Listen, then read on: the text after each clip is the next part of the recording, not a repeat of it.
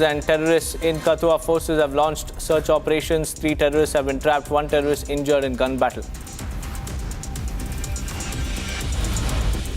Uttarakhand CM Pushkar Singh Dhami announced renaming of 11 places in 4 districts, citing alignment with public sentiment and Indian cultural heritage. Sunrisers Hyderabad have accused the Hyderabad Cricket Association president of blackmail, coercion and threatening its staff at the Rajiv Gandhi International Stadium. Amid the demand for the removal of Aurangzeb's tomb, senior RSS leader Suresh Bayaji Joshi dismissed controversy, saying the tomb will remain. Whoever wants to go will go.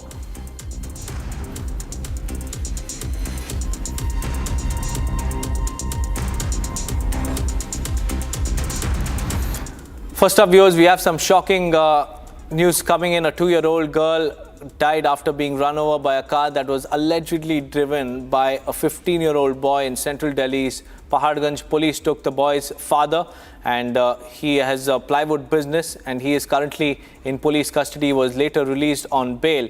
And joining me live this morning is my colleague Akhil from the national capital. Akhil, a very good morning to you.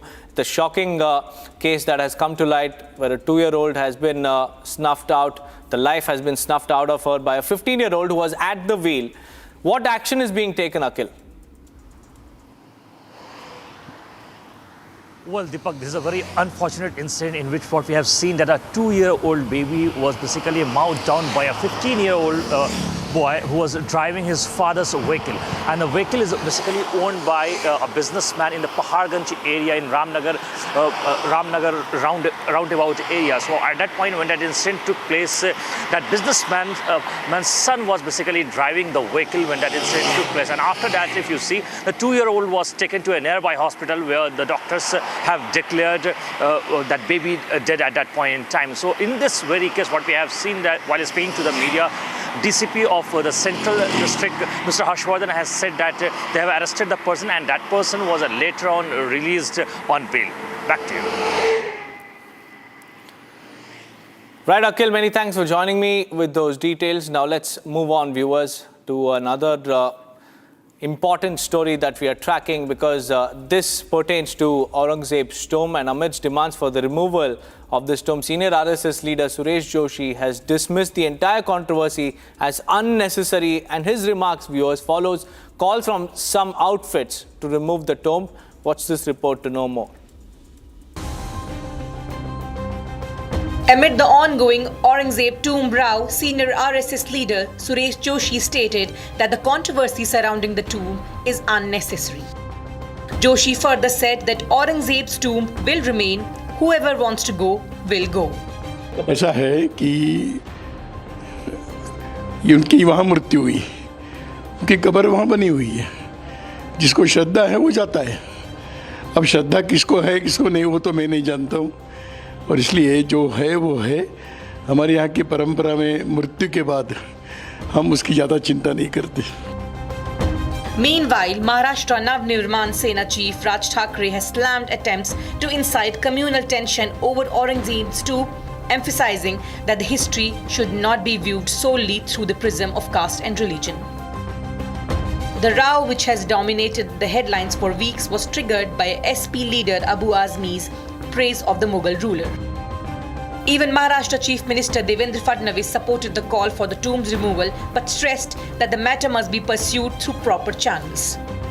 The controversy has escalated tensions, sparking violent protests in Nagpur, where houses and shops were vandalized. Nearly 40 people, including 14 police personnel, were injured during the clashes. Moving on, viewers, BRS Working President KT Ramarao sharply criticized the Revant Reddy government in Telangana for using force on University of Hyderabad students who were protesting against an alleged land grab. He accused the state of favoring real estate profits over students' welfare and environmental concerns, while questioning Rahul Gandhi's silence. Take a look.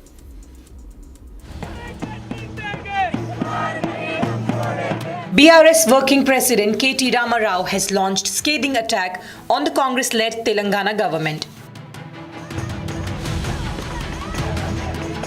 KTR accused the government of using force against University of Hyderabad students protesting to protect the institution's land.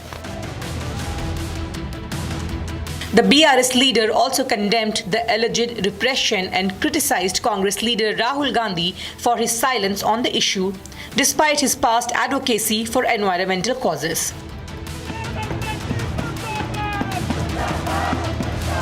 Students seeking KTR support alleged that the state government is attempting to seize 400 acres of University of Hyderabad land under the guise of development.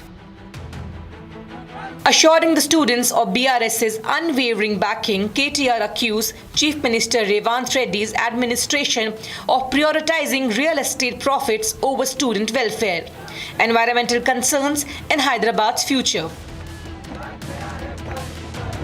As the political showdown intensifies, all eyes are now on the state government's next move and whether student protests will escalate further.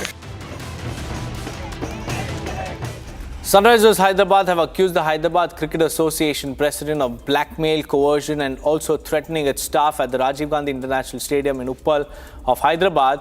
And the SRH team owned by the Chennai-based Sun Group has also alleged that HCA President Jagan Mohan Rao locked the corporate boxes hours before their game against Lucknow Super Giants and has sought a meeting with the association to sort out the vexing issue of tickets and also complimentary passes.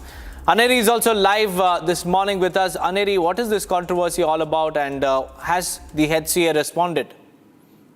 Well, Deepak, a big controversy that has now come up where the Sunrisers Hyderabad, which happens to be the team for the IPL, now they have allegedly written a mail to the HCA where they have alleged that there is a lot of threatening and blackmailing that has been going on from the Hyderabad Cricket Association over the tickets, issue of tickets, and there's certain percentage, or almost around 10% of the tickets has to be given to HCA, and a lot of blackmailing that has been alleged by the SRH team here. And also not only that, what we are now learning is that the owner of SRH has also written to the BCCI to intervene into the matter, and also she's written a letter to the Telangana Chief Minister Revant Reddy, where we see that yesterday evening Telangana Chief Minister Revant Reddy has also issued orders to inquire into this matter, and also he has further went on to state that if anyone found guilty, then they should be stern action should be taken against those who are found guilty. Now, in response to the mail that has been sent from the Sunrisers Hyderabad, what we are seeing is that the HCA, Hyderabad Cricket Association, has also in return written back a mail where they say that it is not right, it is inappropriate to level such allegations against the HCA President Jagan Mohan Rao, and also at the same time there is nothing as such which is said, which the allegations which are leveled are completely wrong, is what the HCA states in their mail, which is written back to the HRS. So we'll have to see how it turns out to be, as the probe into this matter has already begun. But then what comes out of this also remains to be seen, as big allegations being leveled by SRH against the Hyderabad Cricket Association. Right, Aneri, thank you for bringing in those details. Well, these are indeed some serious allegations made by SRH against the HCA. We'll have to wait and watch how the HCA will respond in the midst of a probe. Now let's shift our focus to the other national stories that we are tracking. In a horrific incident in Delhi, a toddler was crushed to death by a 15-year-old in Paharganj area of Delhi. The accused was allegedly driving a Hyundai Venue car. The teenager was driving and his father have both been arrested following the accident. The child was playing on the road when a black Hyundai Venue car came from behind and ran over the toddler. The girl was hospitalized soon, but she succumbed to her injuries. A district court in Mohali is set to pronounce a quantum of sentence against the self-styled pastor Bajinder Singh today after he was held guilty of rape on March 28th. The court, presided over by Additional District and Sessions Judge Vikrant Kumar had convicted Singh under multiple sections of the IPC, including rape, voluntary causing hurt, and criminal intimidation.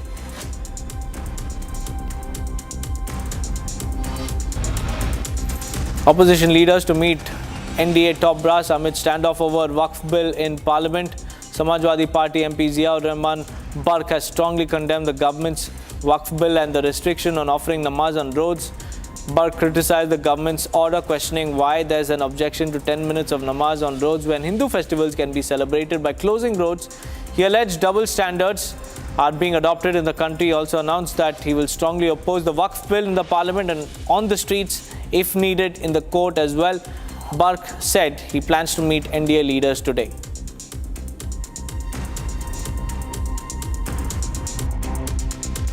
मैं यही कहना चाहता हूं कि इस प्रदेश और देश के अंदर दोहरा मापदंड नहीं होना चाहिए। जब एक तरफ सड़क पर हमें किसी के त्यौहार से हिंदू समाज के लोगों से हमें आपत्ति नहीं है, ना हमारा मजहब ये पैगाम देता है, लेकिन जब एक तरफ सड़क बंद कर करके उनके त्यौहार को मनाया जा सकता है तो दूसरी तरफ 10 मिनट की नमाज से आपत्ति क्यों दोहरा मापदंड अपनाया जाता है? इसकी आपत्ति है और ये मेरा अधिकार है। इस नए देश के नागरिक होने के नाते, यहाँ के सांसद होने के नाते मैं मजबूती के साथ में, जहाँ मेरी जनता के खिलाफ कोई आवाज़ होगी तो मैं उसके खिलाफ मजबूती के साथ में आवाज़ उनकी बनूंगा। A brutal mob lynching incident in Ambikapur has sparked widespread outrage, with large number of Hindu community members, including women, protesting against the heinous crime. Protesters led by a Hindu organization gathered in front of the SP's office demanding strict action against the accused Wasim Qureshi and his associates. The Supreme Court is scheduled to hear a plea challenging the validity of provision of Places of Worship Special Provisions Act of 1991 today, which mandates maintaining the religious character of a place of worship as it existed on 15th August 1947. As per the cause list of today, the plea is slated to come up for hearing before a bench comprising Chief Justice of India Sanjeev Khanna and Justice Sanjay Kumar.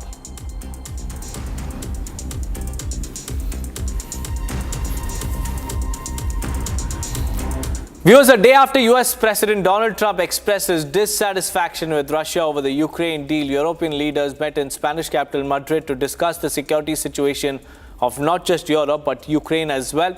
And the US allies of Europe are rattled with President Trump now downplaying their security concerns vis-a-vis Russia while dealing with President Putin. Take a look.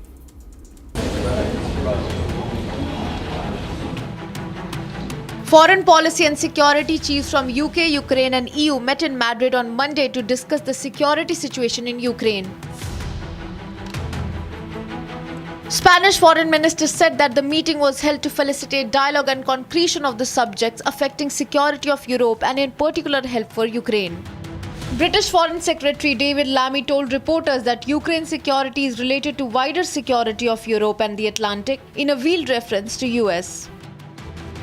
UK Prime Minister standing alongside President Macron in France, ensuring that we share the load here in Europe and that we continue to partner with our friends in the United States to broker and to get the peace that the Ukrainian people deserve.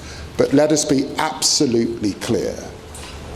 Peace in Ukraine and security for Ukraine is also about wider security in Europe and wider Euro-Atlantic security that keeps the global community safe.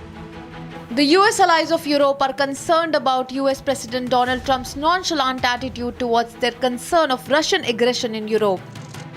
Previously, they met in Brussels to discuss feasibility of raising European peacekeeping force in Ukraine after the war concludes. However, there was no unanimity on the proposal at the meeting. On the other hand, viewers, in the midst of continued US airstrikes on Iran-backed Houthis in Yemen, Iran has threatened the US of military offensive, and this comes after President Donald Trump asserted what can be called a veiled threat of military offensive against Iran in case the country refuses to strike a nuclear deal. Take a look. Iran has warned that US bases and forces in West Asia are vulnerable against its possible retaliatory attack. A top Iranian commander, while referring to the bases, said that US is sitting in a glass room. امریکایی‌ها در منطقه حداقل در اطراف ایران 10 پایگاه دارن. 50,000 نفر نیرو هم دارن. یعنی در یک اتاقک شیشه‌ای نشستن. کسی که تو اتاقک شیشه‌ای هست سمت کسی سنگ پرانی نمی‌کنه. This comes in response to US President Donald Trump's veiled threat to Iran of military offensive in case Iran refuses to make a deal with US. We're going to make a decision on secondary tariffs on Iran based on whether or not they're going to make a deal. If they're going to make a deal, then we're never going to put secondary tariffs on. We're going to hope they have a great, long, and successful life as a country. But we'll see what happens. It's very interesting. I can't imagine them doing anything else but making a deal. I would prefer a deal to the other alternative, which I think everybody in this plane knows what that is. And that's not going to be pretty, and I do not prefer that. On Monday, Iran's Supreme Leader Ali Khamenei vowed to respond to any attacks against Iran following threats by President Trump. البته اگر شرارتی انجام بگیره ما خیلی اطمینان نداریم احتمال زیاد نمیدیم که از بیرون شرارتی انجام بگیره اما اگر شرارتی انجام بگیره قطعاً ضربه متقابل محکم خواهند خورد. Khamenei had earlier refused to make any deal with President Trump. Meanwhile, US has intensified campaign of strikes targeting the Iran-backed Houthi rebels in Yemen. 60 people have been killed so far in the US strikes of Houthi-controlled parts of Yemen.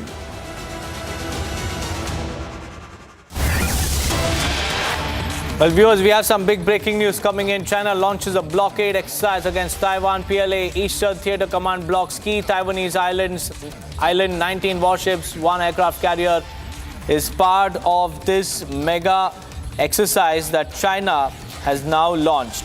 Now, this extensive military exercises encircling Taiwan is intended as a warning against Taiwanese independence movements and demonstrate China's military capabilities in the region.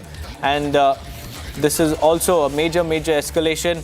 In response, Taiwan's Defense Ministry has also activated missile systems and closely monitors the situation. This is a usual drill whenever there is an exercise, an army drill by the PLA in this particular region. Taiwan ups its defenses just to be safe and neutralize any threat. And this is a major military build-up in Taiwan Straits as PLA has deployed now 19 warships and 1 aircraft carrier as part of the exercise.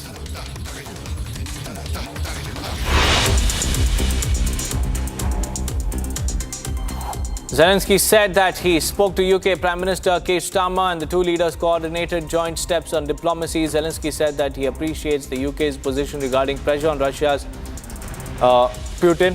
Zelensky's comments come as the Kremlin spokesman said Russia views efforts to end its 3-year war with Ukraine as a drawn-out process. Thousands rallied in Georgia's capital, Tbilisi, to denounce the government's policies and call for new elections and release of prisoners. Protests have been going on across Georgia since November 28 when Prime Minister Irakli Kobakidze announced the decision to halt the EU integration process. Protesters are calling for new elections and the release of prisoners arrested during the protests in November and December.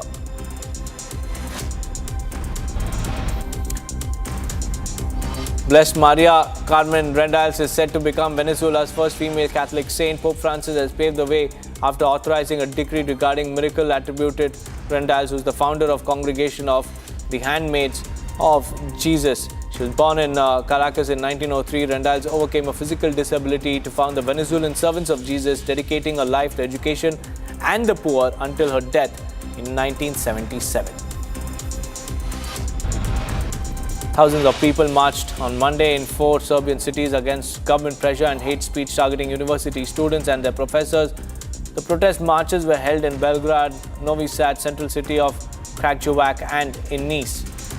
The demonstrations were organized a day after a woman attacked a faculty dean in Serbia's south with a knife, which protesters blamed on the hate speech fueled by top officials and pro-government media.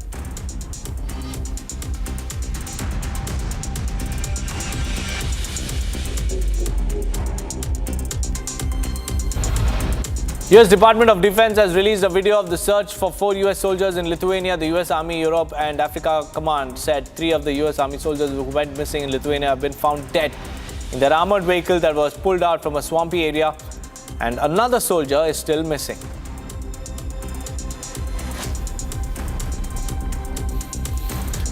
As US Defense Secretary visits the US Pacific bases and meets allies in a bid to boost ties, China feels the heat because on Monday it said US-Japan military cooperation should not target third countries, and the Trump administration is on a mission to strengthen US military involvement in the Pacific and also in the face of Chinese growing assertiveness. Here's more.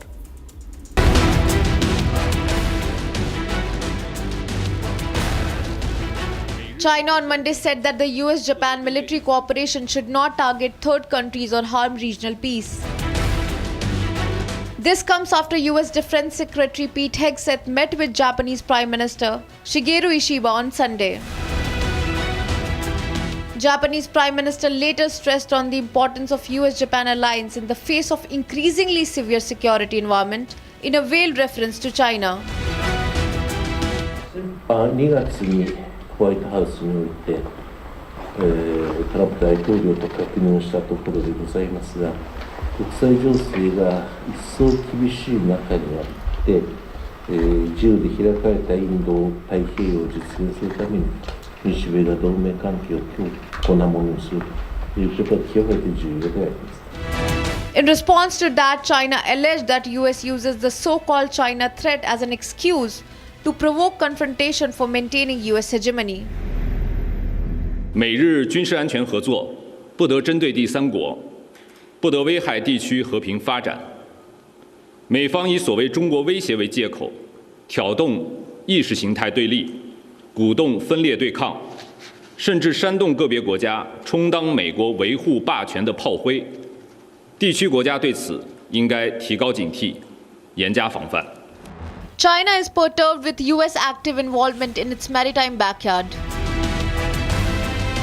US Defense Secretary is visiting the US bases in the Pacific and boosting military partnership with its allies in the region.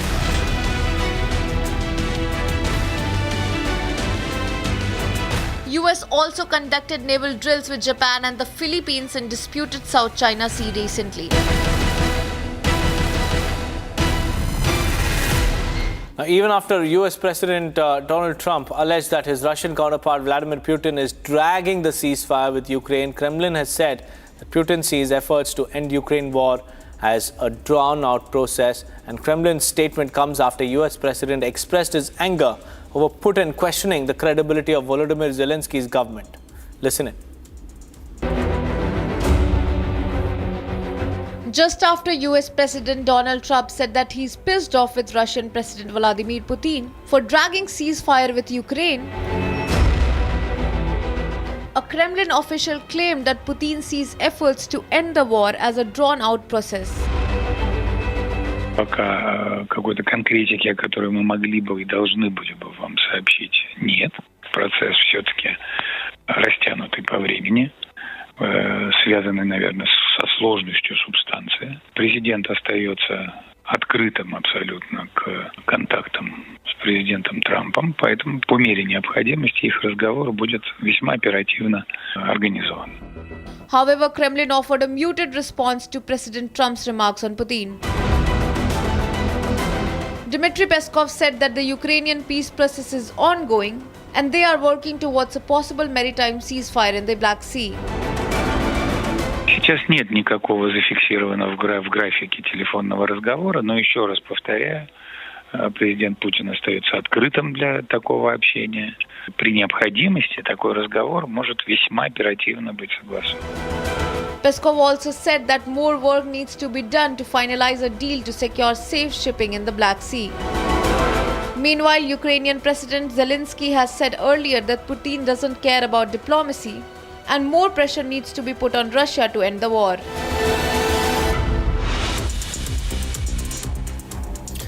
It's time for a quick break, viewers. On the other side, we'll get you an important update from IPL 2025, where Mumbai Indians thrashed KKR. Stay tuned for more on that.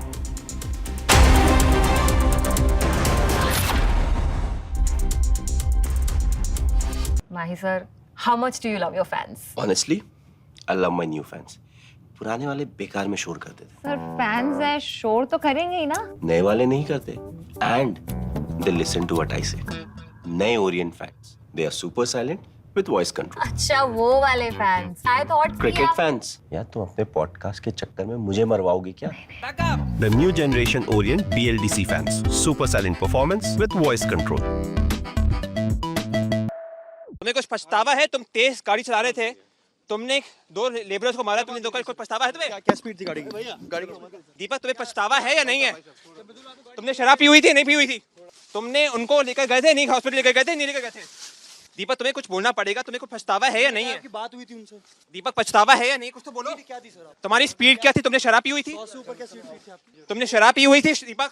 दीपक तुमने शराब P हुई थी?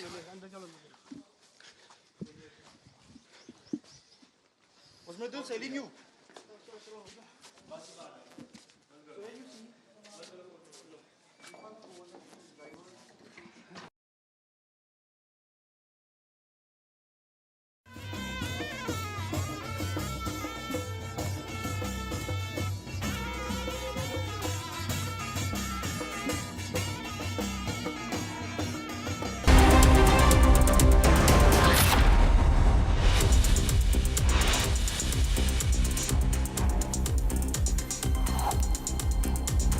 Astronauts Sunita Williams and Butch Wilmore addressed media after landing. The duo discussed their hectic journey following their 286 days stay on the ISS. Another encounter starts between terrorists and security forces in Katwa. Forces launched search operation. 3 terrorists trapped. 1 terrorist injured in gun battle. Uttarakhand Chief Minister Pushkar Singh Dhami announces renaming of 11 places across 4 districts, citing alignment with public sentiment and Indian cultural heritage. Sunrisers Hyderabad have accused the Hyderabad Cricket Association president of blackmail, coercion and threatening its staff at the Rajiv Gandhi International Stadium.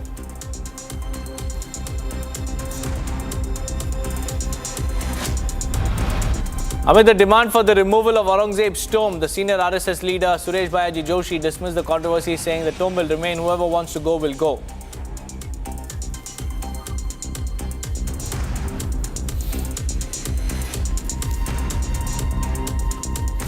A very good morning, viewers. Thank you for tuning in to Republic TV. I'm Deepak Suresh Kumar. We are live this morning. And first up, Mumbai Indians thrashed Kolkata Knight Riders by 8 wickets to register their first victory of IPL 2025, and this after they delivered a stunning performance at the Wankhede Stadium yesterday. And this match saw Mumbai Indians restricting KKR to just 116 runs, and the latter chased down 117 in just 12.5 overs, with Ryan Rickelton smashing a half-century, and as usual, Surya Kumar Yadav's quick-fire cameo. Take a look. Mumbai Indians finally have their first win of the IPL 2025 season, and no surprise, it comes against a Kolkata Knight Riders side who have very much blown hot and cold in their title defense so far this season. For KKR, the record reads played 3 games, lost 2, won just 1, whereas it's exactly the opposite for MI. They've played 3, they have lost 2 and they've won just 1. So it is definitely not ideal times when you're looking at how it is for either of these sides, but Mumbai will definitely be taking a lot more confidence after this particular match, whereas for Kolkata, there's going to be plenty of question marks. Let's take a look at the major talking points that we can analyze from this particular game. And point number 1 is that Mumbai have once again got the wood over Kolkata. Now, MI versus KKR, as far as head-to-head records go, do not make for pretty reading in any stretch of the imagination. Prior to this match,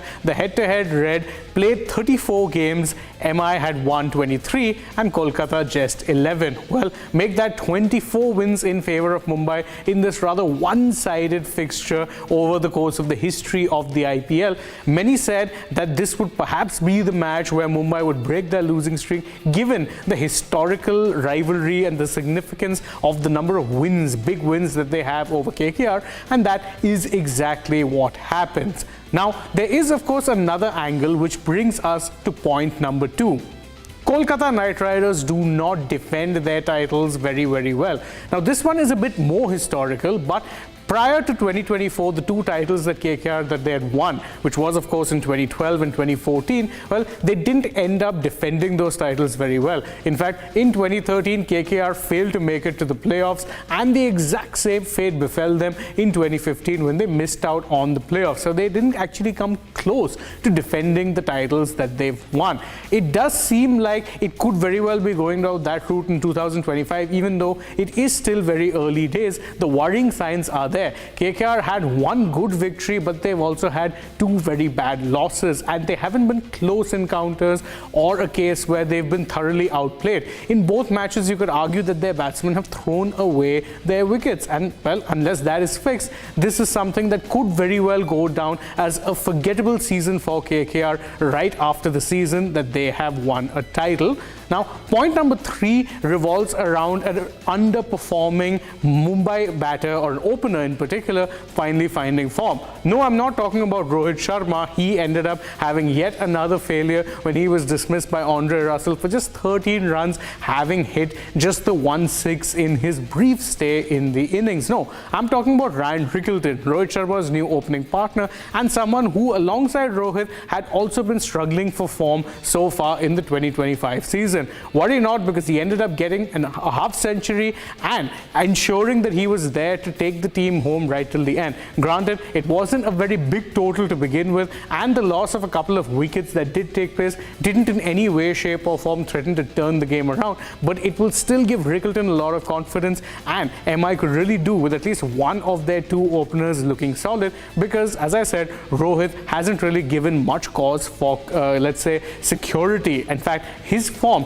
could potentially become a major talking point if it doesn't get turned around soon enough, because he's not even the captain of the side anymore. Why would they want to be keeping an underperforming batter in an 11 if they have title aspirations? But these are the major talking points in our opinion. What do you guys think about this match? Do you think KKR can ever turn this around, or will this be one of those fixtures their fans always dread? You can let us know the answer to all of that in the comments below, and don't forget to follow and stay tuned to Republic Sport Fit and Republic World for more such updates from the world of sport.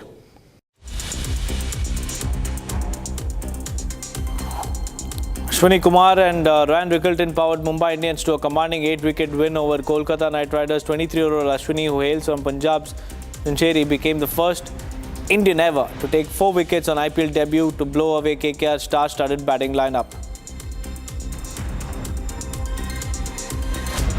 Ashwani Kumar has etched his name into the history books during his IPL debut for Mumbai Indians.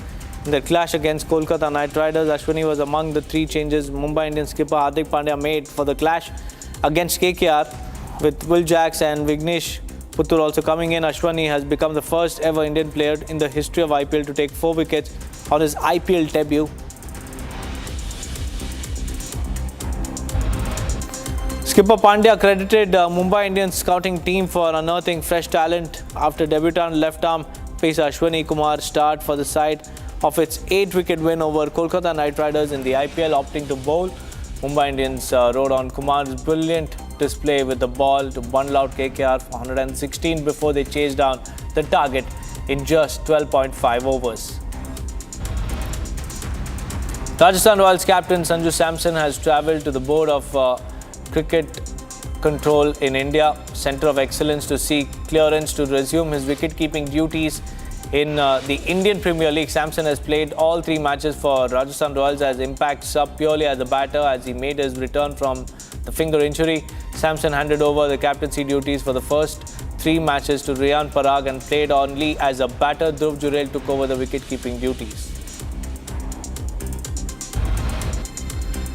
LSG all-rounder Shardul Thakur has come forward and spoken about the teams posting huge totals on the board in every game in the IPL. It is interesting to note that the sides like Sunrisers Hyderabad and Kolkata Knight Riders have quite often posted big totals on the board, taking the bowlers completely out of the game. So Shardul Thakur has appealed to those who prepare the pitch to make something that even bowlers can enjoy in the pitch.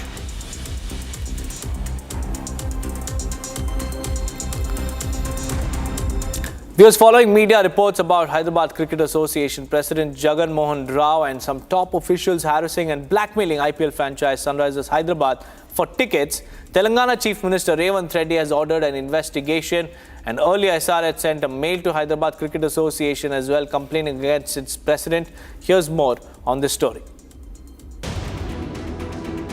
Telangana Chief Minister Revant Reddy has ordered a detailed inquiry over the harassment allegations brought by Sunrisers Hyderabad against Hyderabad Cricket Association President. Earlier, SRH General Manager wrote a mail to Hyderabad Cricket Association alleging harassment for complimentary tickets. SRH Manager Srinath TB in an email to Hyderabad Cricket Association Treasurer CJ Srinivas has accused the HCA President Jagan Mohan Rao of intimidation, coercion and blackmailing for free complimentary IPL tickets. Srinath has further stated that if the issue isn't resolved, the franchise would request the BCCI to change its home venue from Hyderabad. Meanwhile, Hyderabad Cricket Association has responded to the allegations, defending its president. In its response, HCA has alleged that SRH is bringing new allegations. Now, the Telangana Chief Minister Revant Reddy on Monday ordered an investigation into the matter. The Chief Minister ordered Vigilance Chief Kothakota Srinivas to inquire into allegations and order to initiate stern action on HCA members if found guilty.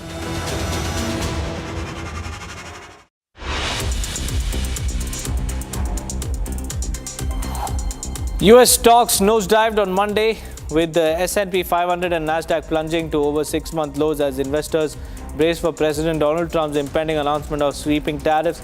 The blue chip Dow Jones Industries average fell closer to correction territory, shredding 393.09 points or 0.94%. Technology stocks were hit hardest, with Nvidia tumbling 5.3%, Microsoft plummeting 12.6% and Tesla 7%.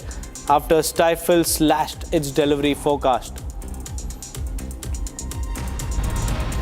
Indian snacks giant Haldiram's has confirmed the addition of two new investors, Abu Dhabi-based international holding company and Alpha Wave Global, as part of its equity financing round.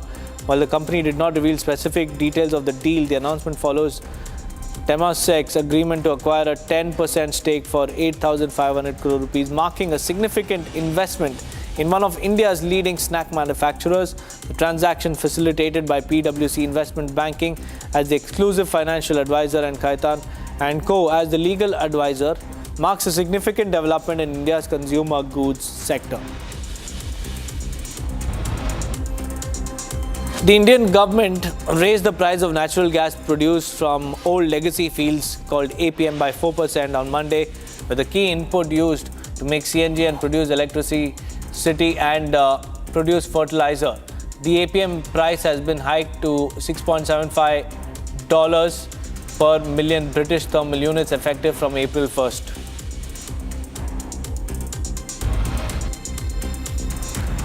India's external debt has reached $717.9 billion by December 2024, a 10.7% increase from the previous year. On a quarterly basis, debt grew 0.7% from $712.7 billion in September. The debt to GDP ratio rose slightly to 19.1%. The rise was partly due to US dollars appreciation, impacting the debt valuation of India by $12.7 billion. Excluding this, the real increase was $17.9 billion. Renault Group has announced plans to acquire Nissan's 51% stake in their Indian manufacturing joint venture. Nissan and Renault Automotive Limited Private have made it fully owned entity of the French car maker. The financial details of the deal have not been disclosed, and the transaction is expected to be completed by mid-2025.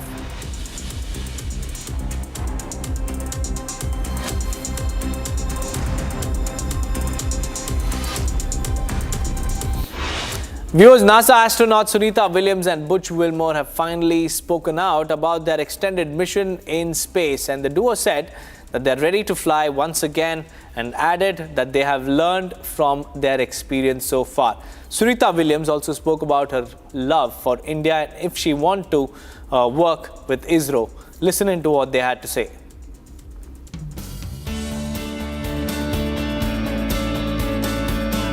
NASA's astronauts Butch Wilmore and Sunita Williams said that they hold themselves partly responsible for what went wrong on their space mission and would want to fly again.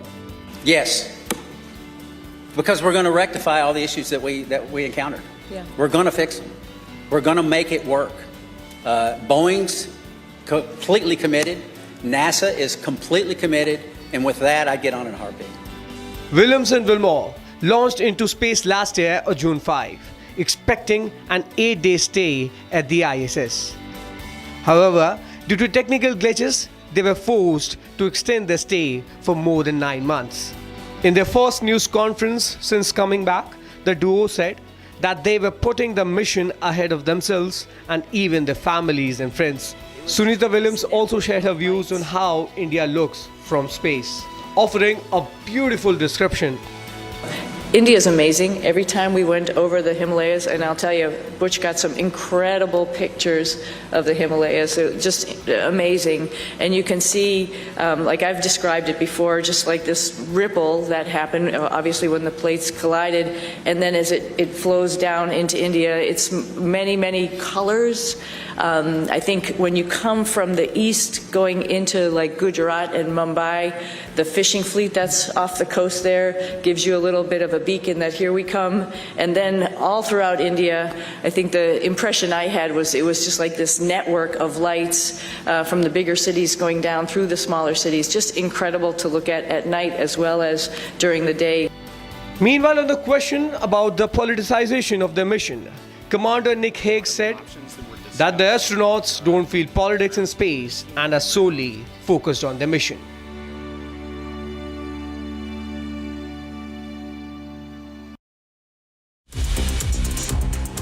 In some news coming in from the world of entertainment, Malaika Arora made the headlines after being snapped at the IPL's Rajasthan Royals vs Chennai Super Kings match with former Sri Lankan skipper Kumar Sangakkara, who is also the former head coach of Rajasthan Royals. In the video going viral on the internet, Malaika is sitting beside the former cricketer in an RR jersey. Fans were quick to notice and they started speculating if they both were dating because Malaika has no connection with the team or the owner. However, Malaika's team has rubbished these rumors. Director Sanuj Mishra, who recently made headlines for offering a role to viral sensation Mona Lisa during the Kumbh Mela, has been arrested in connection with a rape case. His arrest follows the rejection of his bail application by the Delhi High Court. According to Delhi police, Mishra was arrested after detailed investigation involving intelligence gathering and technical surveillance. The filmmaker is accused of repeatedly raping a young woman from a small town who aspired to become a film actor. Ed Sheeran brought his mathematics tour to India earlier this year in January, February and played in Hyderabad, Mumbai, New Delhi, Pune, Bengaluru and Shillong as part of his 6-city tour. He is now set to launch his new studio album reportedly titled Play. The first single from it, titled Azizam, is all set to be released. But before that, the Shape of You singer revealed that he played this track to a rickshaw driver in India. Rami Malek premiered his new movie, The Amateur, in London and says the project gave him the opportunity to cross an item off his Hollywood wish list.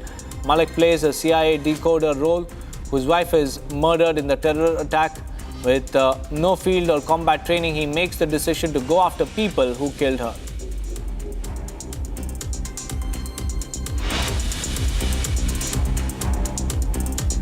With that, viewers, will slip into a short break. On the other side, even as Donald Trump alleges that his Russian counterpart Putin is dragging the ceasefire, Kremlin has said that the efforts to put an end to the war, a drawn-out process. More details coming right up. Stay tuned.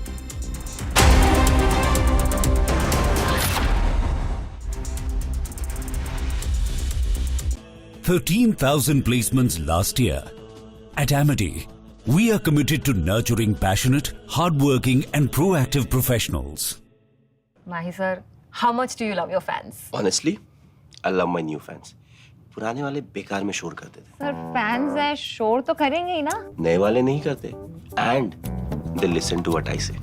नए Orient fans, they are super silent with voice control. अच्छा वो वाले fans. I thought Cricket fans. यार तुम अपने podcast के चक्कर में मुझे मरवाओगे क्या? The new generation Orient BLDC fans, super silent performance with voice control. My question to Sunny is that Indian Space Research Organization, ISRO chief has said that India wishes to utilize your expertise in...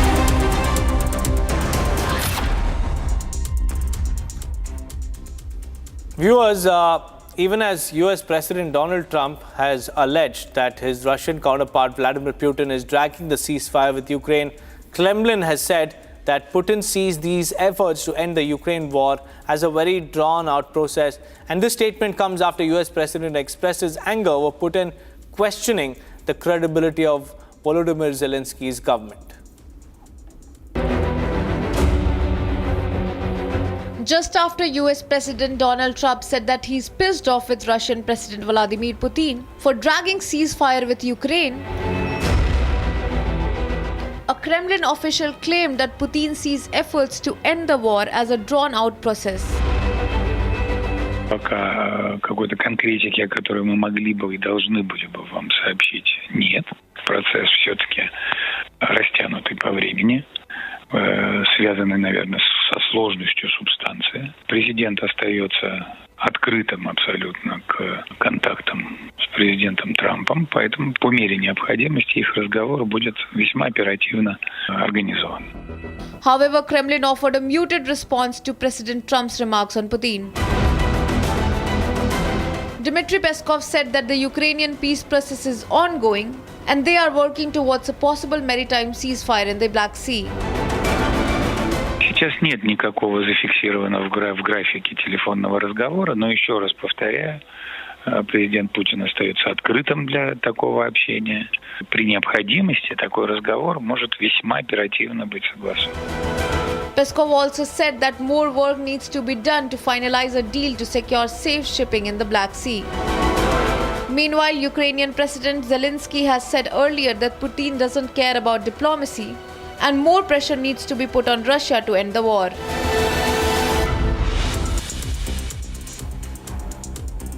US State Department has said that Syria's announcement of a new interim government represents a positive step for an inclusive and representative Syria. It has urged the new Syrian cabinet to fully renounce and suppress terrorism, exclude foreign terrorist fighters from any official roles, and prevent Iran and its proxies from exploiting Syrian territory. This comes after Syria's new transitional government was sworn in over the weekend, nearly 4 months after former President Bashar al-Assad was removed.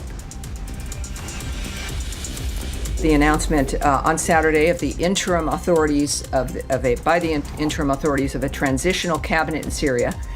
We recognize the struggles of the Syrian people who have suffered decades under despotic rule and oppression of the Assad regime, and we hope this announcement represents a positive step for an inclusive and representative Syria.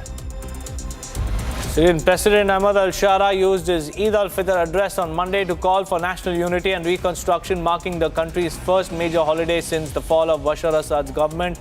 His remarks come as Syria's newly sworn-in transitional government begins its work overseeing the country's shift towards political stability after years of war, and this year marks the first time in Syria that Eid prayers were organized not just in public squares across the country, but in the presidential palace too.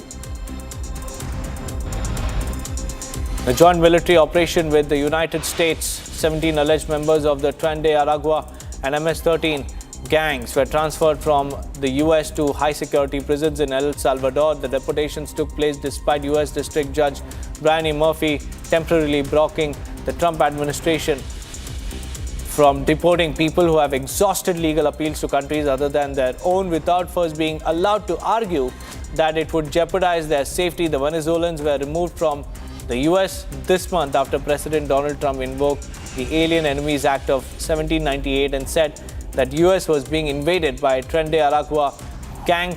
And the Trump administration is arguing in federal court that it was justified in sending the Venezuelans to El Salvador, while activists say officials have sent them to a prison rife with human rights abuses, while presenting little evidence that they were part of the Venezuelan Tren Aragua gang. France's far-right leader Marine Le Pen said the ruling barring her from seeking public office is political and aims at preventing her from running for president in 2027. A French court convicted her of embezzlement and barred her from seeking public office for 5 years, a hammer blow to the leader's presidential hopes and an earthquake in French politics. China, Japan and South Korea held 13th China-Japan ROK trilateral economic and trade ministers meeting in South Korean capital Seoul. The trilateral meeting focused on topics such as strengthening trade and investment collaboration and advancing regional and multilateral cooperation.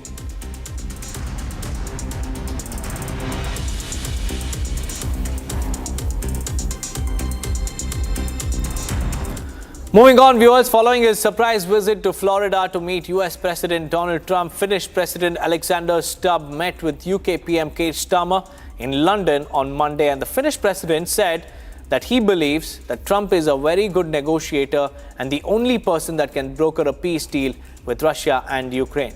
Take a look. Finnish President Alexander Stubb met with UK Prime Minister Keir Starmer after his surprise visit to US President Donald Trump in Florida.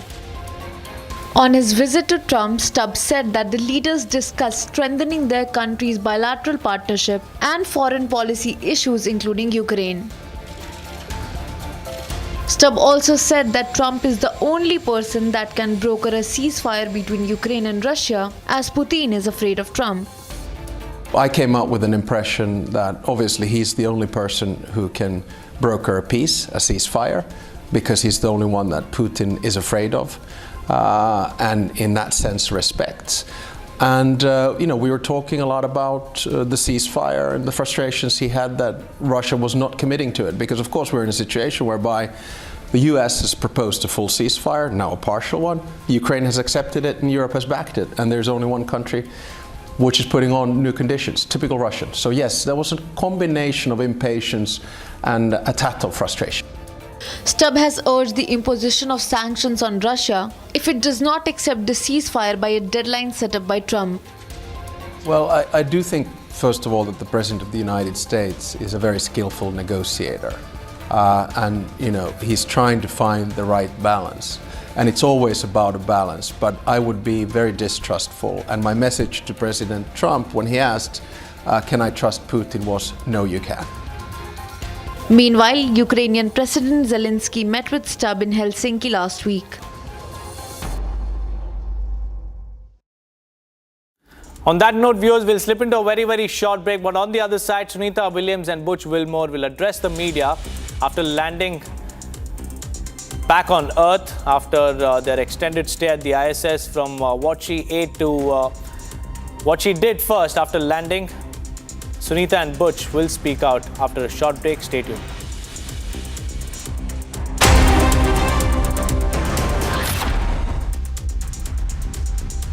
Mahi sir, how much do you love your fans? Honestly, I love my new fans. पुराने वाले बेकार में शोर करते थे। Sir fans हैं, शोर तो करेंगे ही ना? नए वाले नहीं करते। And they listen to what I say. नए Orient fans, they are super silent with voice control. अच्छा वो वाले fans. I thought Cricket fans. यार तुम अपने पॉडकास्ट के चक्कर में मुझे मरवाओगे क्या? नहीं। The new generation Orient BLDC fans, super silent performance with voice control. Welcome back, everybody. Butch, this question is for you. Where do you lay the blame for your Starliner test flight? Clearly, Starliner was not ready to fly when it did. Whom do you hold responsible for everything that happened? Thanks. That is a question that I cannot answer in a couple of comments, but I'll start with me. There were some issues, of course, that happened with Starliner. There were some issues, of course, that happened that prevented us from returning on Starliner. And I'll start with me. There were questions that I, as the commander of the spacecraft, that I should have asked, and I did not. At the time, I didn't know I needed to. And maybe you could call that hindsight, but I'll start and point the finger and I'll blame me. I could ask some questions, and the answers to those questions could have turned the tide. So blame, that's a term, I don't like that term, but certainly there's responsibility throughout all the programs, and certainly you can start with me. Responsibility with Boeing? Yes. Responsibility with NASA? Yes. All the way up and down the chain. We all are responsible. We all own this. And we are, in this business, trust, you cannot do this business without trust. You have to have ultimate trust. And for someone to step forward and these different organizations say, hey, I'm culpable for part of that issue, that goes a long way to maintaining trust. So we're not going to look back and say this happened or that happened and that person or that issue or that entity's to blame. We're going to look forward and say, what are we going to use our lessons learned from this whole process and make sure that we are successful in the future. This is a tough business. The analogy about it, it's always a curvy road. It's never straight in this business. And minimizing those curves and being systems and processes in effect to prevent some of these curves is what we have to do as we leave low Earth orbit and go beyond to the moon and beyond that. So we're going to look forward, and that's the focus. When you re-entered the Earth's atmosphere and came back to gravity, can you talk specifically about any kind of weird either sensations or experiences that you've had dealing with that over the last couple of weeks? And more importantly, did you know that you guys had been greeted by dolphins when you splashed out? I can tell you that returning from space to Earth through the atmosphere inside of a 3,000... From Asia's largest news headquarters, setting the agenda for Bharat.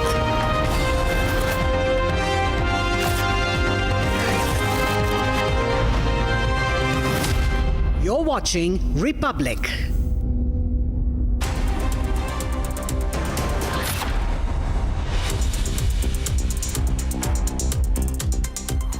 Good afternoon and welcome to NASA's Johnson Space Center for our Crew 9 news conference today. We are joined today here in person with our Crew 9 astronauts Nick Hague, Sunny Williams, and Butch Wilmore.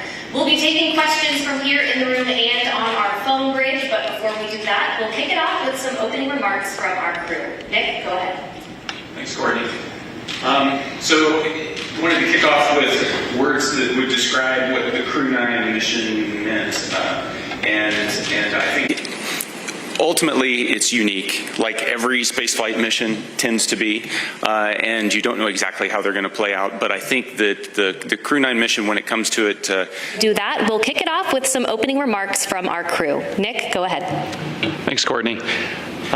So I wanted to kick off with words that would describe what the Crew 9 mission meant, and I think ultimately it's unique, like every spaceflight mission tends to be, and you don't know exactly how they're going to play out, but I think that the Crew 9 mission, when it comes to it, it highlights to me safety and the importance of the mission and the balance of those two.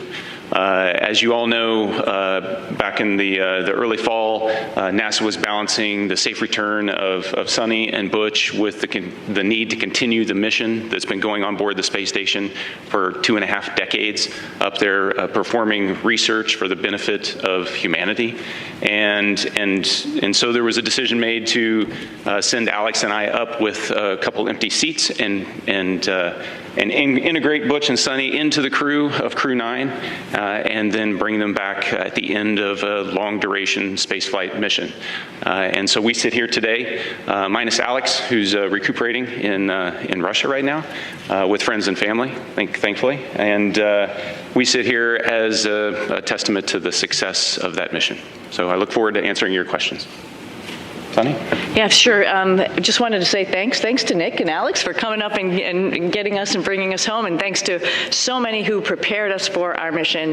The Commercial Crew Program with NASA and Boeing, as well as SpaceX, really got us ready to go. All of the trainers here at Johnson Space Center, the mission control teams all over the country, in Florida to California, so throughout the whole country, as well as what we're doing now. Our teams here are getting us ready to get, rehab and get ready to take on new challenges. So, feeling good since we've been back almost 2 weeks now. Actually went out and ran 3 miles yesterday, so I will give myself a little pat on the back. Our trainers are rocking it and getting us ready to get back to help out with the new astronauts as they're getting ready for their mission. So the biggest thing I want to say was thank you.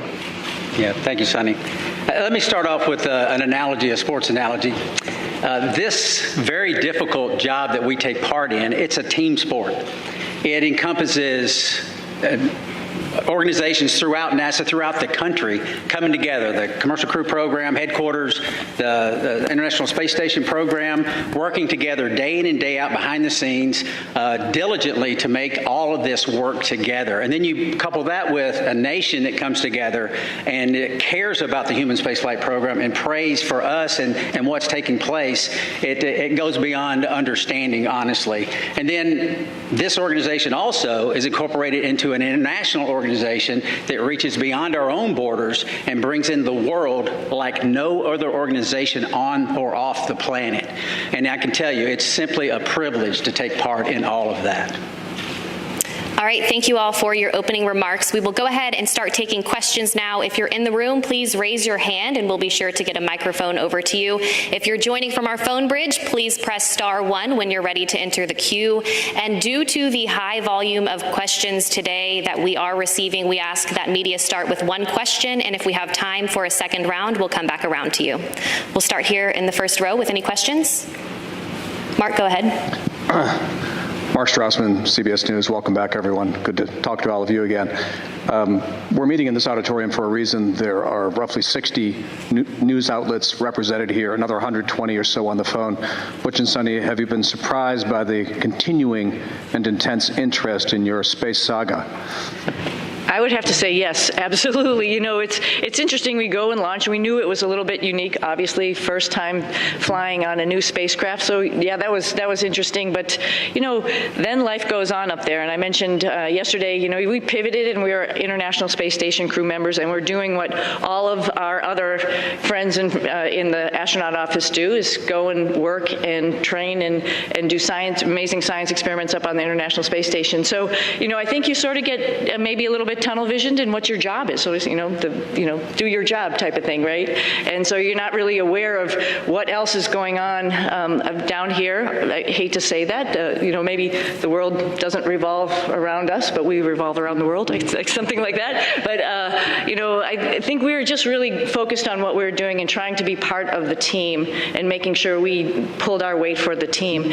Of course, we heard some things, and I'll let, obviously hand this off to Butch, heard some stuff from our friends and family that people were interested and wondering what was going on and concerned about our health and all that kind of stuff while we're up there. But I mean, we were just part of the team doing the job, filling in wherever we could, and then knowing that there's rotational flights and we will be coming home eventually on a rotational flight. So no, I don't think we were aware to the degree. Pretty honored and humbled by the fact of when we came home, like, wow, there are a lot of people who are interested, very thankful, very amazed that we could hopefully be one positive element to bring people together. Yeah, I don't know that there's much I could add to that. Just thankful for a nation that cares, a nation that prays, and a nation that is involved in the processes that are important to all of us. Okay, we'll take our next question here in the room. Tom, go ahead. Hi, Tom Costello with NBC News. Again, welcome back. Nice to see you all. Everybody's been thinking about you and worried about you. And I'm wondering, once you got your feet back on terra firma, what's the first thing both of you wanted to do? And were there any foods you were craving after 9+ months? Go ahead, Sam. Oh, yeah. I wanted to hug my husband and hug my dogs. And I'll say that in that order. But maybe not. No, I'm just joking. But of course, food, something that's just like for home for me, like something that is very, reminds you of home. And my father was a vegetarian, so I had a good grilled cheese sandwich when I got home. So that reminded me of him. Yeah, certainly embracing the family again, but also the opportunity, and I've already said it a couple of times, is just to say thank you to a nation that got involved in all of this. It makes it special, not just for us, but for I think our nation as a whole. So thank you. All right, we'll take our next question right here in the front row. Thank you. My question's for Sonny. When you first got off the plane in Houston, we saw you hug Zena Cardman, and there was a nice exchange. If you could describe what happened and your gratitude towards the crew members who stepped aside so that you'd have seats coming back. Yeah, it's a great observation, so thank you very much. Zena's awesome, Stephanie Wilson, awesome. When this whole thing was unraveling, like my heart went out, because it's just sort of like, wow, you're waiting for your space flight, specifically Zena, as her first flight. Like, wow, it's a little bit rough to know that you're going to be moved to a different flight. But at the same time, she is an awesome person, an awesome astronaut. She's going to get the opportunity, and this just wasn't the right flight for her to be on at that moment in time. And so I just gave her a big, huge hug. I told her that I used her Crew 9 shirt when we were up there for a photo op, but I packed it back up real nicely and put it in her stuff. And little joking aside, I just wanted to really tell her thank you for taking one for the team, and that's what our office is about. But she needed to have that acknowledgement.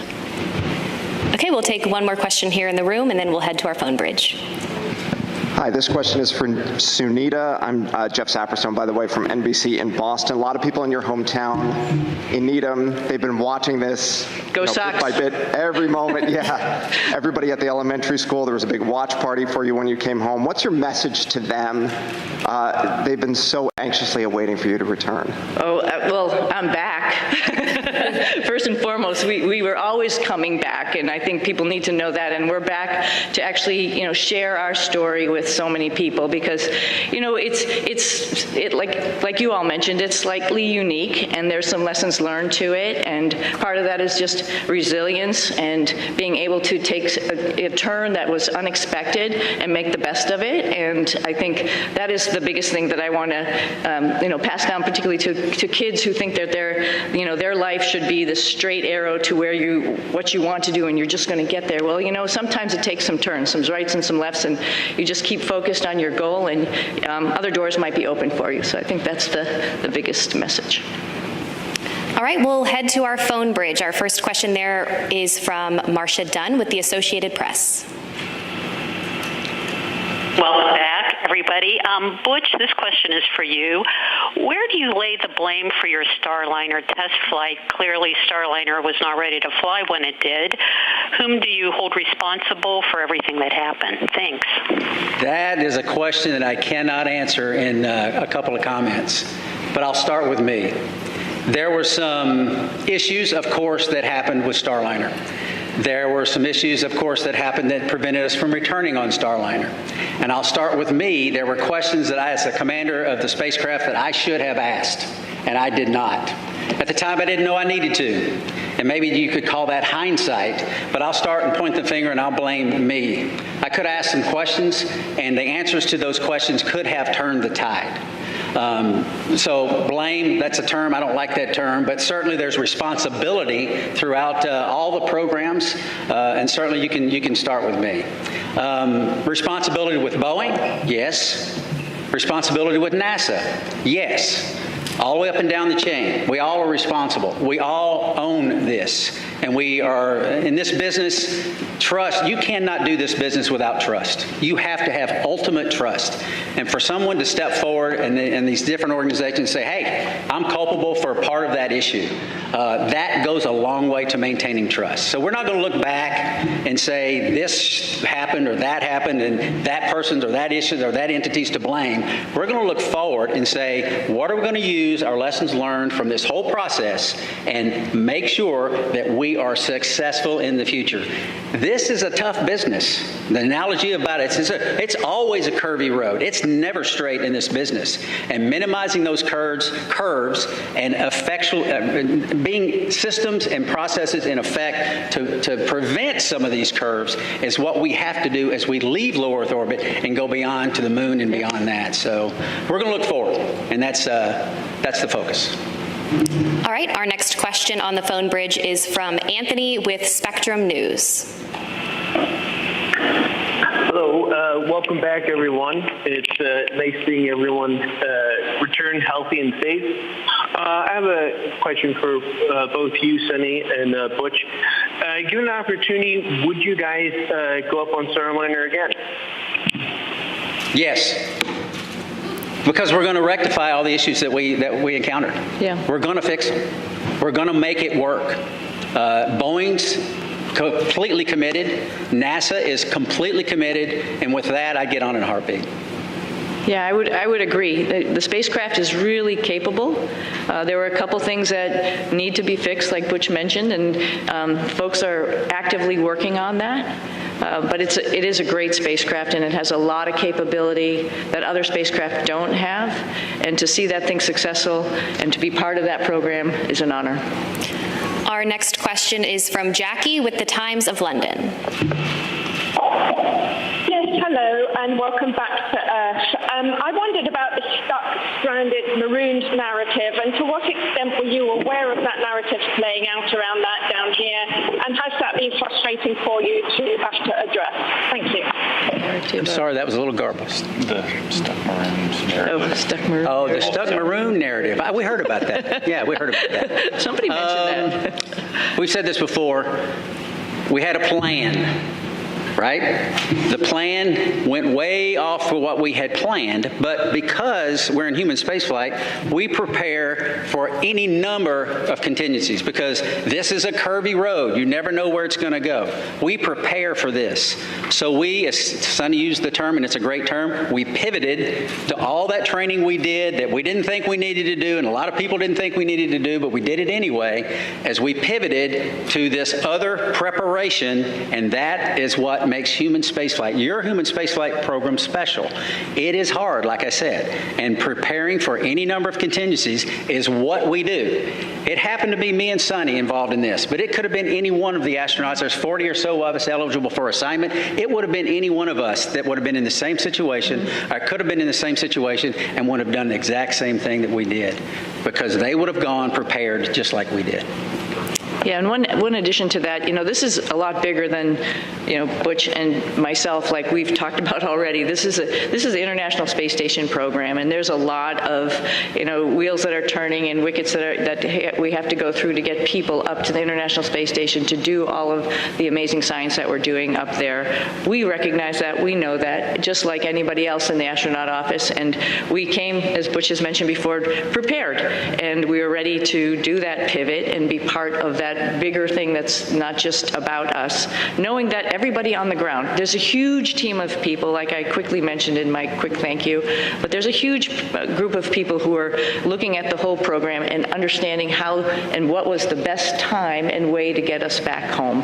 We knew that, and we were ready to wait until that decision was made, and that was fine. And I'll also add that we're grateful for people that, I don't think they were looking just at us, that when they make recommendations, we can do this, we can do that. They're looking what's best for the human spaceflight program, for our nation's goals. They're not looking just about Sonny and Butch. And we appreciate those entities that do that and reach out and say, hey, we can do this, we can do that, we can do that. And NASA says, hey, we got a plan, we came prepared, here's what our plan is, and we think this is the best plan because it doesn't disrupt the flow of how these missions lay out. So, and that's the one we went with. Yeah. All right, we'll take our next question here in the room. Andrea, go ahead. Thank you guys for being available today. So your mission became unusually political. Given your experience, do you think other astronauts are going to get nervous that they could be caught in the middle of a political fight? And is there a point where, this starts to jeopardize safety of a mission when you start looking at all these politics that come into play? Thank you. I think Nick's got some good insight on that. Good job.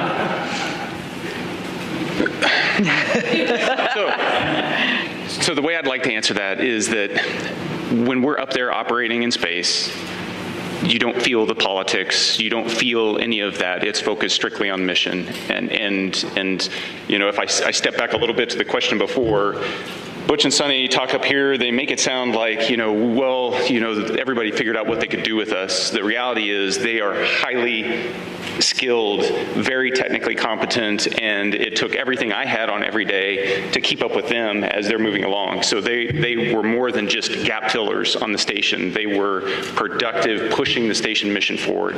And Sonny was the station commander, so she was calling the shots. So you get in that environment, that operational environment, the politics, they don't make it up there. We are working as a part of an international team that spans the globe and works with, you know, half a dozen mission control centers spread around the globe that are talking in multiple languages, and we just figure out how to make it happen. And that's the magic of human spaceflight, is that we can focus on something so positive that pulls people together. And we've been doing that for a long time. Yeah.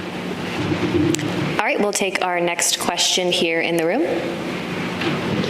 Hi, I'm Jay Wan with KPRC, the NBC affiliate in Houston. This question is for Butch. I actually stopped by your church right before I came here, and I heard that you were still attending your church services from space. Right. Can you tell me a bit about why that was important for you to do? Well, goodness, the Word of God continually infilling me. I need it. My pastors are the finest pastors on or off, in this case, the planet. And to tie in and to worship with my church family was vital. I mean, it's part of what makes me go.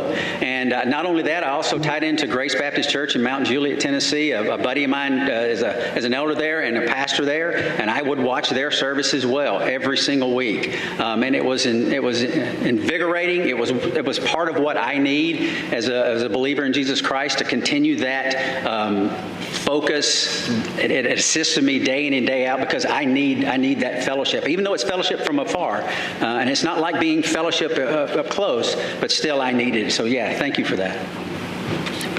Okay, we'll head back to our phone bridge. Next up is Ryan with NASAspaceflight.com. Hi, thank you. For the whole crew, of course, this narrative that's being pushed out has made your mission probably the most popular NASA mission to the general public for as long as I can remember, probably since the retirement of the shuttle. But for the whole crew, do you think this extra attention has been a net positive or a net negative for the agency's sort of popularity and the spaceflight industry as a whole? Thank you.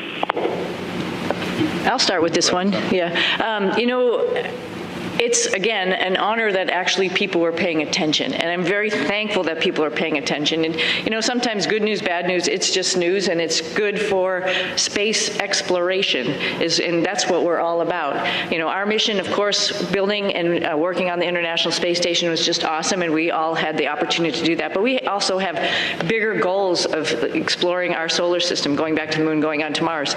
And to get people understanding that it is hard, it is difficult, and what we do up there is really awesome. And I think at least that we had a little bit of that came with the interest in this mission. And if we can perpetuate that and tell people a little bit more and have the opportunity, the forum to do that, I'm very thankful for that. All right, our next question is from Nicole with the Canadian Broadcasting Corporation. Hi there. Could you perhaps talk about how difficult it was being away from your friends and family, particularly since you hadn't prepared for that?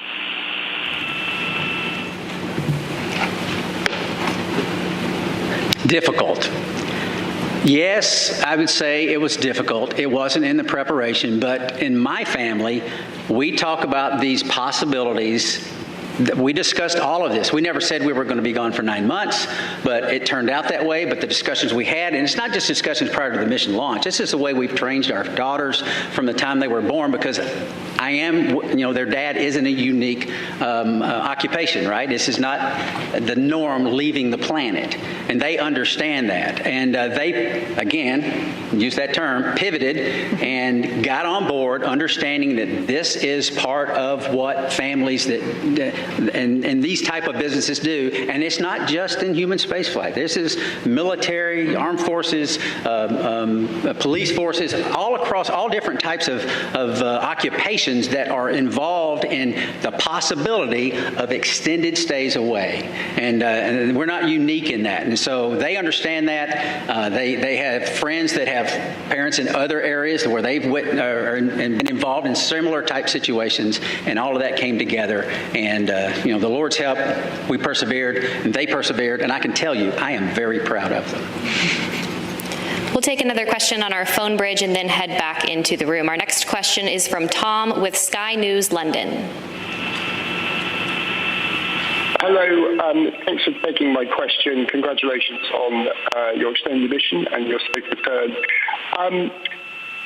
Although the political situation around this did bring a lot of attention to space and to the International Space Station, some of the statements that were made during your stay up there caused embarrassment to NASA, forced them to make corrections to statements. Now that you're back, did the politics around your stay make a difficult situation worse? I'm not sure I understood. I didn't understand the question. I missed everything except for that last part. Yeah, you came in you were broken up just a little bit. Could you please try to repeat your question one more time? Yeah, I will. Yes. Can you hear me? I was asking whether, although the political wrangling around your extended stay in space brought a lot of attention to human spaceflight, did some of the political statements raised caused embarrassment to NASA, forced to make denials about various things that were offered and not offered, and sometimes to your astronaut colleagues. Did the politics around your mission make a difficult situation worse? Yeah, thank you for the question. I talked about how the politics kind of, they don't make it up there when we're trying to make operational decisions. So as the commander of Crew 9 responsible for the safety of this crew and getting them back safely, I can tell you that the entire time up there, I launched with that singular objective of showing up to the station and having to integrate Butch and Sonny into a crew with Alex and myself, and then we were planning, from day one to return toward the end of February. That all predicated on the fact that we would have a replacement crew show up and we'd have adequate handover with that crew before we left. That's important to maintain the mission of the International Space Station to continue pushing research and exploration. And that was never in question the entire time. There were a lot of options that were discussed, and the ground team and the team on the ground, we've alluded to it a couple times already, is gigantic, and everybody was working with singular focus on how do we in the Crew 9 mission at the right time and maintain the safety and the success of the space station mission. Launching in September, given all the unique dynamics surrounding this mission, and coming back originally targeting the end of February and hitting the middle of March, that's pretty much on target if you look at the track record of human spaceflight. It's dynamic, it's challenging, the weather doesn't always cooperate, but we figure out how to make it work. All right, we will take our next question here in the room. Fox 26 here in Houston. Welcome back to H-Town.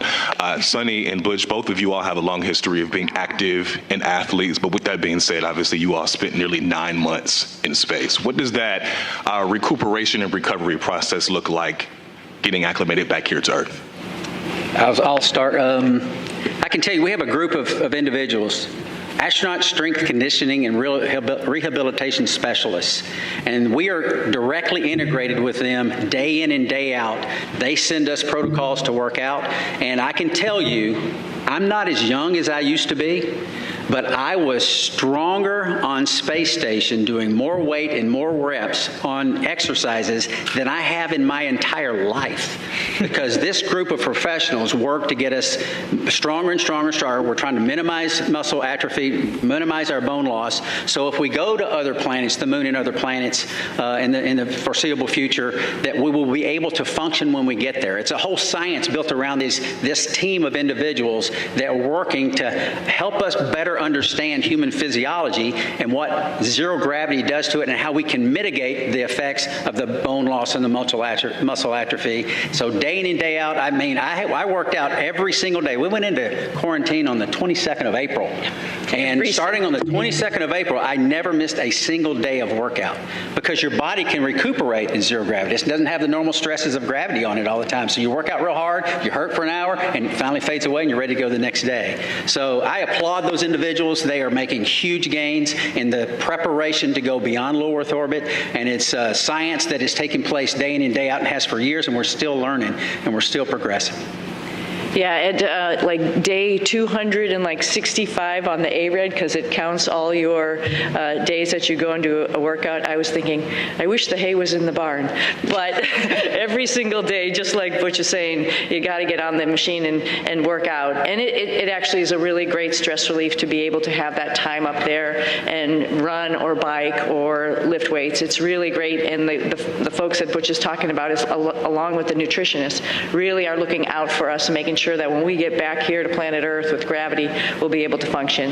So yeah, it's an adjustment when we get back, and they're here right with us from day one when we landed, ready to evaluate us and see how we're doing, and then work on a protocol to get us back. And like I said, I sneakily went for a run yesterday, but that's all as a result of their hard work. Yeah, I mean, who would even imagine that you come back from 10 months in space, roughly 10 months, and within a week you run 2 miles at an 8-minute pace. I mean, that's not even conceivable that the body could handle that. But these folks get us ready to where those type of things happen. Okay, we'll take our next question here in the room. Yes, hello. I'm just wondering, there are a lot of people that depend on jobs here in the aerospace industry in the Houston area, 23,000 total. Wow. In the past, when there have been issues with NASA spacecrafts, there have been delays, and now we have another issue with the Boeing Starliner. Is there any concern that your issues with Boeing may delay future projects, future missions? And what would you say to one of your fellow astronauts before they go up on another test flight? Well, that's a great question. Yeah, it's a great question. And I think we all have alluded to it. There's lessons learned. And that's like a piece of hope, right? We're not just sitting here doing the same thing over and over again. And we're learning from every mistake potentially, or maybe a decision that we've made and how we could make that better and do better the next time. When we go to the moon, we won't have an International Space Station to maybe take a stop at. We really have to get it right. And because of our mission, I think that highlighted some areas where maybe we need to work on and get it right for our fellow astronauts. I think they're encouraged by that, right? You learn and you move on and you get better. And I think that's part of the learning process. It's part of the exploration process. I mean, we are scheduled on Wednesday to meet with Boeing leadership, the program managers, senior chief engineers, to discuss some of these issues. They want to come together with us, Sonny and myself, because we lived through this with them, and get on board with what the future looks like. And having flight crew with background in test and acquisition involved in the processes going forward to make sure that we're dotting every I and crossing every T. But still, that doesn't mean that you're guaranteed success in anything. Like we've said many times, this is a tough business. And we're learning all the time to go further and further and further. We'll take another question here in the room. Hi, Ken Chang from New York Times. This is for all you guys. I was wondering if you could sort of talk about your personal future. Sorry. There's been a lot of talk about this uncertainty about the future of the human spaceflight program, suggestions that ISS should be deorbited in a few years, there should be a pivot from the moon to Mars. How do astronauts feel about these potential changes? And 3 years is a lot longer than 8 months. So we've each been able to do multiple missions to the space station, and I'll let Butch and Sonny add on to this. But one of the things that I noticed was a dramatic increase in the complexity and just the weightiness of the experiments that we were conducting this time around on the station since 6 years ago when I was last there. And it just gives you this sense that we are in the golden age of the space station right now in terms of the return on investment investment and what we're able to do there. And it's not just focused on return to, benefit the Earth. It's also focused on enabling all those things that we're going to need as we go to the moon and on to Mars. And so I am really optimistic when I think about the future of human spaceflight. Yeah, I would add on to, it was over a decade since I've been up there last, and I was pretty excited about what was going on. There was a lot going on when we first got there. It was an honor to be working with Crew 8 and seeing all that they were doing and just trying to help them with their stuff, and then, being, prime, moving up to the prime spots for Crew 9 and Expedition 72 as we took on a lot of experiments ourselves as well as spacewalks. And what the space station is doing to help us in exploration is really encouraging, and it's exciting. And I'm a little envious of the future astronauts. The guys who are coming behind us, they're going to have so many wonderful opportunities to do the same as us, add to that exploration, add to trying to find the answers to the next questions. It's going to be an exciting future. So I'm not worried about aerospace industry. I think there's a lot going on, and it's a great time to be in it. We'll take our next question right here. Hi, Ed Lavandera with CNN. Thanks for taking the time today. When you re-entered the Earth's atmosphere and came back to gravity, can you talk specifically about any kind of weird either sensations or experiences that you've had dealing with that over the last couple of weeks? And more importantly, did you know that you guys had been greeted by dolphins when you splashed down? I can tell you that returning from space to Earth through the atmosphere inside of a 3,000 degree fireball of plasma is weird, regardless of how you look at it. Doesn't matter what type. Yeah, it doesn't matter what type. It's thrilling. It's amazing. I remember thinking about the structure of the capsule and the stresses that it was taking, that was ongoing as the drogues came out, and the whole capsule starts shaking and twisting, and thinking about the stresses taking place, and going, "Well, I hope those cables hold." And then the parachutes open up, and then you're like, I've said it many times, there's not a better feeling returning from space than the parachutes open and work. And I didn't have the view in front of me, and thankfully Nick did. He had a view of the camera going out right off the top, and he said, 3 parachutes, 4 good parachutes. And I tell you what, it's a great feeling. It was a great feeling. And it's exhilarating because this, again, I can't help because it's within me. This is our national focus, national goals. We don't do this because NASA decides to do this or this or this. This is Congress and everything coming together to affect a human spaceflight program with a purpose. And part of that purpose includes bringing those astronauts back to Earth. And it's a thrilling ride like no other that you could imagine. And satisfying. Yeah. And I had requested dolphins as kind of a joke. Yeah. Somehow they pulled it off. Yeah, I just hats off, like Butch said, to Nick he's just commentating the whole way down. So there was obviously, we had trained this and gone over it while we were up on the space station and reviewed, but just to hear everything as it was ticking along, it's just really awesome to, like, you can envision it. You had a display, I think there's a camera that goes up, right, to see it. And Butch and I both had a window on either side where we were, and I was watching through the window as much as I could, but then all of a sudden, with the heating, it glazes over, and then you can't see outside.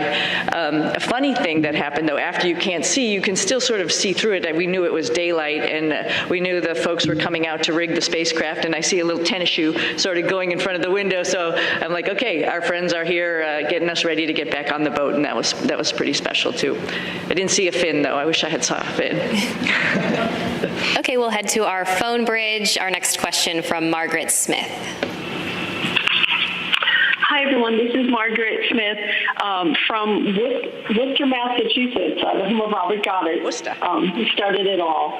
Thanks for taking the time today. And my question to both of you is, for those who maybe are not especially familiar or who may sort of question the need for the space station, can you all make the case for why that work is important? Why the station work is important. Why the space station is important?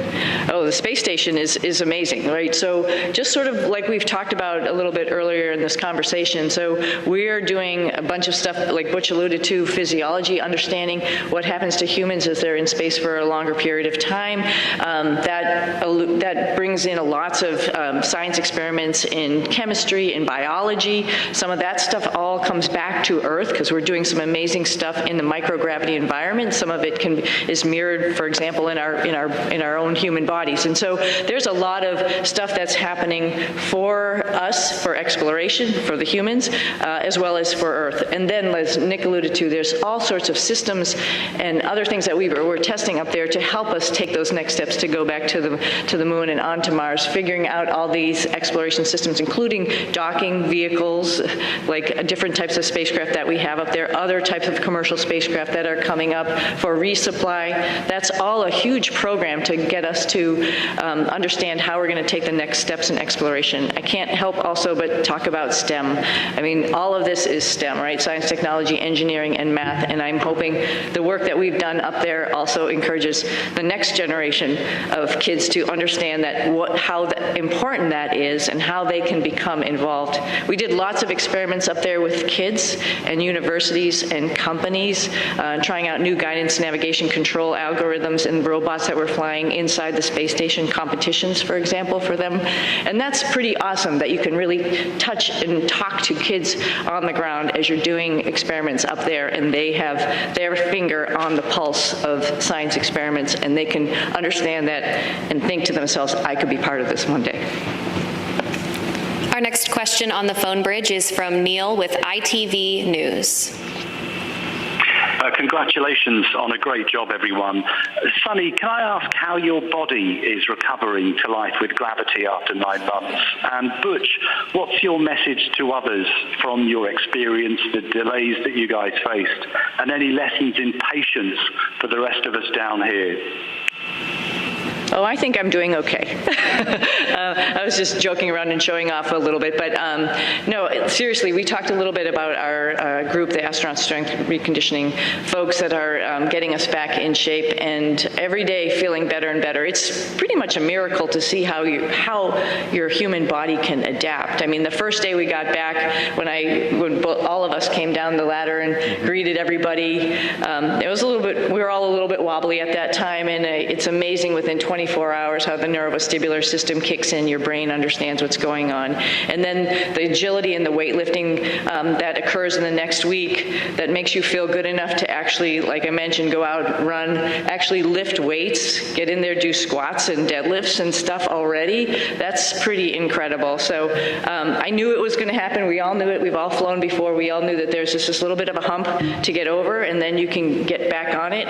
Hope to do a couple of races in the springtime. Yeah, I think the clear message is that, like I said when I started, it takes a team. It takes a team of motivated and passionate individuals. We don't have a human spaceflight program. You don't have folks sitting up here in a blue suit without the massive team that's making it all happen. We get to ride the pointy end of the rocket. It is wonderful. We get to go to the space station. We're the arms and the eyes for PIs here on Earth. They're the ones that are doing the hard work. We're just setting up and doing and switching and changing. So it takes a team, and I would say any part of this team is a great and wonderful place to be, and because we're proud of all of them, because we don't have it without them. Our next question is from Marcia Smith with Space Policy Online. Thanks so much for taking my question. Butch, you mentioned that you were going to be meeting with the Boeing leadership to talk about Starliner, and I'm wondering, are you... Viewers, cutting across to some fresh breaking that we're getting at this hour. China has launched a blockade exercise against Taiwan. The PLA Eastern Theater Command has blocked key Taiwanese islands. In fact, 19 warships and 1 aircraft carrier are a part of this blockade exercise from the side of the People's Liberation Army in China. China's military, in fact, has also said that they have begun a joint army, navy and rocket force exercises around Taiwan to serve as a stern warning and a powerful deterrent against the Taiwanese independence. The exercise around the democratically governed island, which China views as its own territory. Also being joined by retired Major General A.K. Sivach to get us more details on the broadcast. Sir, thank you for speaking to Republic. China has once again begun behaving like a regional bully, and this time they have also entered the operational zones of Taiwan. Talk to us about it, sir. No doubt about it. As far as China is concerned, China is becoming very aggressive taking Taiwan into consideration. And everyone thought that once the Donald Trump 2.0 will come, possibly China will sober down. But the situation with turning out, China is becoming aggressive, and now they are conducting this exercise. It's a massive exercise being conducted by the Eastern Theater Command of the China, where they are now blocking certain islands and all. What they are doing is they are using their naval power, they are using the air power, they are using their army power and the rocket force, basically to lay a blockade all around Taiwan, to put Taiwan under pressure. China has been claiming that Taiwan is an integral part of China and it must come back to them. But then Taiwan has been always saying it's independent and Taiwan has a right to remain independent. Majority of the country follow one China policy, but everyone claims that China cannot aggressively or by force unify Taiwan. But the way China is now being practicing, China is displaying its rude military power. It seems that it is maybe possible that China with one force, with one this thing, even in Trump 2.0, will try to do some misadventure. So this is a cause of concern. And Taiwan has been telling time and again that they must be equipped and armed with the most modern weapons. And I'm supposed the U.S. is thinking they have already given them US-35. They have given them also 22 Raptor. So they have to now make sure that the air defense system also of Taiwan is of a very high quality so that they can also lay a deter. No doubt about it, Taiwan in last about 10 years has been equipped with the most modern weapons. But at the same time, it is also a fact that China is becoming now very, very aggressive. It is now trying to dominate Taiwan from all sides.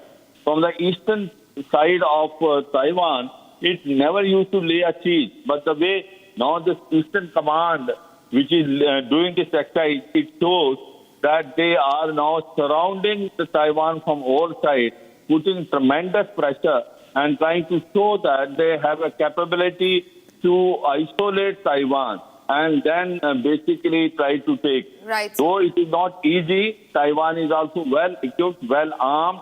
They have the best of their forces, be it air power, be it their naval power, and also the air defense system. It is of a very high quality of Taiwan. But certainly, this is another way China is trying to now become very aggressive and show its muscle power to Taiwan. Right, sir. In fact, sir, we're also being joined by Major General Sanjay Soi, retired Major General Sanjay Soi, to get us more details into the matter. Sir, thanks for speaking to Republic. And while it's clearly visible that China is trying to solidify its position as the dominant regional power, China's Shandong aircraft carrier group, the entire group entered the response area of the Taiwanese territory, claiming it as their own and once again behaving like a regional bully. Speak to us about this. Speak to us about the growing undeterred ambitions of China and how is that a threat to the entire region? Absolutely, Gesu. Thanks a lot for taking my views.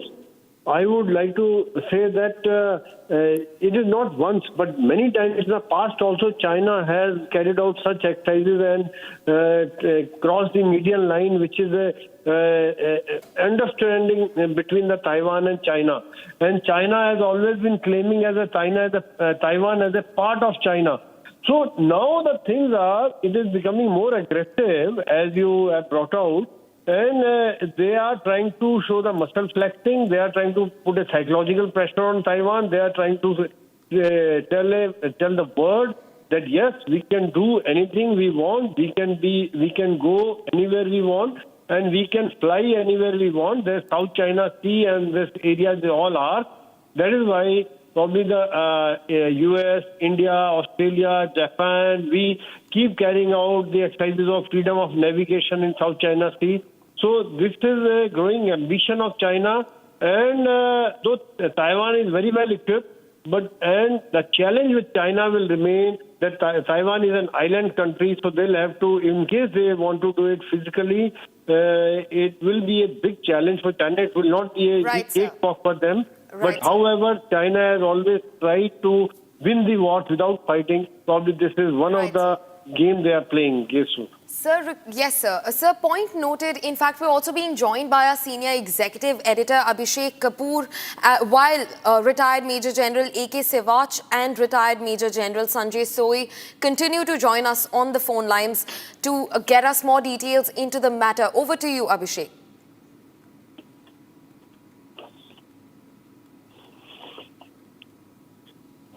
There was an error with network. However, viewers, it's vital to remember that there is a massive military buildup that has happened in Taiwan. In fact, the Chinese aircrafts, in fact, an entire aircraft group entered the response area of the Taiwanese territory, which claims of independence. However, China continues to hold its position over the one China policy. In fact, while militarily China remains undefeated when it comes to Taiwan especially, China is also flexing muscle over the US, which has intervened in the matter multiple times, standing ground for Taiwan's independence. In fact, Taiwan's defense ministry has also revealed that China's Shandong aircraft carrier group entered its response area, and they had also dispatched the military aircraft and ships and even activated land-based missile systems in response. Retired Major General Sanjay Soi continues to be with us on the broadcast. Sir, I request you to pick up from the point where you had left about regional security and how China is trying to flex its muscle time and again, acting like a regional bully.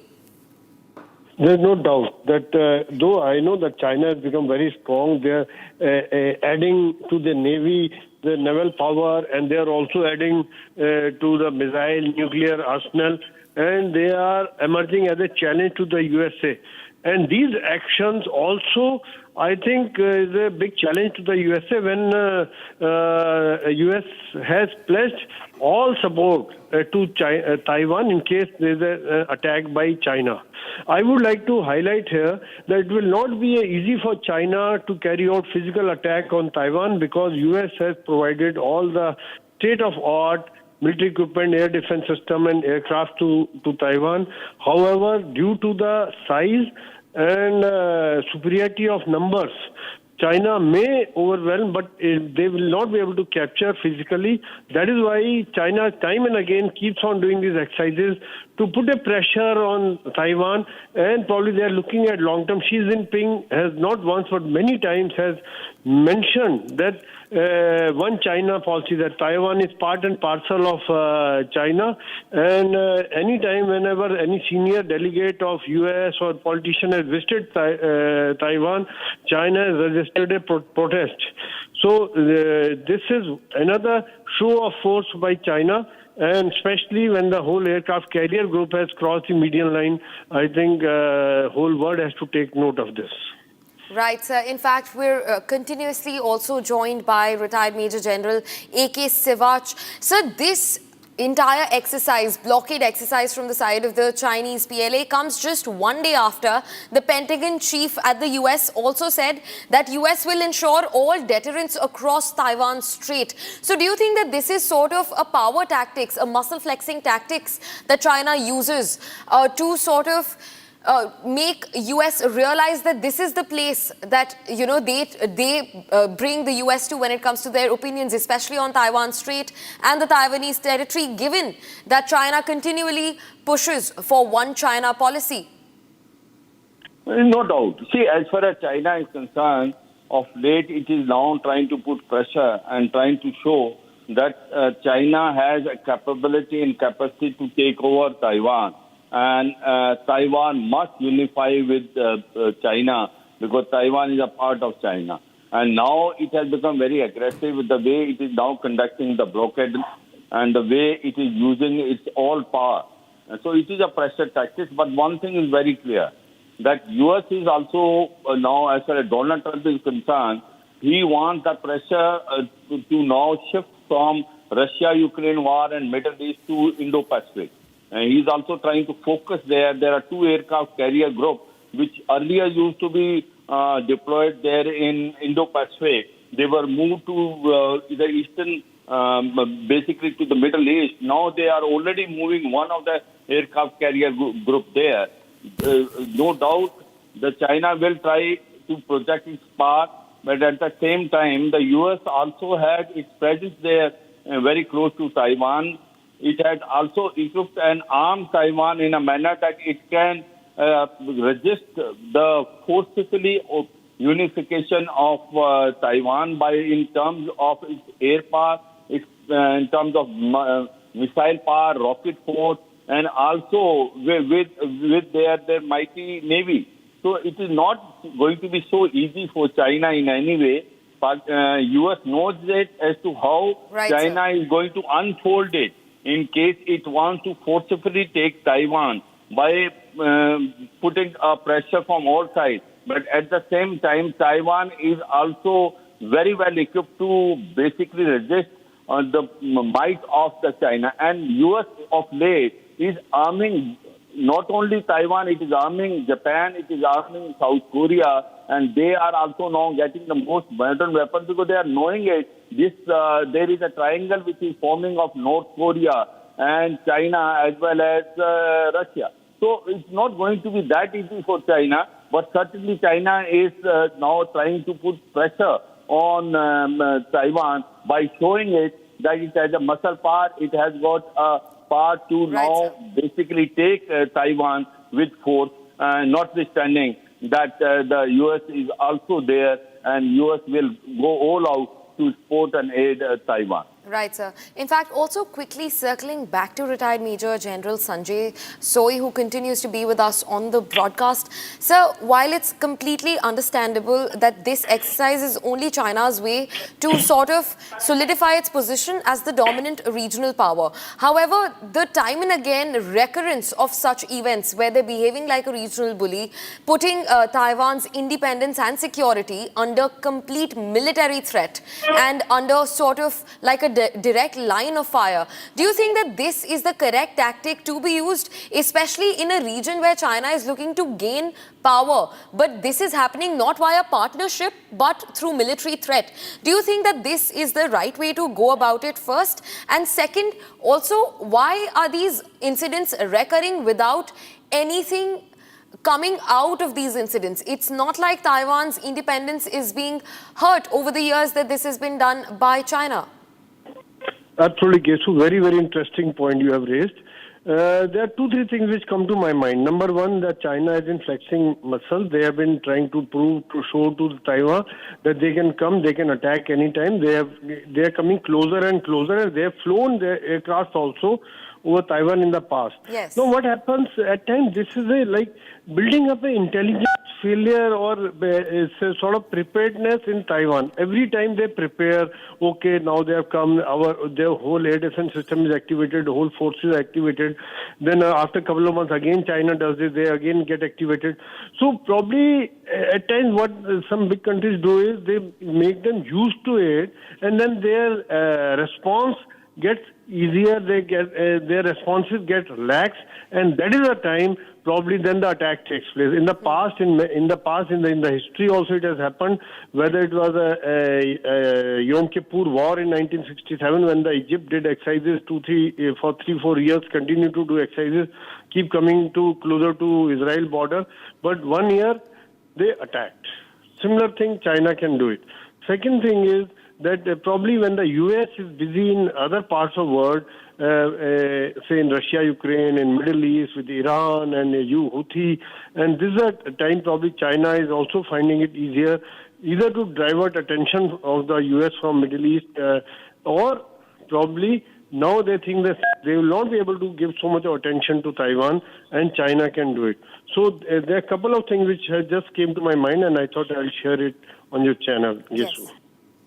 Sir, in fact, while militarily China seems to be outmatched in the region at least, do you agree that the neighbors have sort of achieved success in pushing back against Beijing through increased maritime security engagements and additional defense investments? But when it comes to Taiwan, the situation, even in this case, looks precarious because regionally two countries are not completely on the same page when it comes to even recognizing the independence of the Taiwanese territory, separate from China, probably in a manner because these countries do not want to pick up a fight against against a nation as strong and sort of to say as mysterious as China. Do you agree with that?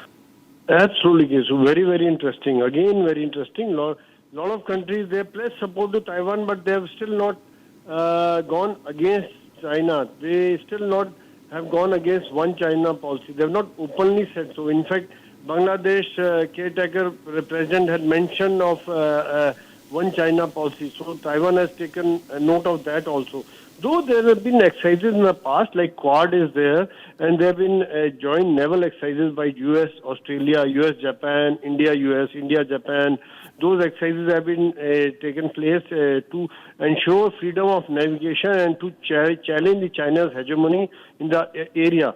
But I think because of the distance involved of US, though US has a big base, 7th Fleet in Japan, but because of distance involved, the Taiwan may feel insecure. However, if you see this, the India's relations with Philippines have increased. India's relations with Indonesia are better. This Japan and India relationships are much better. India has shown teeth to, has shown China that India can take on. I mean, after the Galwan, China has understood that this India is not of 1962 India. So countries are united. Countries have thought of it. And Taiwan is not feeling alone. And time and again, number of exercises and presence of U.S. fleet aircraft carriers in the area also is a deterrent for China. So I don't think so they will venture at the moment to carry out physical attack. But this kind, what I have mentioned is probably carry out exercises again and again and let the responses be relaxed, and at some appropriate time they capture Taiwan, because that is their ambition. Xi Jinping, not once but many times, mentioned that they will make sure that Taiwan is merged with China.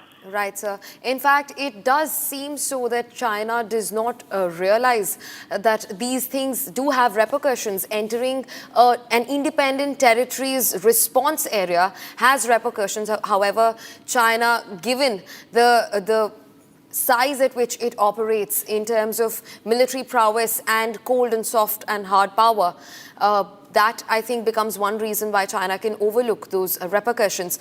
That was retired Major General A.K. Sivach and retired Major General Sanjay Soy joining us on the broadcast. News and updates continue on the other side right after this short break. Stay tuned to Republic TV.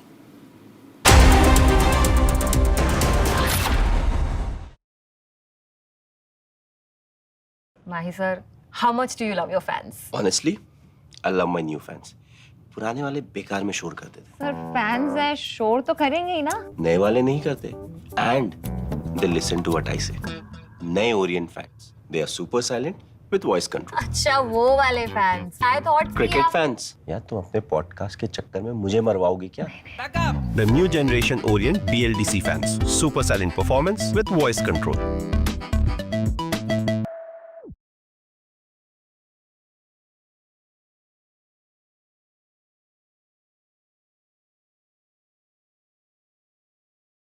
When you re-entered the Earth's atmosphere and came back to gravity, can you talk specifically about any kind of weird, either sensations or experiences that you've had dealing with that over the last couple of weeks? And more importantly, did you know that you guys had been greeted by dolphins when you splashed down? I can tell you that returning from space to Earth through the atmosphere inside of a 3,000 degree fireball of plasma is weird. Regardless of how you look at it. Doesn't matter what type. Yeah, it doesn't matter what type. It's thrilling. It's amazing. I remember thinking about the structure of the capsule and the stresses that it was taking, that was ongoing as the drogues came out, and the whole capsule starts shaking and twisting, and thinking about the stresses taking place, and going, "Wow, I hope those cables hold." And then the parachutes open up, and then you're like, I've said it many times, there's not a better fit.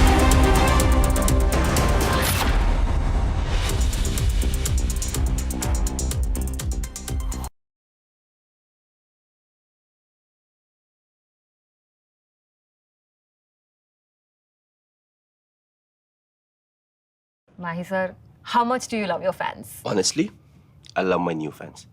पुराने वाले बेकार में शोर करते थे. Sir, fans हैं, शोर तो करेंगे ही ना? नए वाले नहीं करते. And they listen to what I say.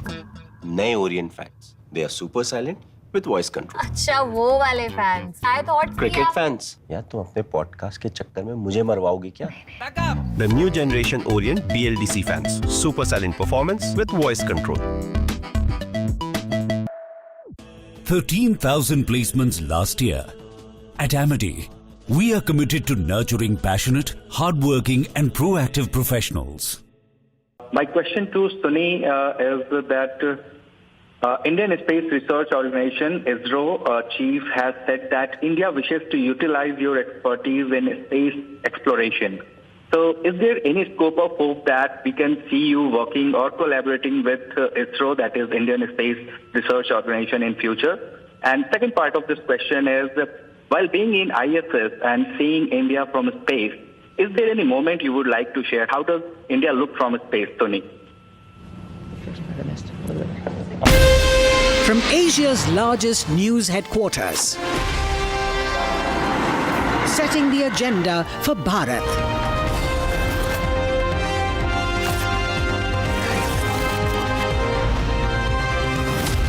You're watching Republic.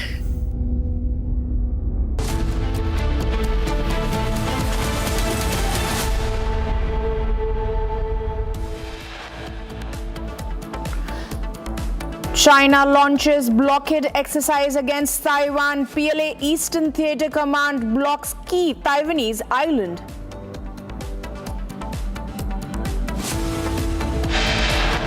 Sunrisers Hyderabad have accused the Hyderabad Cricket Association president of blackmail, coercion and threatening its staff at the Rajiv Gandhi International Stadium.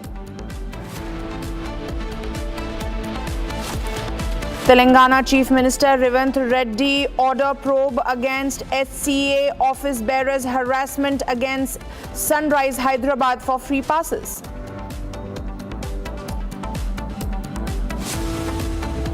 KTR condemns police brutality on University of Hyderabad students, questions Rahul Gandhi's silence.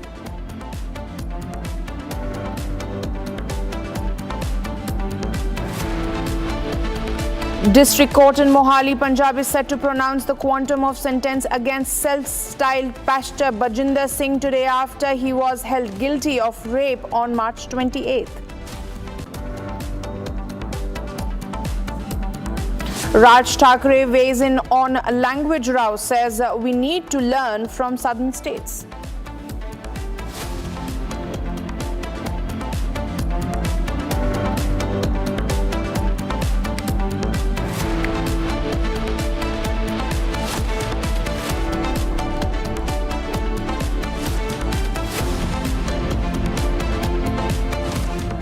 Viewers, big breaking news coming in after Yunus made that call to lure in China, referring to the northeastern states. Now, Assam Chief Minister Himanta Biswa Sarma has hit back at Yunus for his comments on the northeastern states, luring China to invest. Now, Himanta has said that this statement by Yunus of Bangladesh should be taken very seriously. He condemned the reference by Yunus of the northeastern states at the same time, and has also at the same time, viewers, called for better railway structure, better coordination there at the Chicken Neck Corridor, as referred by Yunus. Chicken Neck Corridor is referred to the piece of land that joins the 7 states to the country. Joining us live on this broadcast is our executive editor Abhishek Kapoor. Abhishek, now Himanta Biswa Sarma has said that it is high time that we construct a more strengthened railway corridor over there. More development of infrastructure needs to be done at the Chicken Neck corridor, which Yunus was referring to. Abhishek.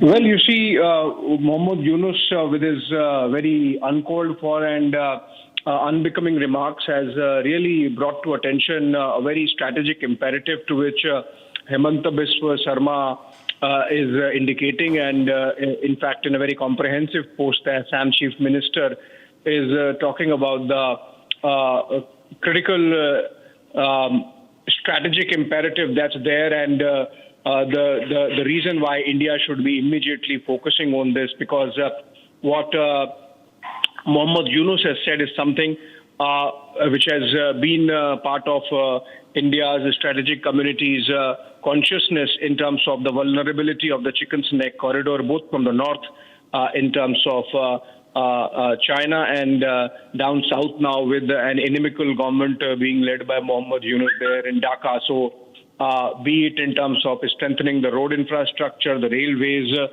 even otherwise other military infrastructure that can secure India's northeast access through that Chicken's Neck corridor. In fact, there is an element within India which believes that if need be, we can maybe take some land from Bangladesh, and why not if India's northeast has to be secured. And with the kind of ill intent that Mohammad Yunus has really shown with his comments in Beijing, it's not just about pandering to what the Chinese want to listen, but it is also a peep into how some elements within Bangladesh think about India's vulnerability, despite the fact that Bangladesh was born because India helped that sentiment which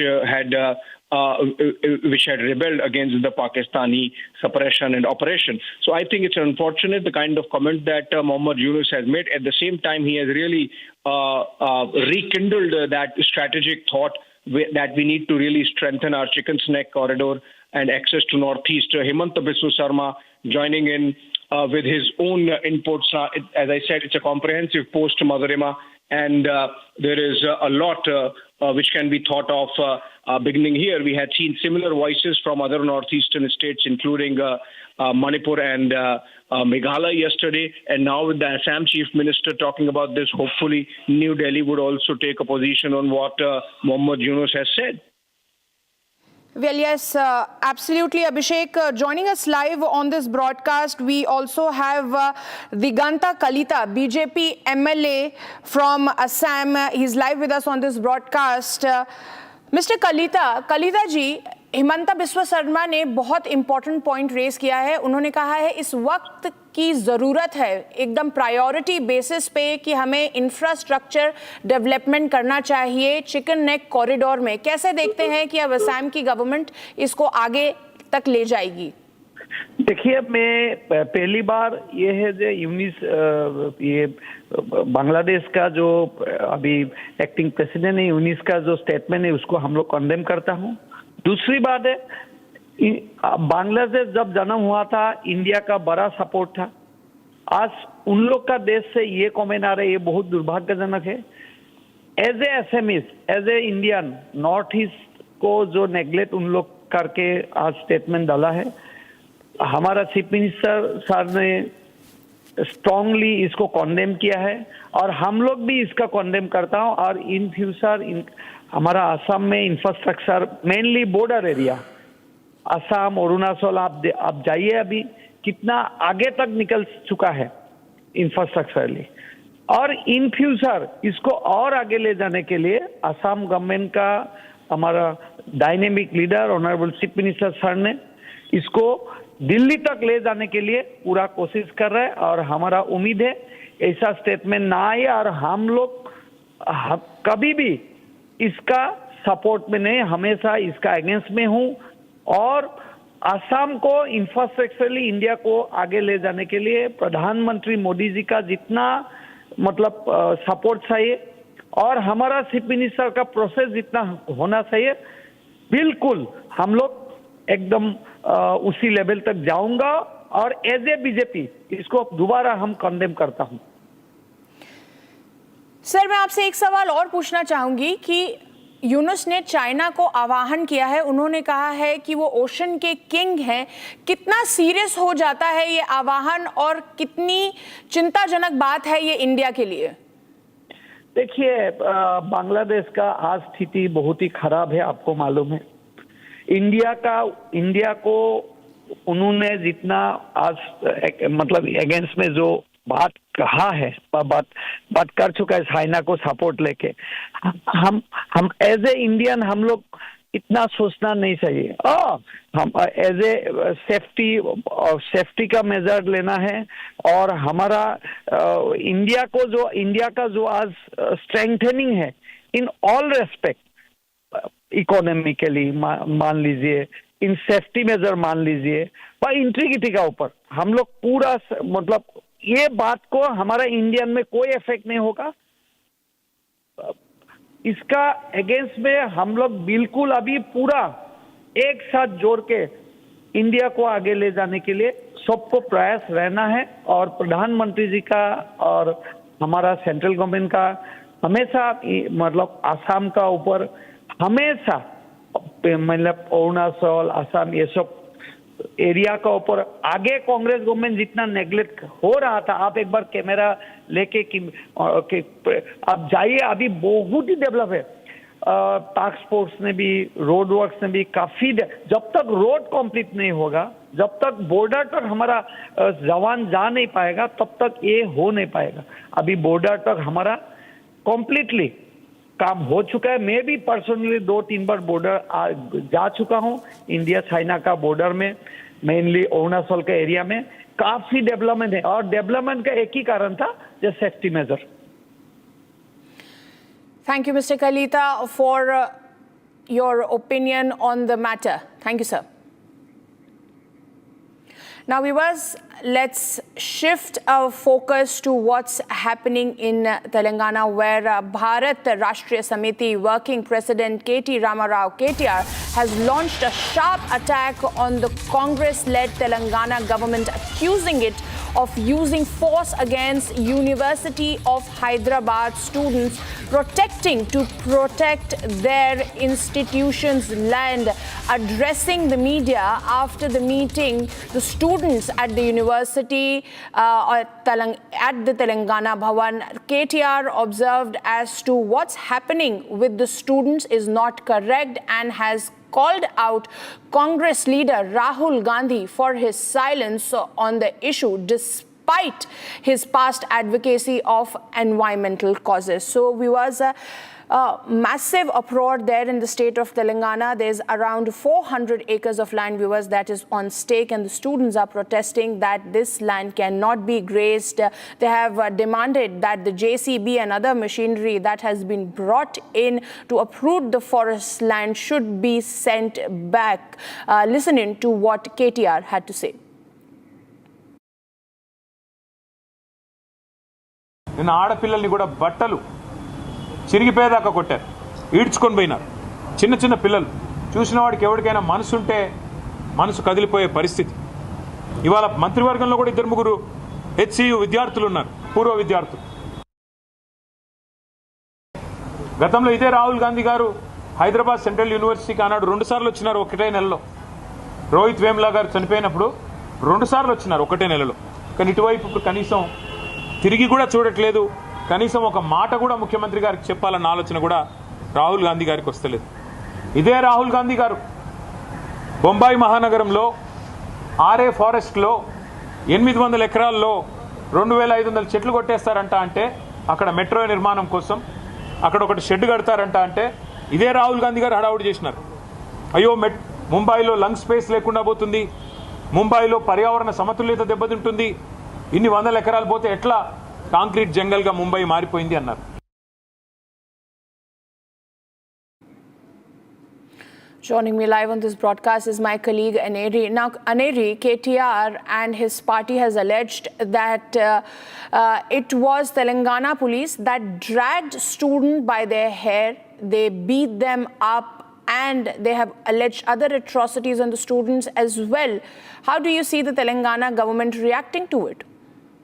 Well, Madhurima, what we are seeing is that right now it's a massive face-off between the students and the government, and also the opposition parties continue to hit out at the Congress government over bulldozing and cleaning up near about 400 acres of land. Well, on one side, we see that how students have been going on staging protests, whereas on day one, where we had seen that students were also detained for staging protests there at the campus, whereas now what we are also getting to know is that the government has issued a statement, a clarification statement that this land, the 400 acres of land, belongs to the state government after the Supreme Court orders, which had come back then in 2024 last year, where we see that the Supreme Court had handed over this land to the Telangana government, and now they have taken up the work there to come up with the TGIIC there. And also not only that, yes, we are seeing that the opposition parties continue to hit out at the Congress government over this whole issue, where we see that BRS working president K.T. Ramarao hits out at Rahul Gandhi's silence and questions that when it was Rohit Vemula who had passed away back then, Rahul Gandhi visited the same HCU twice. But then what happened today? Why is he not visiting? Why is he not asking Revanth Reddy, his chief minister, to bring the situation under control and stop all of this work which has been going on? Definitely a massive face-off. On the other side, we also see that the BJP MLAs who plan to visit the Hyderabad Central University today, there also is a heavy police deployment which has been put up there ahead of their visit to the HCU. Well, thank you, Aneri, for those details. We'll keep coming back to you. Joining us live on this broadcast is one of the students there who's been protesting against the Telangana government order. He's joining us live on the broadcast. Remember, viewers, that this entire protest has erupted after the Telangana government gave away that 400 acres of land. Now, joining us live is Nihad Suleiman, General Secretary of the Hyderabad University over there, where the students are protesting. Nihad, my first question to you is, what has exactly happened? Because KTR is accusing that you guys have been beaten up. You have been dragged by your hair. You've been pulled by your hair. There's atrocities by the Telangana police. Nihad. Yes, so actually we were protesting against this 400 acres of land being taken away from the university for over the past 1 month. And what happened on that the police have entirely barricaded one area, one section of our campus, and has entirely barricaded a section of our campus. And the students who belong to the School of Economics, the School of Management, the School of Mathematics, their schools were shut down, barricaded by the police. So when we got the information that the government is bringing bulldozers and clearing out the forest, on which the case, a public interest litigation is being fought, the hearing is due on April 7th. The government was in a hasty step to clear off the forest before the court proceedings went further. And we got the information. I myself went there. The university administration was also complicit in this. They removed all the security guards from the site, and it was a direct confrontation from the police and between the police and the students.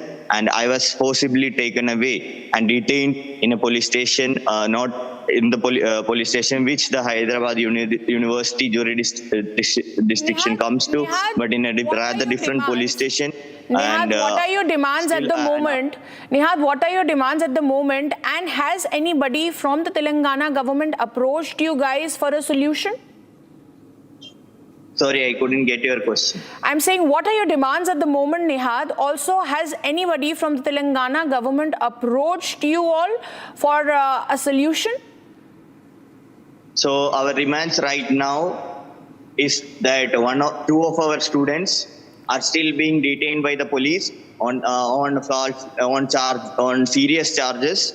We are also moving for a bail for those two students. And our another demand is to remove all the police from inside the campus. The campus has become a surveillance state under this police. They are not allowing students to go to a particular part of the campus. So our immediate demand is to remove all the police from the land, and our demand is for the administration to move the VC and the registrar to move to take some step to register the land in the name of the university. So till now, the Telangana government has not approached any of the protesting students. What we have seen is very hostile behavior from the government. Thank you, Nihad. Thank you for speaking to Republic Media Network. Now, viewers, let's shift our focus to what's happening in the state of Tamil Nadu. Now, we have some breaking news here coming in. Now, according to reports, Annamalai, who is the current chief of the BJP unit in the state of Tamil Nadu, might step down from the coveted post in this state. Now, what we are learning is that there has been talks between the parties and they have gathered pace, but sources are telling us, viewers, that it won't be as punishment that Annamalai stepping down is not action against him, rather due to caste equation in the state.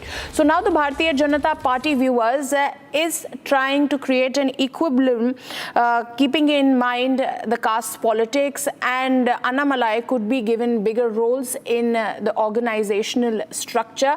And what we are learning via reports is that there is a possibility that he might step down as Tamil Nadu BJP chief. Remember, viewers, Annamalai has been at the forefront of helping the BJP make inroads in the southern states, specifically in the state of Tamil Nadu. But in the past, we have seen how Annamalai, who was a staunch critic of the DMK and the AIDMK, had gone a little soft on the AIDMK. He has not been criticizing as harshly he used to be initially.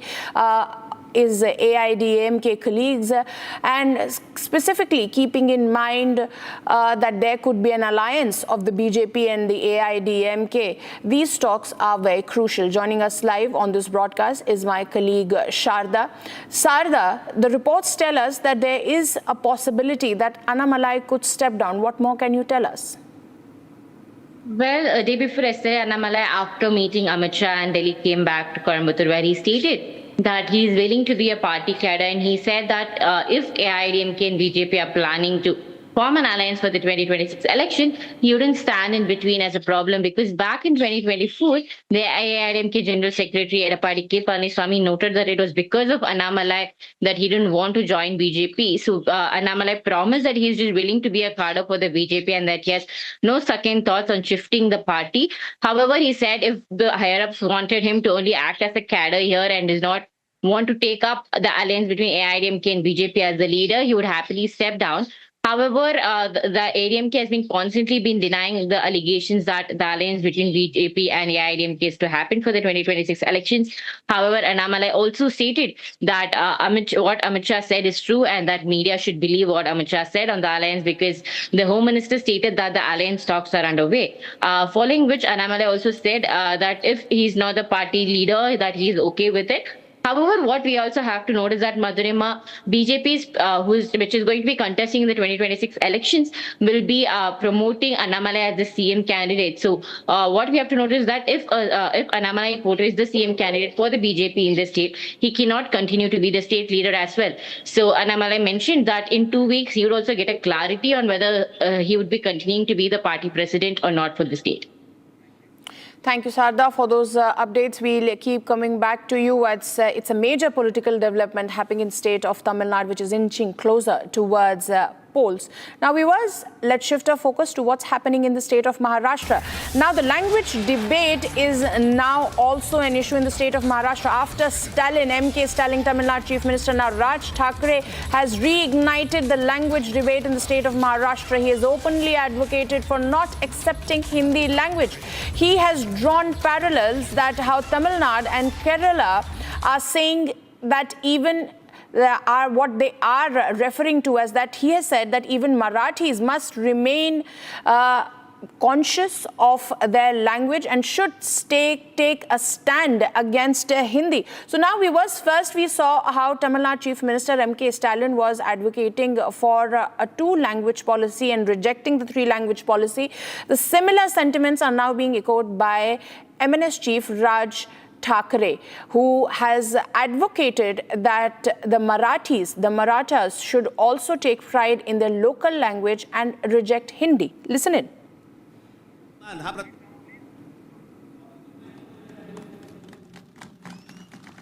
बाकीच्या राज्यांमध्ये बघा,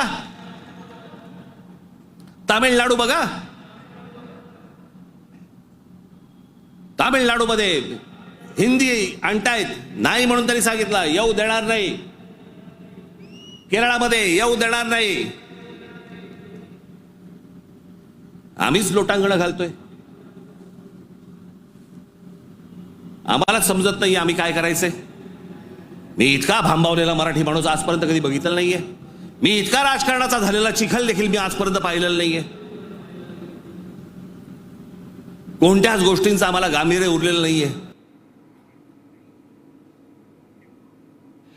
Now, viewers, let's shift our focus to the national capital, where opposition leaders will meet NDA's top brass amid standoff over the Waqf amendment bill in the parliament. Remember, viewers, that yesterday Kiren Rijiju, in a very detailed press conference, had called out all those who've been against Waqf bill and have been misleading the public. And now today, opposition leaders are going to meet the NDA top brass, specifically keeping in mind, viewers, as to it is highly likely that the amendment bill of a Waqf could be tabled today or tomorrow for passing. And remember that Kiren Rijiju had yesterday asserted that the government is fully prepared to pass the bill, and he had called out the naysayers, viewers. He had said that all those who are trying to propel dirt in the minds of the Muslim community should be called out, should be identified,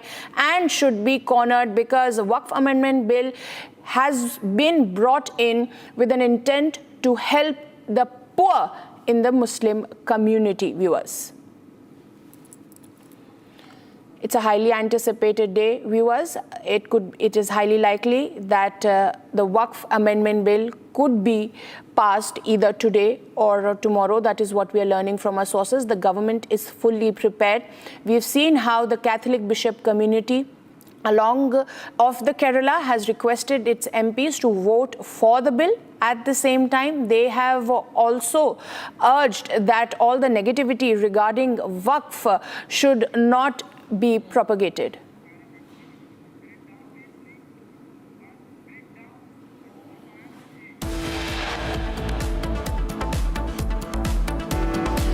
Viewers, big allegations coming in. Sunrise Hyderabad has accused the Hyderabad Cricket Association president of blackmail, coercion and threatening the staff at the Rajiv Gandhi International Stadium for tickets specifically. Stay tuned, we'll be right back after a very short break.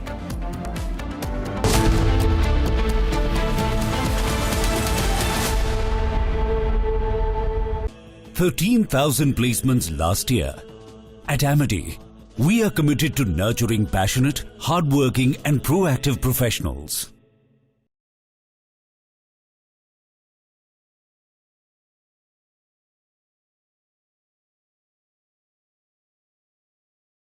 Welcome back, everybody. Butch, this question is for you. Where do you lay the blame for your Starliner test flight? Clearly, Starliner was not ready to fly when it did. Whom do you hold responsible for everything that happened? Thanks. That is a question that I cannot answer in a couple of comments, but I'll start with me. There were some issues, of course, that happened with Starliner. There were some issues, of course, that happened that prevented us from returning on Starliner. And I'll start with me. There were questions that I, as the commander of the spacecraft, that I should have asked, and I did not. At the time, I didn't know I needed to. And maybe you could call that hindsight, but I'll start and point the finger and I'll blame me. I could ask some questions, and the answers to those questions could have turned the tide. So blame, that's a term, I don't like that term, but certainly there's responsibility.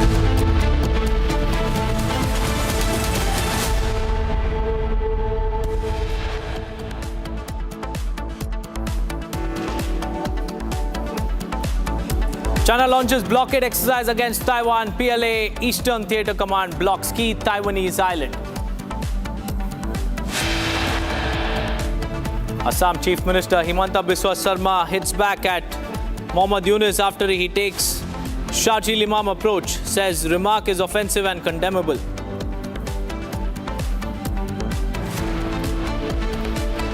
Sources say K. Annamalai may step down as Tamil Nadu BJP president as alliance talks between parties gathers pace. BRS working president KT Ramarao questions Rahul Gandhi over his silence on Hyderabad Central University showdown, says government using force against students. Sunrisers Hyderabad have accused Hyderabad Cricket Association president of blackmail, coercion and threatening its staff at Rajiv Gandhi International Stadium. Raj Thackeray weighs in on language. Rao says we need to learn from the southern states.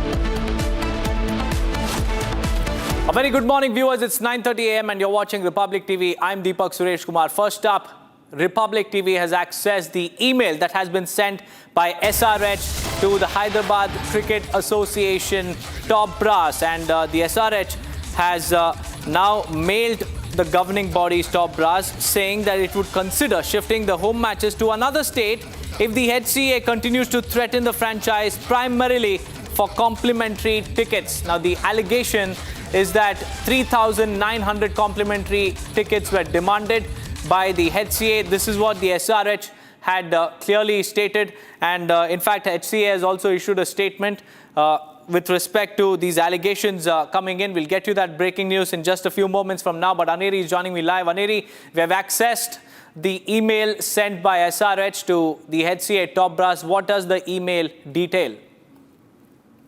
Well, Deepak, what we are seeing is that there is a controversy now that has erupted where SRH, the Sunrisers Hyderabad, one of the teams in the IPL match, has now leveled an allegation against the Hyderabad Cricket Association, where we are seeing that the Hyderabad Cricket Association has basically alleged that the HCA president has been demanding a huge amount, basically 10% in the tickets, and also at the same time some complimentary tickets as well. And now what we are seeing is that the Sunrisers Hyderabad owner Kavya Maran has also written to BCCI seeking their intervention into this matter, whereas she has also written to the Telangana Chief Minister Revanth Reddy over this whole issue. And yesterday, after reviewing the situation, after reviewing the whole matter, Telangana Chief Minister Revanth Reddy has now ordered for a probe into this whole allegation which has been levelled by the Sunrisers Hyderabad. And not only that, the Chief Minister further went on to state that if anyone found guilty, then there will be strict action that would be taken in regard with this allegations which are being levelled by the Sunrisers Hyderabad. So it all remains to be seen how it turns out to be. But yes, definitely the face-off between the Sunrisers Hyderabad and the Hyderabad Cricket Association has been escalating, where now also what we are seeing is that in response to the email which was sent to the Hyderabad Cricket Association, That's right. well, now Aneri, we have HCA more has breaking responded news coming to that. in, Aneri. That is the statement issued by the Hyderabad Cricket Association. That's the next breaking news that we are tracking now. Hyderabad Cricket Association has made it very clear that its president A. Jagan Mohan Rao did not make any personal request to block 3,900 tickets for Sunrisers Hyderabad's matches during the ongoing IPL at the Rajiv Gandhi International Cricket Stadium. And in this statement that it has issued, HCA says that the Apex Council clarified that Jagan Mohan Rao did not make any request to block 3,900 tickets per match for his purchase, and reiterates the discussions held on February 19th, where the HCA president requested on behalf of the Apex Council's proposal to provide tickets to the club secretaries. It's unfair on your part to make incorrect insinuations against the HCA president. Aneri, here we have the HCA coming out and denying all these allegations, claiming that they are baseless. Well, that's right. That is what I was mentioning, that in response to the email which has been sent by the Sunrisers Hyderabad to the Hyderabad Cricket Association HCA, where we see that they have now, in response to that email, HCA has come out with a statement saying that you cannot level such sort of allegations against the president. It is inappropriate to make such grave allegations. There is nothing as such which has taken place. Well, now, definitely there has been what the SRH has been alleging is that they were threatened, they were blackmailed, is what the SRH has leveled the allegation. Now it all remains to be seen what would be the inquiry that would be taken up into this matter. But yes, the HCA has also responded onto this whole issue, where they have also come up with a detailed note where they say that it is not right to mention, or it is not appropriate to level such allegations against the HCA President Jagan Mohan Rao.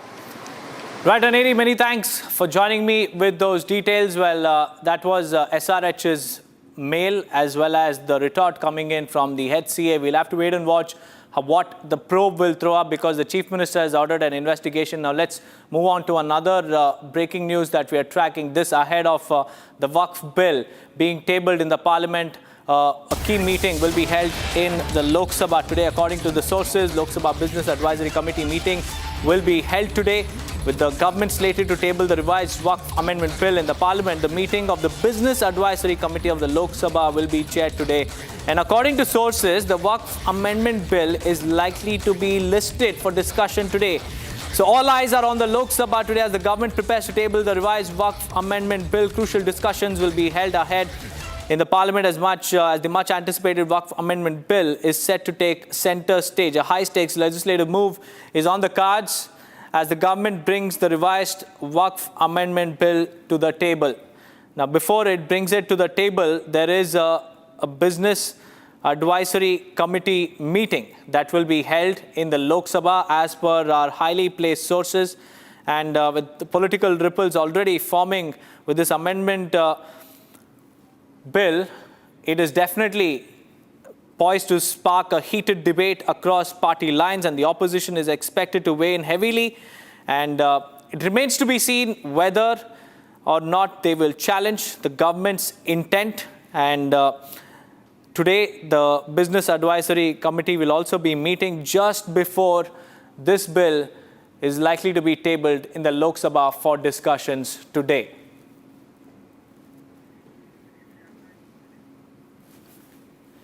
Priyanka will be joining me in just a few seconds to give us more inside details about this meeting that is expected in the lower house today.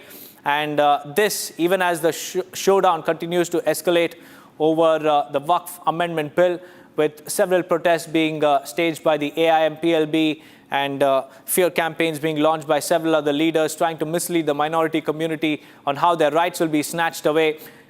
In fact, we also have the JPC chairman's response coming in. Let's listen in. मुझे तो लगता है कि ये विरोध कहीं न कहीं एक सोची समझी रणनीति के तहत है। नहीं तो ये रमजान का महीना था। कल ईद में जिस तरह से all India Muslim personal law board ने कहा कि काली पट्टी बांध करके जाएं, तो कल इबादत का दिन था। अलविदा की जुमा इबादत का दिन था, लेकिन all India Muslim personal law board ने इस पवित्र रमजान के महीने को इबादत की जगह सियासत बना दिया। और पूरी सियासत, क्या कभी एक महीने जो रोजेदार उपवास रखते हों, रोज़ा रखते हों, उस रोजे के बाद अगर लोग प्रेयर कर रहे हैं अपने गॉड के नाम पे, अल्लाह के नाम पे, उनको कहा जा रहा है कि काली पट्टी बांध करके जाइए।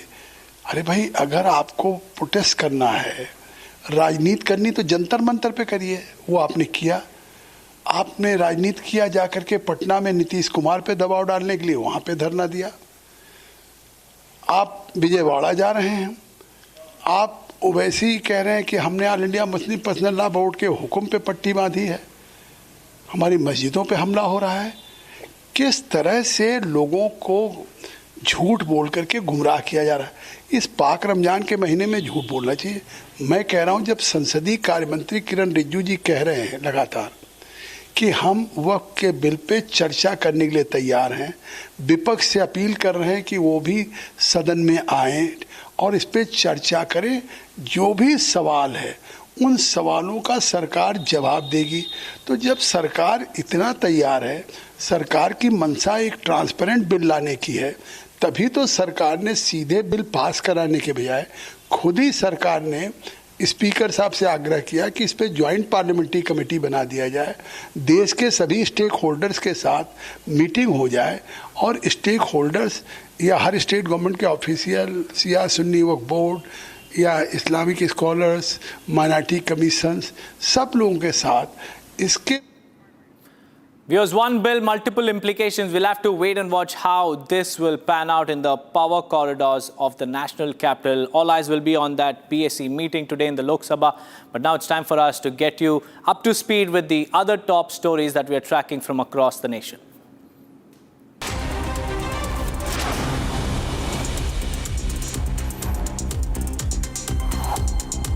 A total of 209 passengers travelling on the Bangalore-Kamakya AC Superfast Express reached Kamakya railway station from the special train following a slight derailment incident. The incident occurred on the 30th of March when 11 coaches of train number 12551 Bangalore-Kamakya AC Superfast Express derailed near Nirgundi station in Odisha.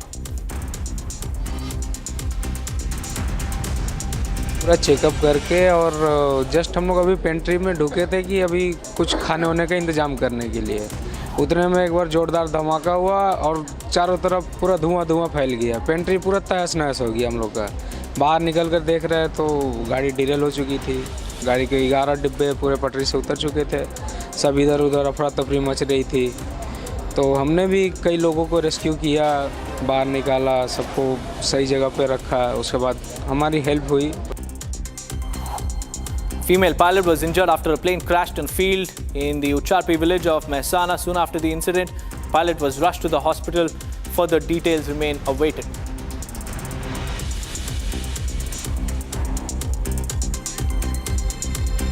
Plane crash हुआ है। एक student girls थी, वो plane चला रही थी, वो कुछ पड़ा। वहाँ पे पास में एक मंदिर आया हुआ है। वो मंदिर में दर्शनार्थी जो आए थे उनमें से वो लोगों ने उसे यहाँ से निकाला और 108 के द्वारा हॉस्पिटलाइज करने के लिए भेजा गया। An exchange of fire between security forces and terrorists was reported in Jammu and Kashmir's Kathua district. Security forces have cordoned off the area and a search operation is currently underway to track down the terrorists. In the encounter, one terrorist has been injured and 3 others, and a total of 3 terrorists have been ring-fenced by our forces. As many as 6 people died and several others were injured after an alleged explosion was reported in Patar Pratima in South 24 Parganas district of West Bengal. The blast comes after a similar incident was reported at Kalyani, which left at least 4 dead. Northern Railway's Chief Public Relations Officer Himanshu Shekhar Upadhyay said that the completion of the Udhampur-Srinagar-Baramulla rail link project will significantly reduce the travel time between Katra and Srinagar. The new Vande Bharat Express will cut down the travel time from the current 6 to 7 hours to just 3 hours. Ramayani Kuti Ashram Mahant Ram Hriday Das praised the Madhya Pradesh government's decision to impose a liquor ban at 19 religious places across the state, calling it a good decision. Following the government's decision, all establishments that sell alcoholic beverages, including liquor shops and bars, will be mandated to close their operations within the entire urban boundaries of several cities. अधिकारियों से, प्रशासन से यह है कि सरकार के जो निर्णय हैं अच्छी तरह से लागू हो। हमारे यहाँ के जो विधायक हैं माननीय सुरेंद्र सिंह जी, उनकी बहुत दिन से मांग थी, सब लोगों ने सांसद जी से भी कई बार आग्रह किया, तो उन्होंने कहा कि महाराज जी समय आने पर सब हो जाएगा। तो अच्छा है, निर्णय लिया गया और पहले निर्णय हो जाना चाहिए था। और यहाँ पर शराब का क्या काम, तीर्थ में शराब की क्या जरूरत है। Delhi CM Rekha Gupta inspected the road construction works in Samaipur, Badli area. The government remains committed to free the entire ring road of potholes before the monsoon season. Ring road, outer ring road पे मधुबन चौक से लेके मुकरबा चौक तक road के दोनों तरफ dense bitumen का काम यहाँ पर किया जा रहा है, जो कि 12.5 करोड़ की लागत का ये काम है। आप सब देख पा रहे हैं कि रिंग रोड को ठीक करने का काम इस समय यहाँ चल रहा है। Chief Minister Mohan Yadav launched a scathing attack at Congress for mocking the entire federal system through Waqf. Chief Minister further said that the Congress is harming the Muslim community along with the entire nation.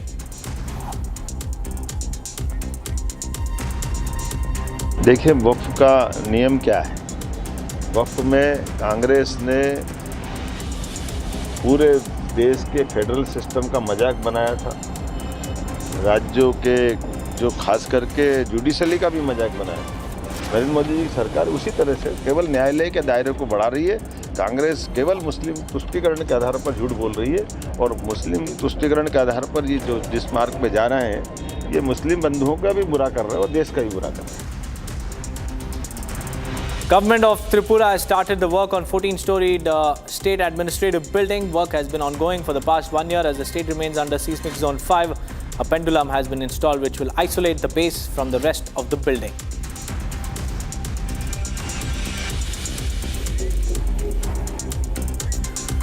Moving on, viewers, Hyderabad University row has hit the headlines, and this has begged the question, why is Rahul Gandhi silent even as Telangana Chief Minister Revanth Reddy continues to crack down on all these students who have been protesting there. The students have alleged a land grab, and the BRS has also launched an attack on the Congress-led Telangana government, accusing it of using force against the University of Hyderabad students protesting to protect the institution's land.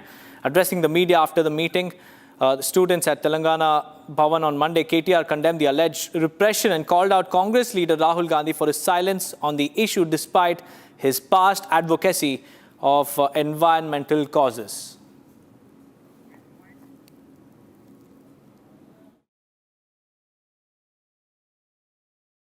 నిన్న ఆడపిల్లల్ని కూడా బట్టలు చిరిగిపోయేదాకా కొట్టారు, ఈడ్చుకొని పోయినారు. చిన్న చిన్న పిల్లలు చూసిన వాడికి ఎవరికైనా మనసు ఉంటే మనసు కదిలిపోయే పరిస్థితి. ఇవాళ మంత్రివర్గంలో కూడా 2-3 హెచ్సియు విద్యార్థులు ఉన్నారు, పూర్వ విద్యార్థులు. గతంలో ఇదే రాహుల్ గాంధీ గారు హైదరాబాద్ సెంట్రల్ యూనివర్సిటీకి ఆనాడు 2 సార్లు వచ్చినారు ఒకటే నెలలో. రోహిత్ వేమ్లా గారు చనిపోయినప్పుడు 2 సార్లు వచ్చినారు ఒకటే నెలలో. కానీ ఇటువైపు ఇప్పుడు కనీసం తిరిగి కూడా చూడట్లేదు. కనీసం ఒక మాట కూడా ముఖ్యమంత్రి గారికి చెప్పాలన్న ఆలోచన కూడా రాహుల్ గాంధీ గారికి వస్తలేదు. ఇదే రాహుల్ గాంధీ గారు బొంబాయి మహానగరంలో ఆర్ఏ ఫారెస్ట్లో 800 ఎకరాల్లో 2500 చెట్లు కొట్టేస్తారంట. అంటే అక్కడ మెట్రో నిర్మాణం కోసం అక్కడ ఒకటి షెడ్ కడతారంట. అంటే ఇదే రాహుల్ గాంధీ గారు హడావుడి చేసినారు. అయ్యో ముంబైలో లంగ్ స్పేస్ లేకుండా పోతుంది, ముంబైలో పర్యావరణ సమతుల్యత దెబ్బతింటుంది, ఇన్ని 100 ఎకరాలు పోతే ఎట్లా కాంక్రీట్ జంగల్గా ముంబై మారిపోయింది అన్నారు. We have some big breaking news coming in. A gas pipeline has caught fire at Jalanputra Harmony in Putra Heights this morning, sending flames shooting into the sky near a residential area and forcing people to evacuate.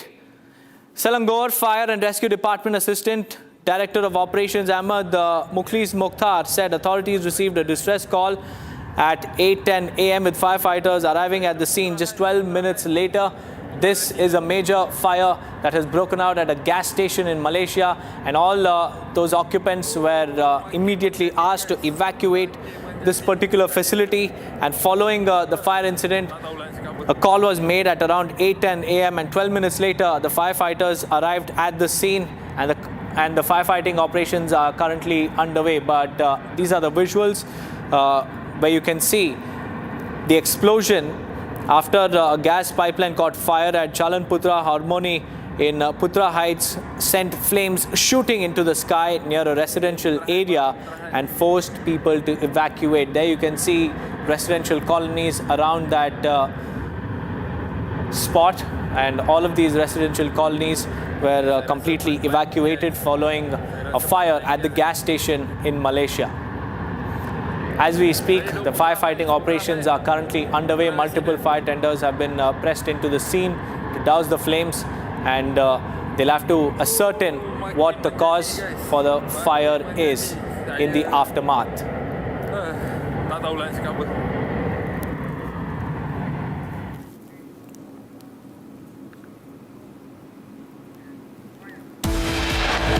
With that, viewers, we'll slip into a very, very short break. But on the other side, KTR continues to question Rahul Gandhi's silence over the University of Hyderabad land row. Stay tuned for all the live and latest coming up next.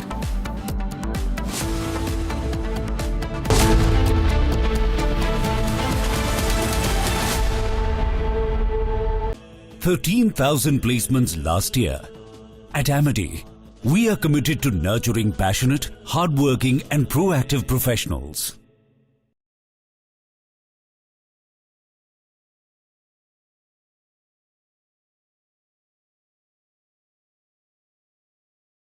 Mahi sir, how much do you love your fans? Honestly, I love my new fans. पुराने वाले बेकार में शोर करते थे. Sir fans हैं, शोर तो करेंगे ही ना. नए वाले नहीं करते. And they listen to what I say. नए Orient fans, they are super silent with voice control. अच्छा वो वाले fans. I thought Cricket fans. यार तुम अपने पॉडकास्ट के चक्कर में मुझे मरवाओगे क्या? The new generation Orient BLDC fans, super silent performance with voice control. When you re-entered the Earth's atmosphere and came back to gravity, can you talk specifically about any kind of weird, either sensations or experiences that you've had dealing with that over the last couple of weeks? And more importantly, did you know that you guys had been greeted by dolphins when you splashed down? I can tell you that returning from space to Earth through the atmosphere inside of a 3,000 degree fireball of plasma is weird, regardless of how you look at it. Doesn't matter what type. Yeah, it doesn't matter what type. It's thrilling. It's amazing. I remember thinking about the structure of the capsule and the stresses that it was taking, that was ongoing as the drogues came.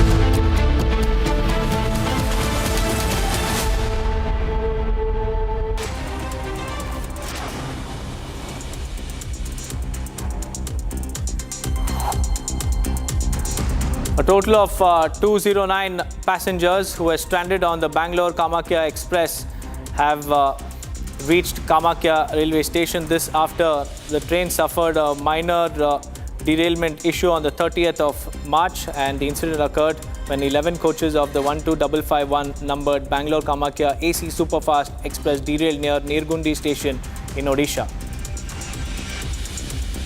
ये पूरा checkup करके और just हम लोग अभी pantry में ढुके थे कि अभी कुछ खाने होने का इंतज़ाम करने के लिए. उतने में एक बार जोरदार धमाका हुआ और चारों तरफ पूरा धुआं फैल गया. पेंट्री पूरा तहस नहस हो गया हम लोग का. बाहर निकल कर देख रहे तो गाड़ी डिरेल हो चुकी थी. गाड़ी के 11 डिब्बे पूरे पटरी से उतर चुके थे. सब इधर उधर अफरा तफरी मच रही थी. तो हमने भी कई लोगों को रेस्क्यू किया, बाहर निकाला, सबको सही जगह पे रखा. उसके बाद हमारी हेल्प हुई. A female pilot has been injured in a plane crash in Mehsana. She has been currently shifted to medical care. Soon after the incident, the pilot was rushed to a hospital. Further details are awaited. वह एक student girls थी, वो plane चला रही थी, वो कुछ पड़ा. वहाँ पे पास में एक मंदिर आया हुआ है. वो मंदिर में दर्शनार्थी जो आए थे उनमें से वो लोगों ने उसे यहाँ से निकाला और 108 के द्वारा हॉस्पिटलाइज करने के लिए भेजा गया। An exchange of fire has been reported between security forces and terrorists in Jammu and Kashmir's Kathua district. The security forces have cordoned off the area and a search operation is currently underway to track down the terrorists. Further details are awaited. As many as 6 people died and several others were injured after an alleged explosion was reported in Patar Pratima in South 24 Parganas district of West Bengal. The blast comes after a similar incident was reported at Kalyani, which left at least 4 dead. Northern Railway's Chief Public Relations Officer Himanshu Shekhar Upadhyay said the completion of the Udhampur-Srinagar-Baramulla rail link project will significantly reduce travel time between Katra and Srinagar. The new Vande Bharat Express will cut down the travel time from the current 6 to 7 hours to just 3 hours. Ramayani Kuti Ashram Mahant Ram Hriday Das praised the Madhya Pradesh government's decision to impose a liquor ban at 19 religious places across the state, calling it a good decision. Following the government's decision, all the establishments that sell alcoholic beverages, including liquor shops and bars, will be mandated to close their operations within the entire urban boundaries of several cities. प्रशासन से यह है कि सरकार के जो निर्णय हैं अच्छी तरह से लागू हो। हमारे यहाँ के जो विधायक हैं माननीय सुरेंद्र सिंह जी, इनकी बहुत दिन से मांग थी, सब लोगों ने सांसद जी से भी कई बार आग्रह किया, उन्होंने कहा कि जी समय आने पर सब हो जाएगा। तो अच्छा है, निर्णय लिया गया और पहले निर्णय हो जाना चाहिए था। और यहाँ पर शराब का क्या काम, तीर्थ में शराब की क्या जरूरत है?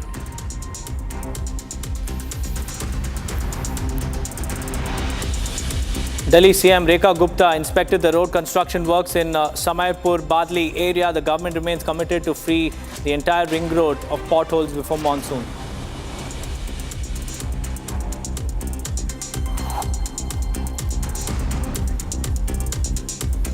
Ring road, outer ring road पे मधुबन चौक से लेके मुकरबा चौक तक रोड के दोनों तरफ डेंस बिटुमिन का काम यहाँ पर किया जा रहा है, जो कि 12.5 करोड़ की लागत का ये काम है।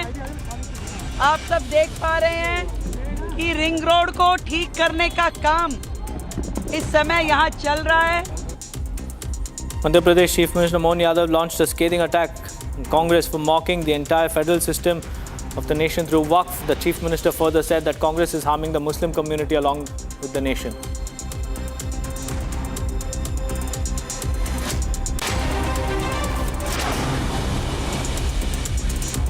देखिए वक्फ का नियम क्या है। वक्फ में कांग्रेस ने पूरे देश के फेडरल सिस्टम का मजाक बनाया था, राज्यों के जो खास करके जुडिशली का भी मजाक बनाया था। नरेंद्र मोदी जी की सरकार उसी तरह से केवल न्यायालय के दायरे को बढ़ा रही है।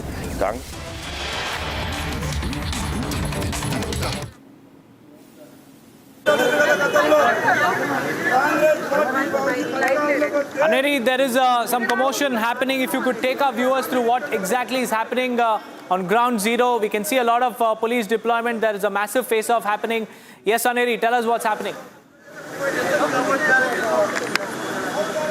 Well, what we are seeing is that controversy of the 400 acres of land at the Hyderabad Central University. Right now, the BJP MLAs and workers who had planned to visit the Hyderabad Central University, as you can see, heavy police deployed here at the MLA complex, where you see that this comes just ahead of the BJP MLAs and the Karyakartas of the Bharatiya Janata Party who planned to visit the Hyderabad Central University. But then what we are now being told is that 3 BJP MLAs have already been put under house arrest and they have been detained by the police officials. And here also right now, as the BJP MLAs and Karyakartas of the BJP who were trying to move out from this MLA complex are now being detained. We'll just, as you can see, heavy police which is deployed right now at the MLA quarters, MLA complex here, where we see that it's a complete face-off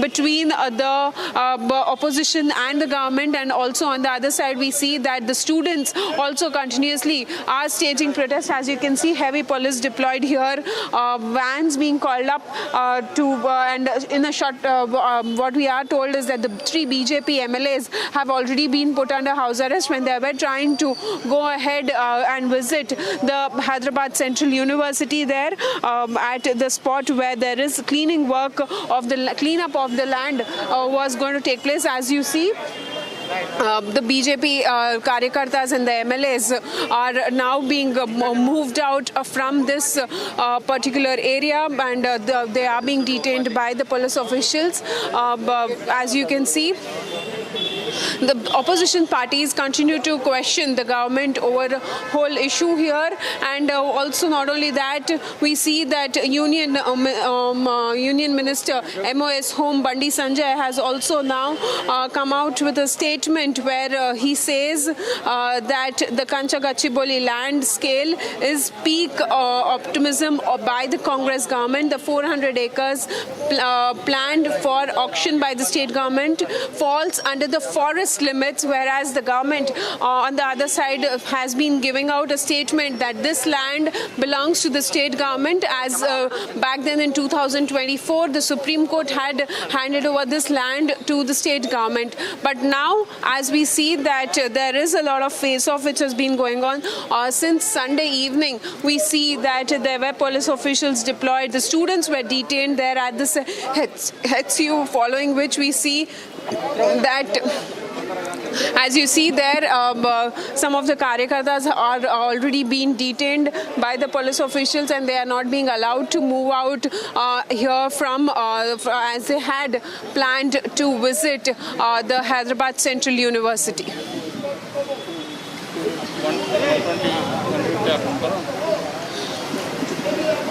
Right, my colleague Aneri there on ground zero in Hyderabad, bringing us the latest as we see on your screens, viewers, a massive showdown on the campus of Hyderabad Central University. Earlier, there were clashes that were reported between the students and the police. Aneri, do stay on with us and tell us, walk us through the demands of the students, because we believe that they have said that they will continue their protests until the government orders the removal of the JCBs and the bulldozers that are currently on campus. Aneri.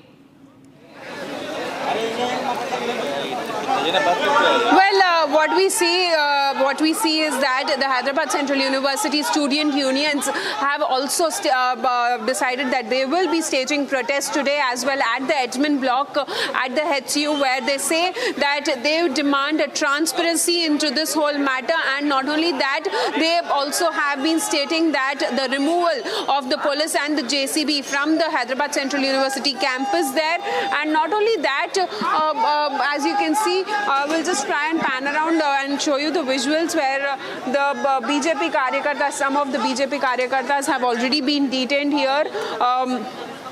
As you can see, where there is a massive face-off, they had planned to visit the university and meet the students there over there and stand by them is what they have been saying. But then now, definitely, the police officials, heavy police being deployed at the university has also been one of the larger question by so much of police being deployed. As you can see right now at the MLA quarters, where the BJP Karyakartas and the MLAs who had planned to visit, they are being detained. As you can see, but all the Karyakartas who were speaking to the media, we'll also just try and get a voice from one of the BJP Karyakartas here.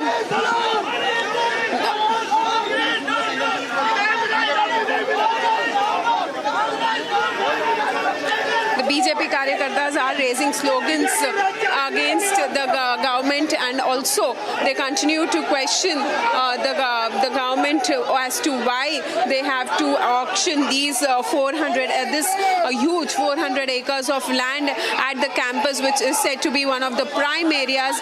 As you can see, women Karyakartas of the BJP.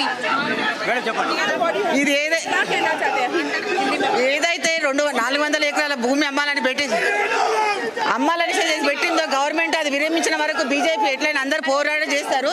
మీకు మీకు చేతనైతే లేదా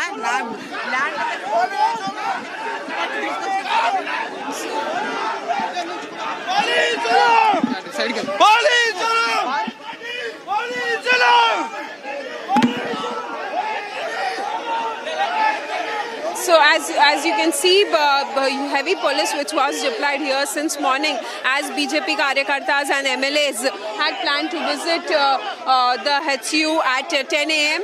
Now, amid this massive controversy over the 400 acres of land on one side, the BJP has BJP leaders, BJP MLAs have also been put under house arrest.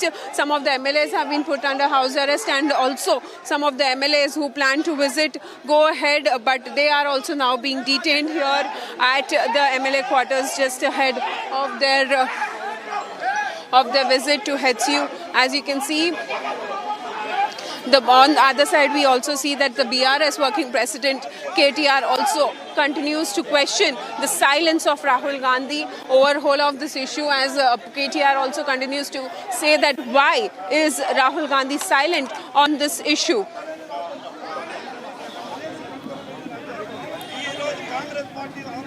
Right, Aneri, we see the visuals on your screens. Viewers, there's brute show of force by the Telangana cops as BJP Karyakartas are being detained. क्या कहना चाहते हैं, क्या हो रहा है? आज Hyderabad central university का 400 एकड़ जमीन ये कांग्रेस ये बेचना चाह रहे हैं। हम सेक्युलर के हिसाब से सेक्युलर एज ए उनको खाली हमारा निरसन दल बताने के लिए हम जा रहे, तो ये लोग पुलिस वाले जहाँ के वहाँ हमारे एमएलए को अरेस्ट करे। हम इसको मैं अपोज करे, क्योंकि कांग्रेस जो बोले हमारा गवर्नमेंट आए तो किसी को अरेस्ट ऐसा कंचे नहीं रहेंगे बोल के बोले। आज 400 एकड़ जमीन ये यूथ के लिए हम यूज करेंगे। यूनिवर्सिटी का लैंड है, वहाँ पर लाइब्रेरीज या स्टेडियम या ऐसा चीज होने का ये कमीशनों के लिए ये इसके लिए बेचना चाह रहा है। बीजेपी कार्यकर्ता को डिटेन कर रहे हैं, एमएलए को भी हाउस अरेस्ट किया गया है, आप क्या कहना चाहते हैं? इसके लिए हम कांग्रेस जो टीआरएस गवर्नमेंट यही जो रास्ते में चला है, कांग्रेस भी वही रास्ते में चल रहा। टीआरएस गवर्नमेंट जो हुआ पनिशमेंट आगे आगे तेलंगाना के लोग कांग्रेस भी वही पनिशमेंट देंगे। So as you heard, the BJP Karyakartas here, senior leaders of the BJP are also being detained where there is a massive controversy. Some of the leaders have already been detained. There, as you can see, they are being shifted to the police station, and women Karyakartas also of the Bharatiya Janata Party are also being detained here.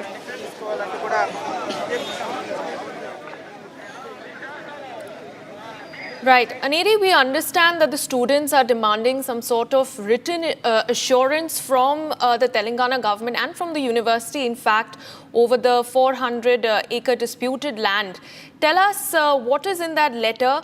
And we also understand they've demanded the release of the minutes of some executive committee meeting that has already taken place on the issue despite the showdown that has been going on for the last 2 days. Aneri. Well, that's right. There has been a massive showdown especially over this particular land, the 400 acres of land, where we see that on one side the government claims that the Supreme Court in 2024 had handed over this land to the government, and so they have now taken up the development work there, and that is the reason why this cleaning has been going on. But now the students continue to oppose this move by the government, and also at the same time we have been seeing that not only the 400 acres of land, we see that there has been a massive face-off because it's a completely forest area which the government is planning to clean up and come up with a huge complex there. But the students continue to question the move of the government, and not only that, now we see that how the opposition parties, including the BJP and the BRS, continue to question the government. As you can see, we just had a word with the BJP karyakartas who have been questioning the Congress government, and on the other side we also see BRS working president also hitting out at Rahul Gandhi, questioning his silence over this whole issue.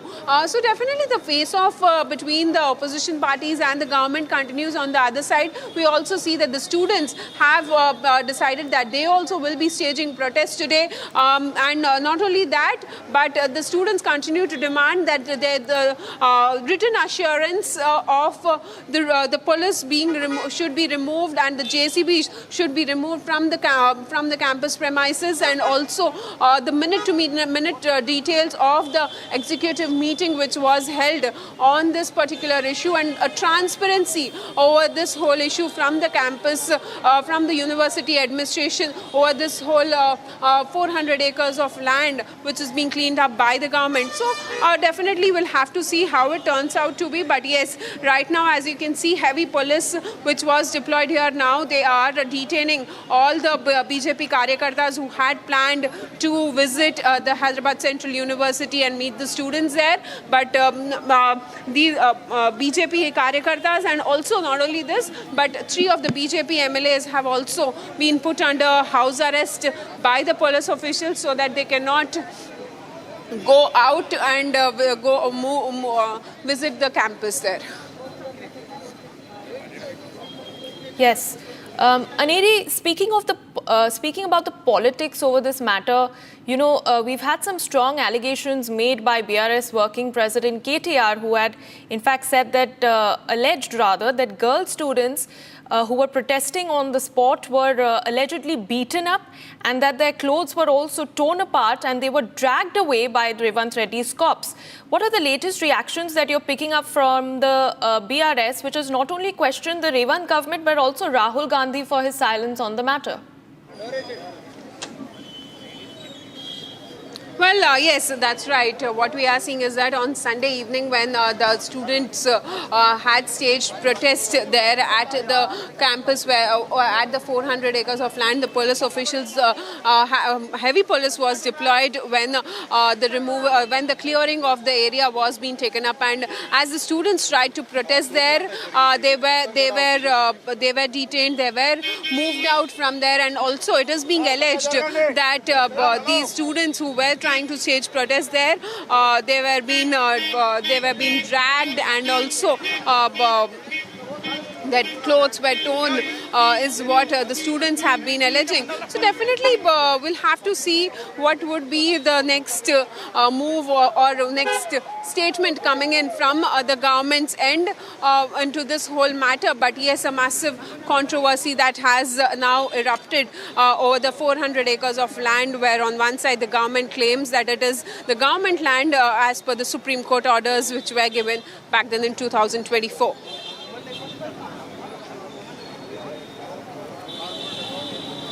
Right, viewers, those are the visuals that we're continuously getting you on your screens. Republic TV's Aneri reporting from on ground, where BJP karyakartas are being detained. There are clashes that have been reported between the Telangana cops and the BJP karyakartas. And all of this while the students have made it absolutely clear that their protests will not stop until there is an immediate removal of the bulldozers from campus. And the students have also asked the university administration to give written assurances that steps will be taken to ensure that the land, the 400-acre disputed land, is registered under the Hyderabad Central University auspice. And the students have categorically demanded, viewers, that the university maintain transparency as far as the documents related to the land is concerned, and bringing you minute-to-minute updates and visuals on your screen. And my colleague Aneri continues to be with us. Aneri, dramatic visuals coming in from Hyderabad. We see over there BJP karyakartas being pushed and heckled and forcefully put into vans and being taken away. Well, yes, that's right. What we we just saw that how the BJP Karyakartas were being detained from here at the MLA complex as they planned to visit the Hyderabad Central University, and not only that, some of the Karyakartas were being pushed into the police vans, and they are now all of the Karyakartas from here have been shifted. They have been detained by the police officials, and they are now shifted to the local police station. Just ahead of their visit to the Hyderabad Central University. And not only that, we are seeing that how the BJP also continues to question the government. MOS Home, Bandi Sanjay has also now taken to social media. He has also questioned the optimism of the Congress government over the auctioning of this 400 acres of land. So definitely a massive controversy that has now being broken out here in Telangana, especially at the Hyderabad Central University. On one side, we see students being protesting over the clearing of the land, and also on the other side, we see that how the BJP MLAs who plan to visit the Hyderabad Central University, they also have been detained. 3 MLAs of the Bharatiya Janata Party, they have been put under house arrest, and KTR, the BRS working president, continues to question the Congress government over what's the hurry, because remember, on the 7th of April, there will be a hearing that will be taking place in the High Court over this matter. So now the BRS also continues to question the silence of Rahul Gandhi on this issue, and questions that why isn't Rahul Gandhi asking its chief minister and the ministers to speak on this matter. Right, Aneri, many thanks for joining me on this broadcast. Viewers, we'll keep coming back to this story with my colleague Aneri on the ground. For the moment, we move on to a story that we've been tracking closely. Now, the Chinese military, viewers, has launched large-scale drills in the waters around Taiwan as it warned the self-ruled island against seeking independence. Now, these drills, we understand, are meant to be a severe warning and forceful containment against Taiwan independence. Now, Taiwan's Ministry of National Defense has said that it had tracked at least 19 Chinese Navy vessels in the waters surrounding the island just within a period of 24 hours. And joining me on the story on this broadcast is Major General Shashi Asthana. Sir, thank you so much for speaking to Republic TV this morning. We want to understand from you, what are the implications of this as far as security in the Indo-Pacific region is concerned, sir? See, as far as Chinese are concerned, this kind of blockade is a blatant demonstration of force and is a coercion of Taiwan to ensure that Taiwan does not declare independence.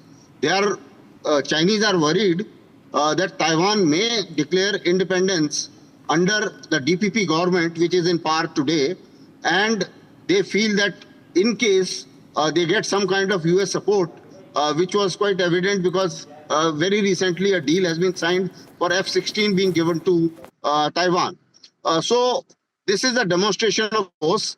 I don't think Chinese are in any position as of now to take Taiwan by force.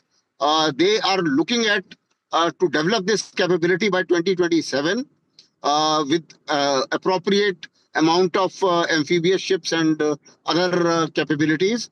But notwithstanding that, also in case they take Taiwan by force, the cost-benefit analysis-wise, they would be losing very heavily economically. So this is not an option as of now, but certainly they have not given out that option, and they have said that if need be, we will be taking it Taiwan by force.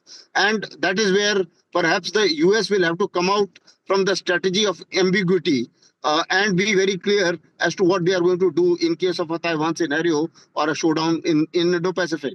But apparently, as of now, Chinese intention is that Taiwan should not declare independence. They should be able to coerce them with the firepower demonstration, and hope that DPP loses the next election and the other party, KMT, comes into power, and KMT seems to be a little more favorable to Chinese, and then perhaps they would look at a peaceful kind of reunion with Taiwan. That is what they are perhaps looking at. That is what they are perhaps looking at. Major General Shashi Asthana, thank you so much for explaining that to us. We'll keep coming back to you. Now, viewers, moving on to breaking news coming in from Jammu and Kashmir. The anti-terror operations in Kathua has now entered its 10th day with a third encounter that is currently ongoing between security forces and terrorists in the Bilawar area of Jammu. Now, 3 Jaish-e-Mohammed terrorists are reportedly trapped in the area with the same group in the past 10 days. Jammu and Kashmir police and CRPF personnel have now successfully ambushed the Jaish group, and senior CRPF officials have been rushed to the operation site to oversee the ongoing efforts. And that is the latest that we are getting in on the Kathua encounter. Remember, viewers, yesterday we saw Lieutenant General Manoj Sinha visit the residences of those who were martyred in the encounter, and Kathua anti-terror operations have been going on for the past 10 days.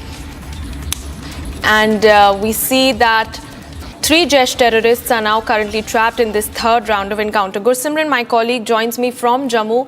Gursimran, this is the 10th day of and the third round of encounter and the 10th day of the anti-Kathua, anti-terror operations in Kathua. What is the latest that you're picking up in terms of the security measures that are in place?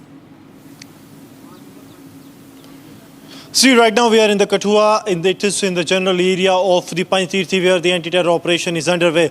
The terrorists have managed to escape from the first place of the cordon where the contact was established late last night with the teams of the CRPF and the Jammu and Kashmir police. Now the extensive searches have been launched in the area.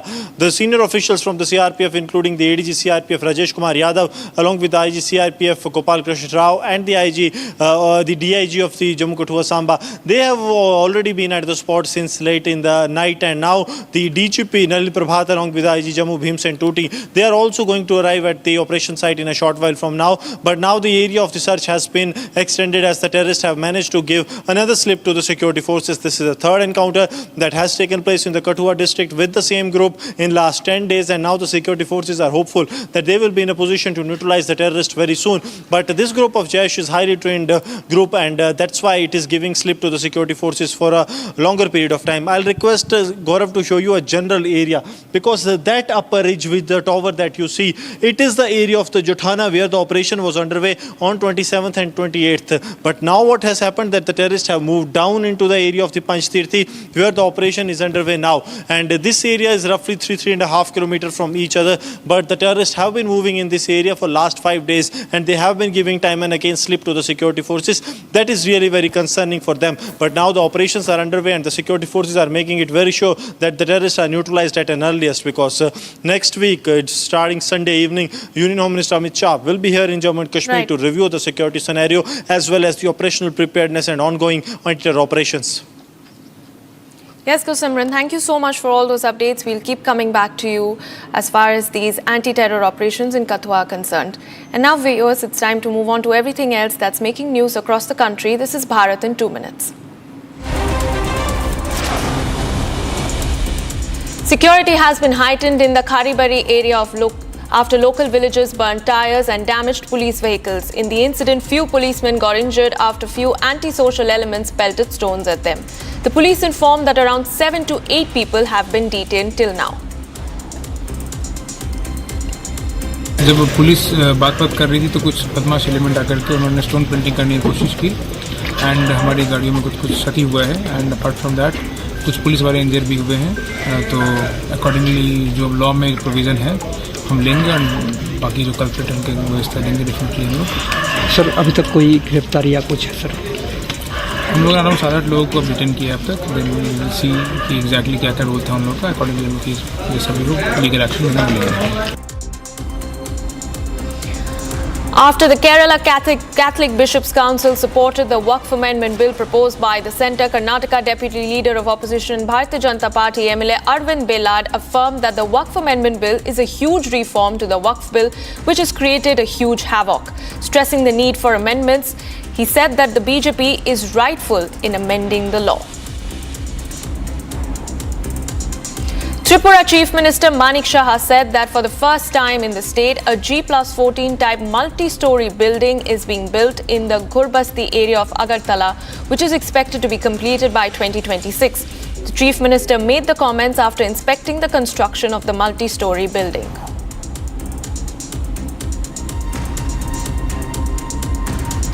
Security forces intensified search and cordon operations following the exchange of fire with terrorists in the Kathua region a day ago. Multiple surveillance and ambushes have been set up in the area of Kathua based on intelligence inputs in a joint operation led by the Indian Army, Jammu and Kashmir Police and Central Reserve Police Force.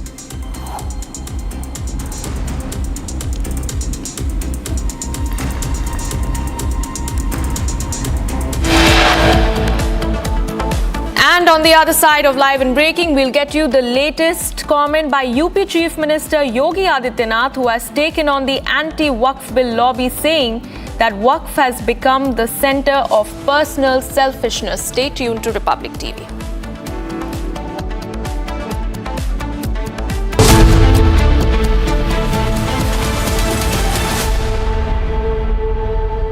Mahi sir, how much do you love your fans? Honestly, I love my new fans.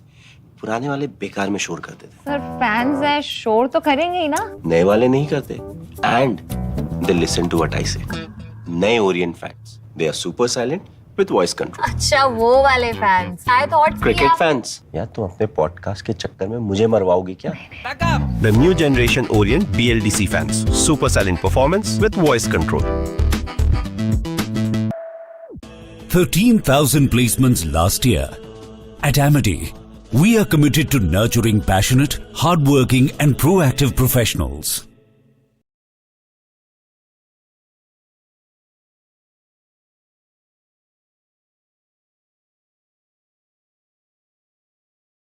My question to Sunny is that Indian Space Research Organization, ISRO chief has said that India wishes to utilize your expertise in space exploration. So is there any scope of hope that we can see you working or collaborating with ISRO, that is Indian?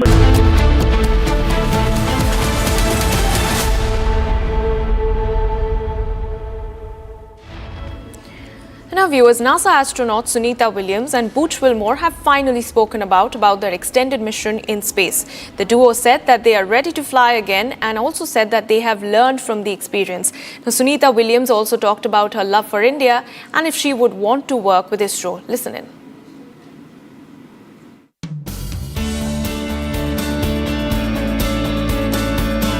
NASA's astronauts Butch Wilmore and Sunita Williams said that they hold themselves partly responsible for what went wrong on their space mission and would want to fly again.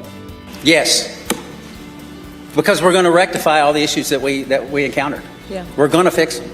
We're going to make it work. Boeing's completely committed. NASA is completely committed. And with that, I get on in a heartbeat. Williams and Wilmore launched into space last year on June 5, expecting an 8-day stay at the ISS. However, due to technical glitches, they were forced to extend their stay for more than 9 months. In their first news conference since coming back, the duo said that they were putting the mission ahead of themselves and even their families and friends. Sunita Williams also shared her views on how India looks from space, offering a beautiful description. India is amazing. Every time we went over the Himalayas, and I'll tell you, Butch got some incredible pictures of the Himalayas. Just amazing. And you can see, like I've described it before, just like this ripple that happened, obviously when the plates collided, and then as it flows down into India, it's many, many colors.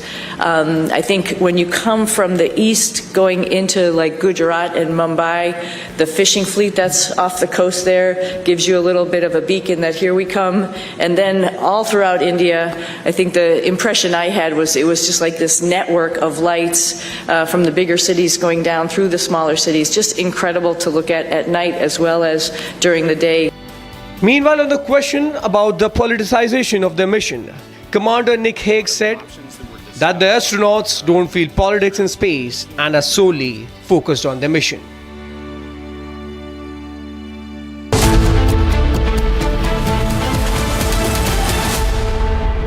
Welcome back, everybody. Butch, this question is for you. Where do you lay the blame for your Starliner test flight? Clearly, Starliner was not ready to fly when it did. Whom do you hold responsible for everything that happened? Thanks. That is a question that I cannot answer in a couple of comments, but I'll start with me. There were some issues, of course, that happened with Starliner. There were some issues, of course, that happened that prevented us from returning on Starliner. And I'll start with me. There were questions that I, as the commander of the spacecraft, that I should have asked, and I did not. At the time, I didn't know I needed to. And maybe you could call that hindsight, but I'll start and point the finger and I'll blame me. I could ask some questions, and the answers to those questions could have turned the tide. So blame, that's a term, I don't like that term, but certainly there's responsibility throughout all the programs, and certainly you can start with me. Responsibility with Boeing? Yes. Responsibility with NASA? Yes. All the way up and down the chain. We all are responsible. We all own this, and we are in this.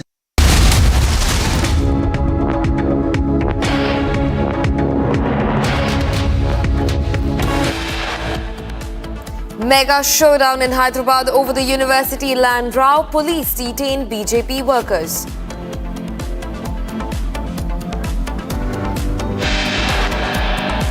UP Chief Minister Yogi Adityanath takes on anti-Waqf bill lobby, says Waqf has become center of personal selfishness. China launches blockade exercise against Taiwan. PLA Eastern Theatre Command blocks key Taiwanese island.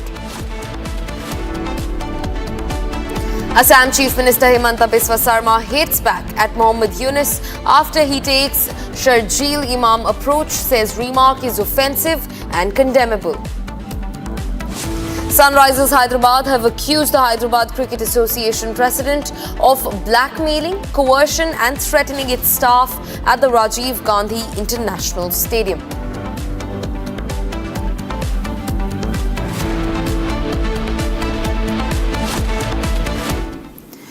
Hello and a very warm welcome. You're watching Republic TV. I'm Gesu Bharadwaj, and starting first, as per sources, Lok Sabha Business Advisory Committee meeting is to be held today, with the government slated to table the revised Waqf Amendment Bill at the crucial meeting. Now, in fact, in the Parliament, the meeting of the Business Advisory Committee of Lok Sabha will be chaired today, during which the Waqf Amendment Bill will also be tabled.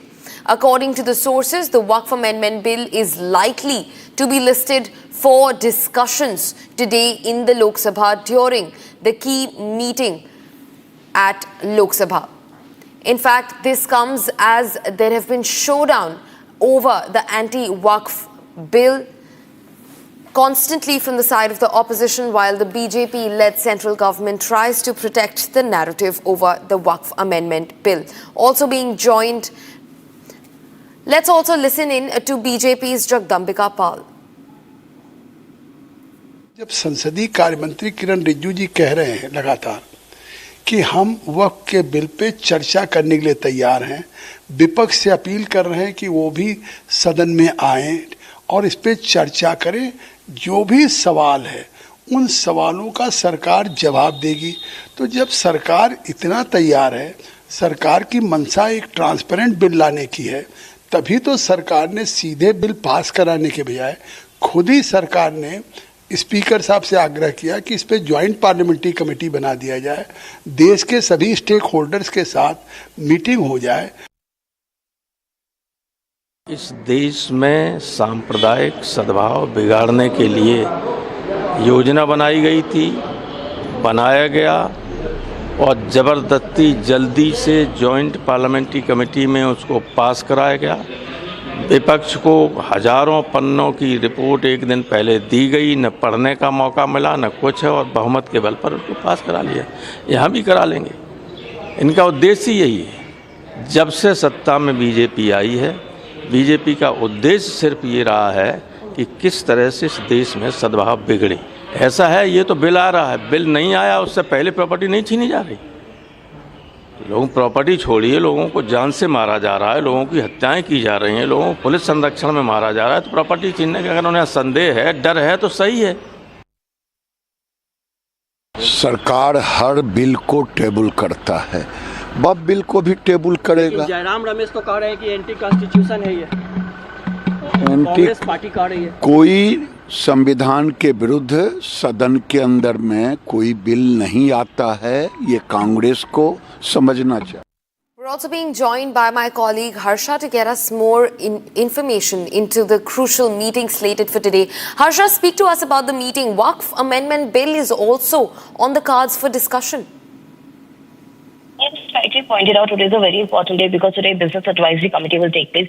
See, to tell you that Business Advisory Committee happens every Tuesday. It's not that it's happening for the first day, but yes, today the agenda of the Business Advisory Committee is to take all the opposition parties and make them understand that let the discussion in the House of the People, in the Lok Sabha happen fruitfully on the Waqf Amendment Bill. Already the report of JPC will be tabled where the dissent note of all the opposition parties have also been added during the last budget session, and today, this time, tomorrow, likely the Waqf Amendment Bill will come to the Lok Sabha, and also today both opposition and NDA, both are meeting simultaneously to make each other, all the party leaders understand that how important is that in this session the Waqf Amendment Bill should be passed and how these new amendments should be added. The JPC report which has the new amendments should be added to the Waqf Bill, and that is the reason why Business Advisory Committee, where the floor leaders of all the parties will be there in the meeting. In that meeting, Kiran Rijiju and Arjun Ram Meghwal will make understand opposition party leaders that let the House run. There should be no ruckus and no showdown so that a proper, fruitful discussion on the Waqf could take place. And also in the light, the several points of the opposition could also be added. And therefore, today, Rahul Gandhi, the parliamentary party of the parliamentary meeting of Congress party was also held in Parliament, where Rahul Gandhi addressed all the Congress leaders and asked them that all the India opposition party leaders should be together and all should be united whenever the Waqf Bill will be tabled. So whenever there's a showdown, there should not be walkout from just one party, which is Congress. There should be all the party stance should be clear. Also, Rahul Gandhi was of the opinion that JDU and TDP also have their reservations as far as the Waqf is concerned. So if they could also, the leaders could also speak to the TDP and JDU party leaders in the parliament to know more of their stance on this bill. So this is still now what we've got to know, but the entire day as entire day will go on at 11 o'clock, the House will run. After that, we'll get to know in Business Advice meeting, which will go on after 12 o'clock. We'll get to know more idea exactly when is government planning to table Waqf, like it is going to be tomorrow only. Back to you. Right, Harsha. Thanks very much for joining in with that information. For now, viewers, it's time to shift focus and take a look at what UP's Chief Minister Yogi Adityanath has to say about the anti-Waqf bill lobby, where he has said that Waqf has become a center for personal selfishness for political leaders. Now, remember, this stark statement from UP's Chief Minister Yogi Adityanath follows just one day after Union Parliamentary Affairs Minister Kiran Rijiju also said that the government is fully prepared to table the Waqf bill, and some parties are seeking to stoke tensions in the society and are trying to mislead people over Waqf Amendment Bill. And now a big statement from Uttar Pradesh's Chief Minister Yogi Adityanath, where he said that people are using Waqf Amendment Bill as a center for personal selfishness. These two statements from the side of BJP, first from the Union Parliamentary Affairs Minister Kiran Rijiju just yesterday, and today's big statement by Uttar Pradesh Chief Minister Yogi Adityanath, follow at the heels of AIMIM President Asaduddin Owaisi's support for AIMPLB over black armband protests against the Waqf Amendment Bill.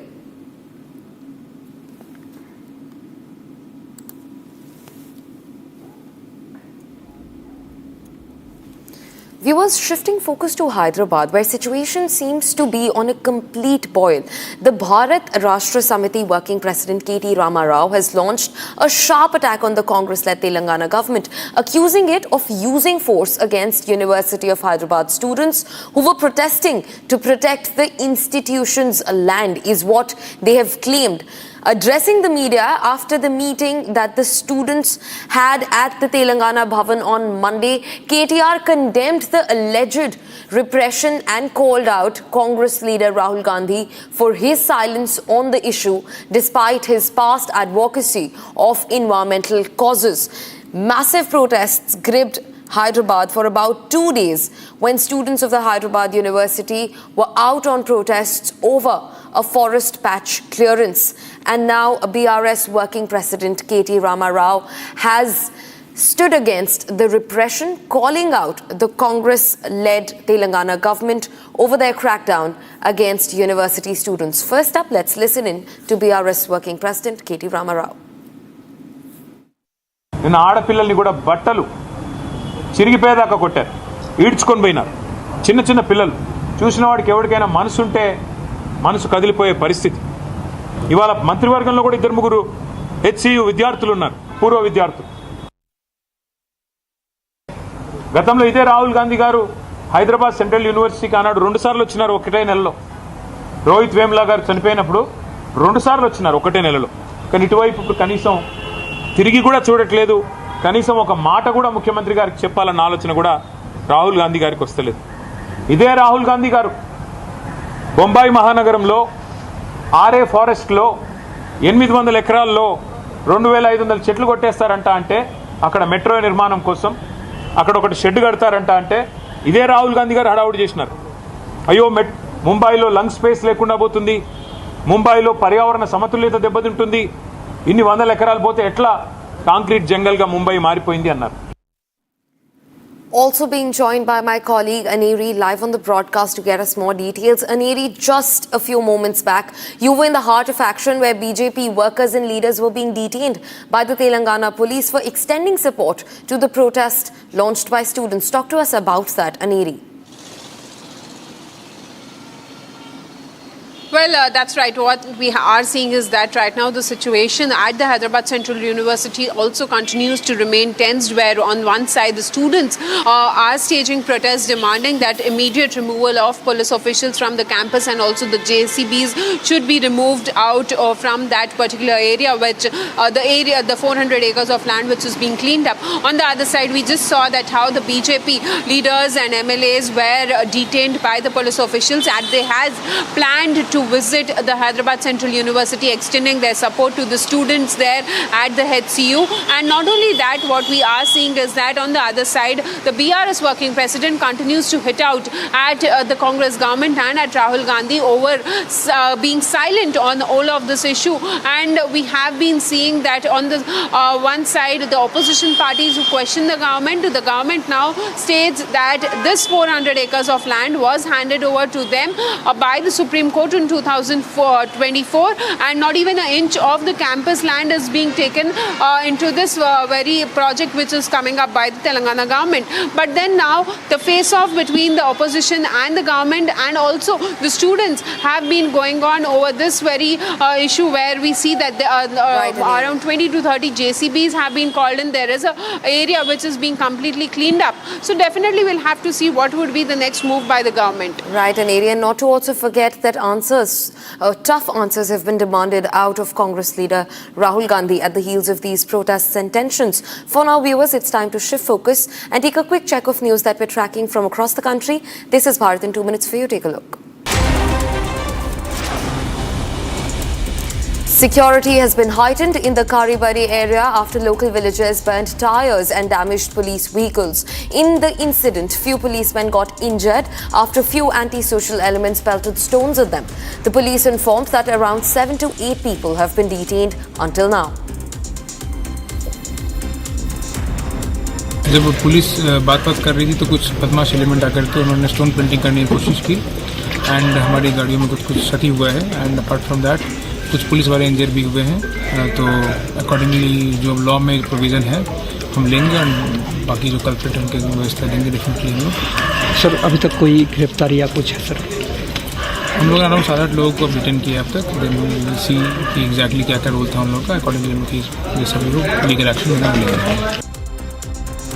After the Kerala Catholic Bishops' Council supported the Waqf Amendment Bill proposed by the centre, Karnataka Deputy Leader of Opposition and Bharatiya Janata Party MLA Arvind Belad affirmed that the Waqf Amendment Bill is a huge reform to the Waqf Bill, which has created a huge havoc. Stressing the need of amendments, Belad said that BJP is rightfully amending the law. Tripura Chief Minister Manik Saha said that for the first time in the state, a G+14 type multi-story building is being built in the Gurkha Basti area of Agartala, Tripura, which is expected to be completed by the year 2026. The Chief Minister made the comments after inspecting the construction of the multi-story building in the state. Security forces intensified search and cordon operations following the exchange of fire with terrorists in the Panch Tirthi area of Kathua a day ago. Multiple surveillance and ambushes have been set up in the Panch Tirthi area of Kathua based on intelligence inputs in a joint operation led by the Indian Army, Jammu and Kashmir Police and Central Reserve Police Force.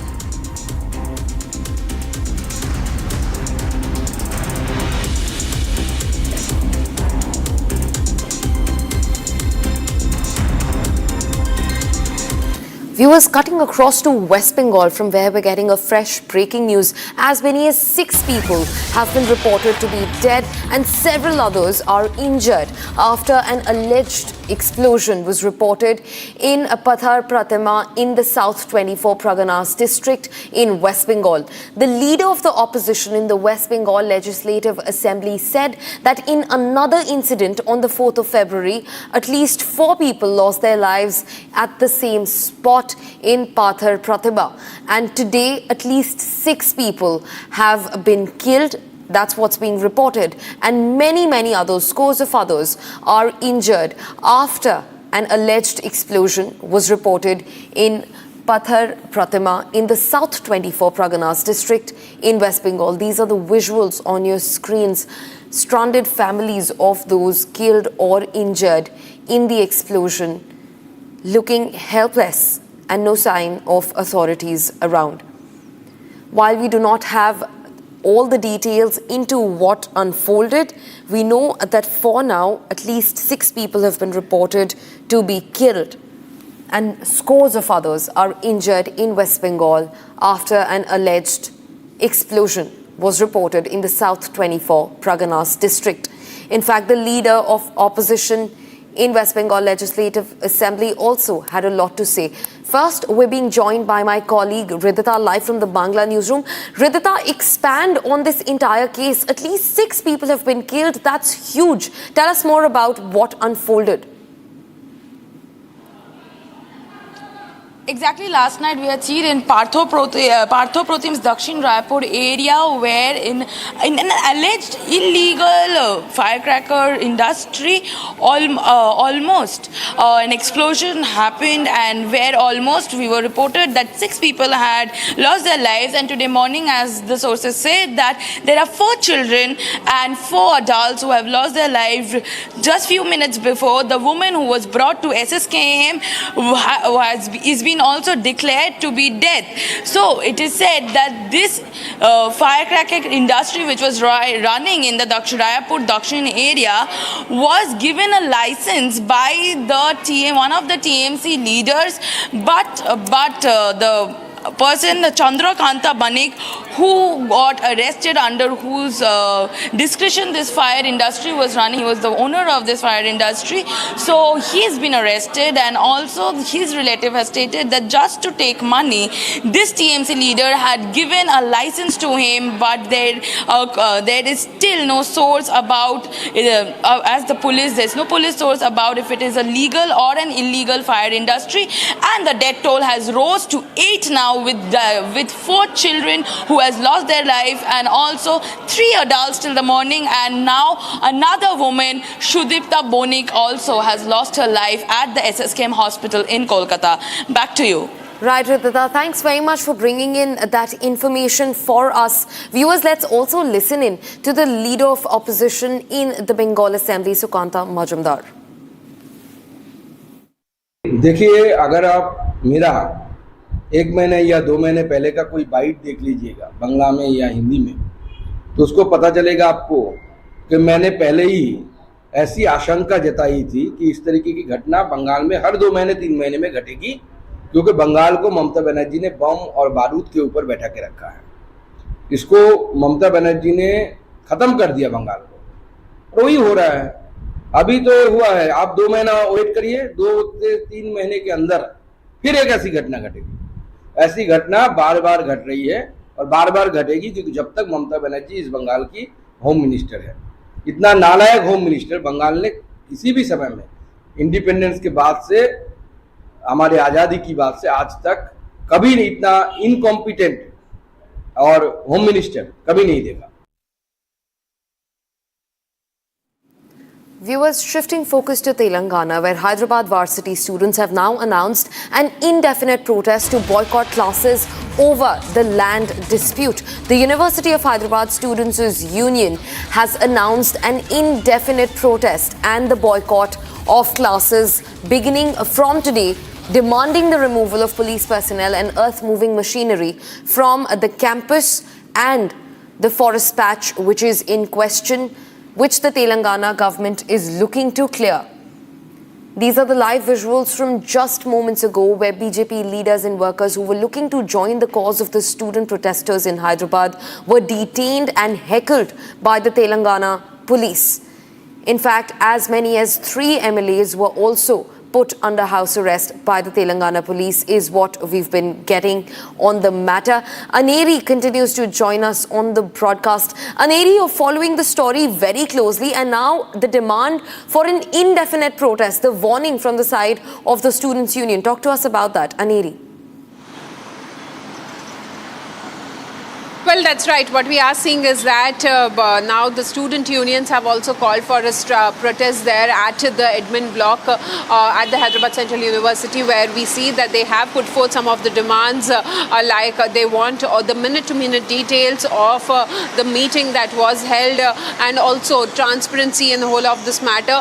And not only that, assurance from the administration that this land, the 400 acres of land would be registered under the campus, and also the removal of the police and the JCB from the campus area, because we have been seeing that since Sunday evening there are JCBs and also the police officials which have been deployed there at the site to clean up the area where the government of Telangana plans to come up with a project there at the very place. So now on one side we see that there are students who have put forth these demands to the administration, but also on the other side we see that the government says that this land, the 400 acres of land, belongs to the government as it is being handed over to them by the Supreme Court back then in 2024. So it all remains to be seen how it is going to be, because opposition parties also continue to question the government, and also why cleaning up such a huge area,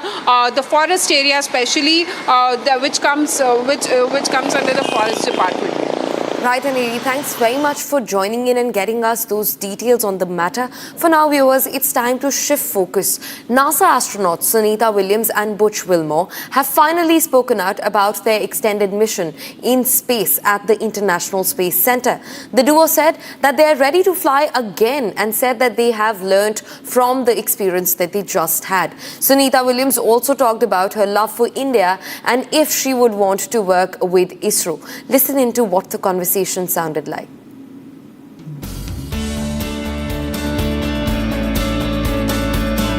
NASA's astronauts Butch Wilmore and Sunita Williams said that they hold themselves partly responsible for what went wrong on their space mission and would want to fly again.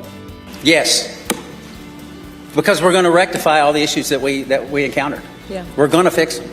We're going to make it work. Boeing's completely committed. NASA is completely committed, and with that, I get on in a heartbeat.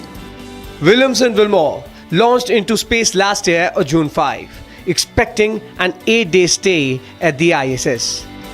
However, due to technical glitches, they were forced to extend their stay for more than 9 months. In their first news conference since coming back, the duo said that they were putting the mission ahead of themselves and even their families and friends. Sunita Williams also shared her views on how India looks from space, offering a beautiful description.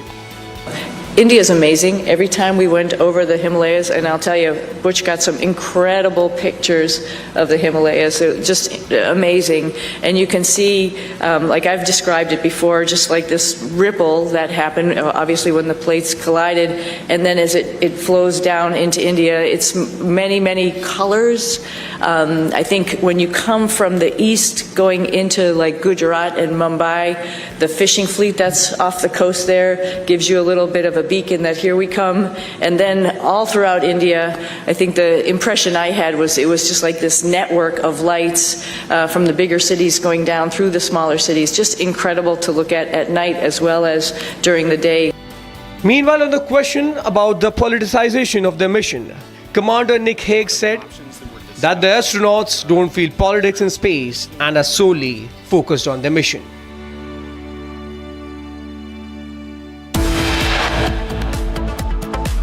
Security forces have extended the area of the search operation after 3 terrorists of Jaish that were trapped in the Panjtirthi area of the Kathua have managed to escape after the fierce encounter with the security forces late last night, and now the searches are underway on the 10th day of the Kathua terror operation. For more, stay tuned to Republic TV right after this short break.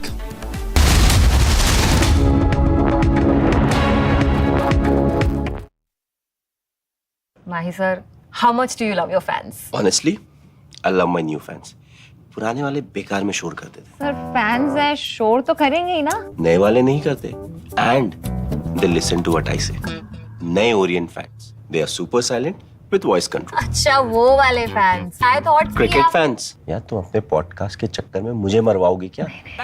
The new generation Orient BLDC fans, super silent performance with voice control. When you re-entered the Earth's atmosphere and came back to gravity, can you talk specifically about any kind of weird either sensations or experiences that you've had dealing with that over the last couple of weeks? And more importantly, did you know that you guys had been greeted by dolphins when you splashed down? I can tell you that returning from space to Earth through the atmosphere inside of a 3,000 degree fireball of plasma is weird, regardless of how you look at it. Doesn't matter what type. Yeah, it doesn't matter what type. It's thrilling. It's amazing. I remember thinking about the structure of the capsule and the stresses that it was taking, that was ongoing as the drogues came out, and the whole capsule starts shaking and twisting, and thinking about the stresses taking place, and going, "Wow, I hope those cables hold." And then the parachutes open up, and then you're like, I've said it many times. There's not a better feeling returning from space that the parachutes open and work. And I didn't have the view.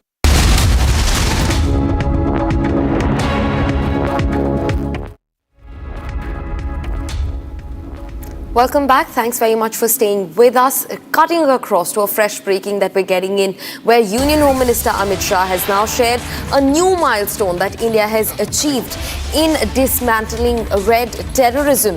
In fact, keeping on to Prime Minister Modi's determination that India will uproot Naxalism for good by 31st March 2026, Union Home Minister Amit Shah took to his X account and said that the significant reduction in the number of districts which are most affected by left-wing extremism has been brought to just 6 from a previous toll of 12.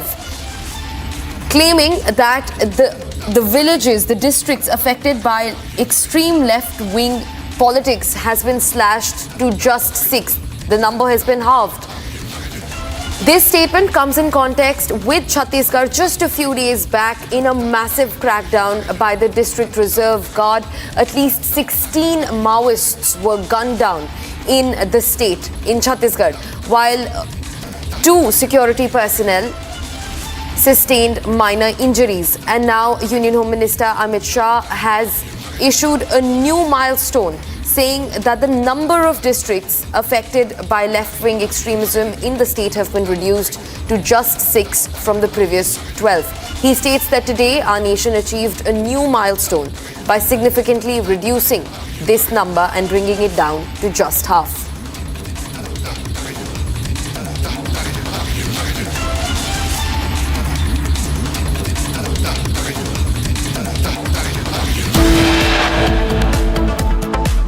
Security forces have extended the area of the search operation after 3 terrorists of Jaish that were trapped in the Panjtirthi area of the Kathua have managed to escape after the fierce encounter with the security forces late last night, and now the searches are underway on the 10th day of the Kathua terror operation. For more, stay tuned to Republic TV right after this short break.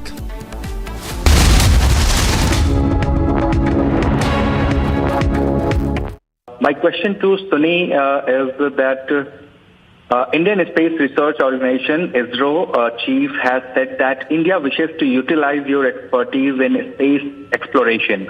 So is there any scope of hope that we can see you working or collaborating with ISRO, that is Indian Space Research Organization, in future? And second part of this question is, while being in ISS and seeing India from space, is there any moment you would like to share? How does India look from space, Tony? Opportunity, second. Yeah, so let me address the second question real quickly. India is amazing. Every time we went over the Himalayas, and I'll tell you, Butch got some incredible pictures of the Himalayas. They're just amazing. And you can see, like I've described it before, just like this ripple that happened, obviously, when the plates collided. And then as it flows down into India, it's many, many colors. I think when you come from the east going into like Gujarat and Mumbai, the fishing fleet that's off the coast there gives you a little bit of a beacon that here we come. And then all throughout India, I think the impression I had was it was just like this network of lights from the bigger cities going down through the smaller cities. Just incredible to look at night as well as during the day, highlighted, of course, by the Himalayas, which was just incredible as a forefront going down into India. I hope, and I think for sure, I'm going to be going back to my father's home country and visiting with people and getting excited about the first, or not the first, but the Indian astronauts who's going up on the Axiom mission coming up. Pretty awesome. They'll have a hometown hero there of their own that will be able to talk about how wonderful the International Space Station is from his perspective. But I hope I can meet up at some point in time and we can share our experiences with as many people in India as possible, because it's a great country, another wonderful democracy that's trying to put its foot in the space countries, and we'd love to be part of that and help them along. Do you plan to take your crew members on that trip with you? Absolutely. You might stick out a little bit, but that's okay. We'll get you all primed with some spicy food. We'll be good. Welcome back, everybody. Butch, this question is for you. Where do you lay the blame for your Starliner test flight? Clearly, Starliner was not ready to fly when it did. Whom do you hold responsible for everything that happened? Thanks. That is a question that I cannot answer in a couple of comments, but I'll start with me. There were some issues, of course, that happened with Starliner. There were from Asia's largest news headquarters, setting the agenda for Bharat.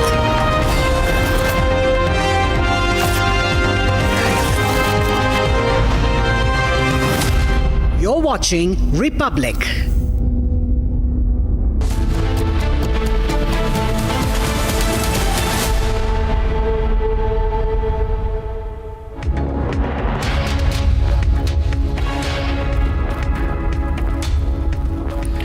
Good morning, viewers. This is Republic and you're watching Live and Breaking with me, Madhurima Mishra. But let's take a look at the headlines first.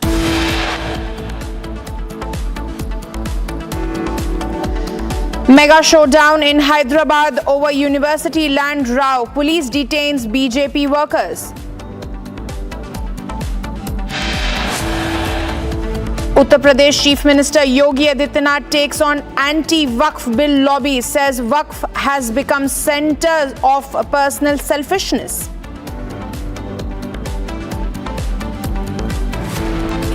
China launches a blockade exercise against Taiwan. PLA Eastern Theatre Command blocks key Taiwanese island.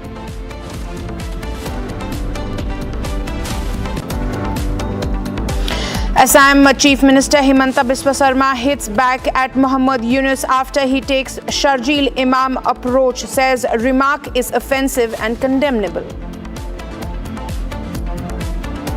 Sunrisers Hyderabad have accused the Hyderabad Cricket Association president of blackmail, coercion and threatening its staff at the Rajiv Gandhi International Stadium.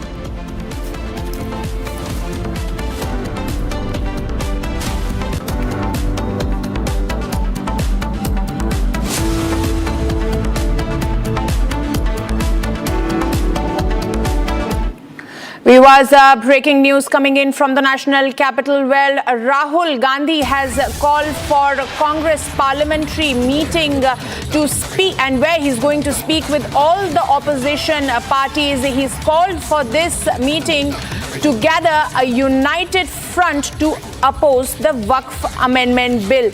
Now, viewers, it's a crucial meeting. Rahul is now calling for a united front against the Waqf amendment bill, and he has called for a meeting of all its MPs and has directed them to speak to the member of parliaments of other parties as well and bring them on board under the anti-Waqf amendment bill camp. Now, viewers, this is coming after when Kiran Rijiju, the Union Parliamentary Affairs Minister, yesterday in a press conference had made it abundantly clear that the government is ready for passing off the Waqf amendment bill, and at the same time he had also averred, viewers, as to how there are certain political parties and certain individuals that are propagating misinformation about the Waqf amendment bill, viewers. Now, joining us live on this broadcast is my colleague Harsha. Harsha, it's a crucial meeting that has been called by Rahul Gandhi, where now he's making an attempt to gather an anti-Waqf amendment bill lobby just a day ahead of its passing. Harsha. You rightly pointed out, so Rahul Gandhi called for a meeting. This was a Congress Parliamentary Party meeting, which is very important, as today there is a lot of noise about the Waqf bill, that whether work will be tabled, it will be tabled today or it will be tabled tomorrow. So in that context only, Rahul Gandhi today addressed all the MPs of his party, where he clearly stated that the MPs of the Congress should reach out to the floor leaders of the opposition party so that all the India Alliance partners are at the same stance when it is as far as Waqf is considered. So if there's a showdown, all the leaders should be together. In fact, some of the MPs have also been asked, like Suresh, who's the deputy leader of Congress in the Lok Sabha, has been asked to reach out to NDA alliance partners as well, like LJP, JDU and TDP, to get a clear picture exactly what's their thought on the Waqf bill, and also this will directly impact their vote bank in their states respectively as well, and therefore they should not favor government or support government in the Waqf bill. That is the reason Rahul Gandhi, this is what Rahul Gandhi spoke in the Congress Parliamentary Party meeting. To tell you that now the Lok Sabha has already commenced and this meeting is over, but we'll get to know in the BAC as well exactly what has been decided, whether there will be discussion on Waqf today or tomorrow, and how long if the discussion happens, what is opposition's point of view to the government. Back to you. Well, thank you, Harsha, for those details. We'll keep coming back to you. Viewers, it's going to be crucial 2 days, today and tomorrow, where the opposition is gathering momentum to make sure that they have enough on their side to oppose the Waqf amendment bill. Now, getting in latest reactions from the opposition parties, which have continuously their fear-mongering over the Waqf amendment bill. Remember, Kiran Rijiju had said that we are not going to take away lands of madrasas, graveyards or any religious institution, and those who are saying that is incorrect. Now, the opposition leaders are maintaining that the bill is one-sided and is anti-minority. Listen in. नहीं, वक्फ board के खिलाफ हैं हम लोग, इसलिए खिलाफ हैं क्योंकि भारतीय जनता पार्टी हर जगह हस्तक्षेप करना चाहती है। भारतीय जनता पार्टी हर जगह अपना कंट्रोल चाहती है। सर, साथ ही जो अजमेर के हैं वो लोग सपोर्ट कर रहे थे, चिश्ती लोग, वो लोग कह रहे हैं कि इसको भ्रम फैलाया जा रहा है, ये सही है। ये भारतीय जनता पार्टी किससे क्या कहलवा दे, किससे क्या करवा दे, ये भारतीय जनता पार्टी का कमाल है। इस देश में सांप्रदायिक सद्भाव बिगाड़ने के लिए योजना बनाई गई थी, बनाया गया और ज़बरदस्ती जल्दी से जॉइंट पार्लियामेंट्री कमेटी में उसको पास कराया गया। विपक्ष को हजारों पन्नों की रिपोर्ट एक दिन पहले दी गई, न पढ़ने का मौका मिला न कुछ, और बहुमत के बल पर उनको पास करा लिया। यहाँ भी करा लेंगे। इनका उद्देश्य यही है। जब से सत्ता में बीजेपी आई है, बीजेपी का उद्देश्य सिर्फ ये रहा है कि किस तरह से इस देश में सद्भाव बिगड़े। ऐसा है, ये तो बिल आ रहा है, बिल नहीं आया उससे पहले प्रॉपर्टी नहीं छीनी जा रही। लोगों प्रॉपर्टी छोड़िए, लोगों को जान से मारा जा रहा है, लोगों की हत्याएं की जा रही हैं, लोगों को पुलिस संरक्षण में मारा जा रहा है, तो प्रॉपर्टी छीनने का अगर उन्हें संदेह है, डर है, तो सही है। Viewers, we're also getting latest reactions from the BJP, which has maintained that the Waqf amendment bill will prioritize the welfare of the Muslims. Listen in. जब संसदीय कार्य मंत्री किरण रिजिजू जी कह रहे हैं लगातार कि हम वक्फ के बिल पे चर्चा करने के लिए तैयार हैं, विपक्ष से अपील कर रहे हैं कि वो भी सदन में आएं और इस पे चर्चा करें, जो भी सवाल है उन सवालों का सरकार जवाब देगी। तो जब सरकार इतना तैयार है, सरकार की मंशा एक ट्रांसपेरेंट बिल लाने की है, तभी तो सरकार ने सीधे बिल पास कराने के बजाय खुद ही सरकार ने स्पीकर साहब से आग्रह किया कि इस पे ज्वाइंट पार्लियामेंट्री कमेटी बना दिया जाए, देश के सभी स्टेक होल्डर्स के साथ मीटिंग हो जाए। सरकार हर बिल को टेबल करता है, वह बिल को भी टेबल करेगा। जयराम रमेश तो कह रहे हैं कि एंटी कॉन्स्टिट्यूशन है ये, कांग्रेस पार्टी कह रही है। कोई संविधान के विरुद्ध सदन के अंदर में कोई बिल नहीं आता है, ये कांग्रेस को समझना चाहिए। So viewers, we just heard Union Minister Gurudwara Singh, who's saying that the Congress party and the other opposition parties are making an attempt to propel false propaganda against Waqf bill. Now viewers, let's shift our focus to what's happening in Hyderabad. Viewers, in the wake of massive protest on the campus of Hyderabad Central University, the BJYM, that is the Yuva Morcha of the Bharatiya Janata Party, has called for a Chalo HCU protest against the Revant Reddy government. Viewers, now remember, all this is coming as several BJP Karyakartas were detained earlier this morning by Revant's cop. They were pushed, they were heckled, including the students who were also initially pushed and heckled by Revant's police. They have accused them of that. At the same time, the students have also called for an indefinite strike to protest against the Revant Reddy government. Viewers, since morning, we are bringing you all the updates, and we saw that's to how the Telangana police had reached the residences of multiple BJP workers and at the same time House arrested them, did not allow them to protest, did not allow them to join that student protest at the HCU. Joining us live on the broadcast is my colleague Aneri. Aneri, a special call has been made by Bharatiya Janata Party's Yuva Morcha, who is saying that now they are going to initiate a Chalo HCU protest. Aneri, what are we learning on this?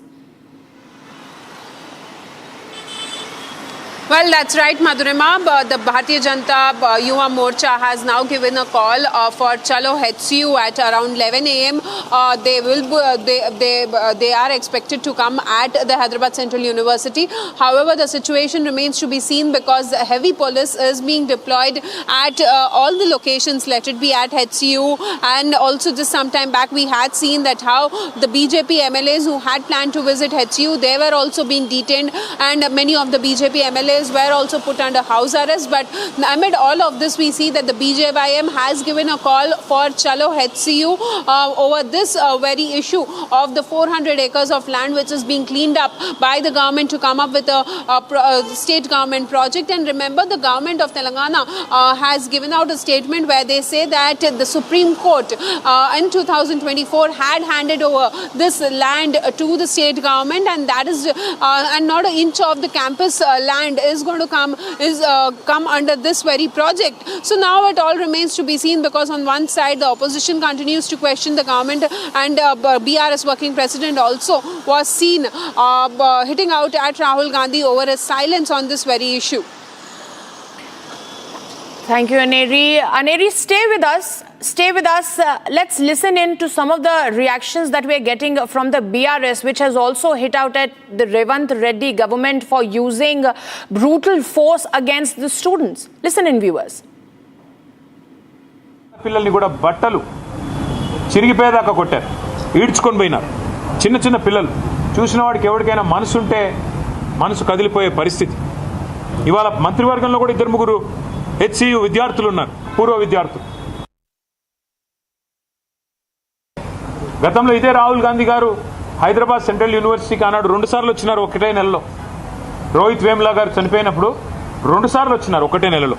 కానీ ఇటువైపు ఇప్పుడు కనీసం తిరిగి కూడా చూడట్లేదు. కనీసం ఒక మాట కూడా ముఖ్యమంత్రి గారికి చెప్పాలన్న ఆలోచన కూడా రాహుల్ గాంధీ గారికి వస్తలేదు. ఇదే రాహుల్ గాంధీ గారు బొంబాయి మహానగరంలో ఆర్ఏ ఫారెస్ట్లో 800 ఎకరాల్లో 2500 చెట్లు కొట్టేస్తారంట. అంటే అక్కడ మెట్రో నిర్మాణం కోసం అక్కడ ఒకటి షెడ్ కడతారంట. అంటే ఇదే రాహుల్ గాంధీ గారు హడావుడి చేసినారు. అయ్యో ముంబైలో లంగ్ స్పేస్ లేకుండా పోతుంది, ముంబైలో పర్యావరణ సమతుల్యత దెబ్బతింటుంది, ఇన్ని 100 ఎకరాలు పోతే ఎట్లా కాంక్రీట్ జంగల్గా ముంబై మారిపోయింది అన్నారు. Viewers, getting in more breaking news. These are the visuals from the residence of BARS Working Committee Chief KTR. Now, heavy police deployment there, viewers, at the residence amid the ongoing controversy at the Hyderabad Central University land row. These are the exclusive visuals that we are bringing for you. My colleague Aneri is reporting from ground zero over there. Aneri, over to you. What's happening over there? Well, Madhurima, what we are seeing is that massive controversy which has erupted at the Hyderabad Central University. Yesterday, we had seen KTR meeting some of the student union students of the HCU there at the BRS party office. And today, as the students have also given a call for a protest, putting forth some of the demands at the to the administration of the HCU, we are seeing that now there is heavy police which is deployed at the BRS working president KTR's residence, and amid this impression that KTR would be visiting the HCU. However, there is no such information that KTR would be visiting Hyderabad Central University. But despite that, we see that there is heavy police which is deployed at the residence of BRS working president KTR. Well, thank you, Aneri, for those details. We'll keep coming back to you for more on this. As viewers, this entire protest is gaining momentum there in Hyderabad with this, specifically with this call that has been made by the Yuva Morcha of the Bharatiya Janata Party. We'll bring you more on this. But for now, viewers, let's shift our focus to what's happening after Yunus made that call inviting China there, luring for investment in Northeast. Now, Congress has backed Yunus' separatist approach. The Congress has said that the government is not taking care of Manipur, and China has already settled in villages in Arunachal. Now, Congress has also called India's foreign policy pathetic. So there, viewers, once again, Congress propelling an agenda that does not suit national interest. And here we have a statement yet again where Congress is supporting what Muhammad Yunus of Bangladesh had to say, where he went on and invited China, saying that they own the oceans and it is only that all the northeastern states are joined with India with just a chicken neck corridor. Now, joining us live on the broadcast is my colleague Soumya. Soumya, now the Congress has supported what Muhammad Yunus said. Instead of condemning a comment like that, they are seconding what Yunus had to claim.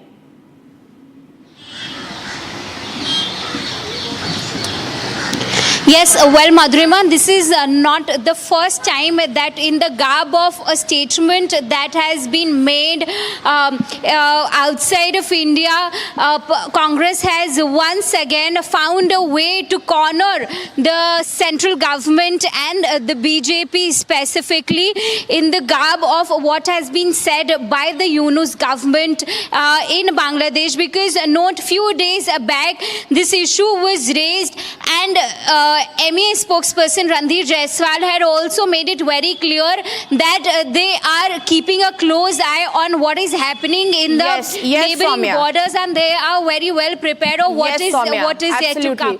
Soumya, we'll keep coming back to you, but joining us live on this broadcast is also Congress Party's national spokesperson Udit Raji. Mr. Udit Raj, Congress is now giving a statement backing Mohammad Yunus. Why is that? It's not backing Mohammad Yunus. What Congress stands for is that our government was not at all aware what was going to happen in Bangladesh. And the way that Pakistan has come very close, not only that, but joint military trainings are also happening over there. And of course, from different sources, it's clear that ISI is also involved. And how could our government get any clue about it? And not only that thing, that the Hindus and minorities are being persecuted there. They are most insecure. Never happened. And Bangladesh used to be our friend, but how it turned to be a foe instead of friend. That means it's a failure of our government. Our foreign policies totally failed, and there is no clue what our RAW is doing, what our intelligence is doing. Uditji, I would also like to ask you that you're saying that you have not backed Yunus, but I will say that looking at the statement that has come from the Congress party, it is the time when all the Indian parties should come together and condemn what Mohammad Yunus said, that 7 sisters, those states are integral part of India, and he's saying that he's king of the ocean and that China should come in and take advantage of that. It is the time when all the Indian political parties should come together and raise their voice with unity, sir, don't you think? But let me tell you how he emerged. See what happened. Yunus is the birth of circumstances. That not he's a natural leader, elected leader. It was failure on the part of our government that our government could not know that what was going to happen in Bangladesh. And mass uprising took place, and as a result, Yunus was brought over there. He's an unelected person, and recently had gone to China. And not only Bangladesh has come closer to Pakistan, even has come closer to China. Definitely, China will oblige it, and Bangladesh also will inch towards China rather than India. So who's responsible for it? Shazia Ilmi of the Bharatiya Janata Party. Shazia, we just heard Mr. Udit Raj, he's saying that the Congress is not backing Mohammad Yunus, but their statement categorically says as to how they go and blatantly called India's foreign policy pathetic. How do you see this, Shazia? I hate to say this, but Congress clearly works against Indian interests. And all must condemn made by Bangladesh government and the chief advisor, Mohammad Yunus, who feels that Bangladesh is sole guardian of the Indian Ocean.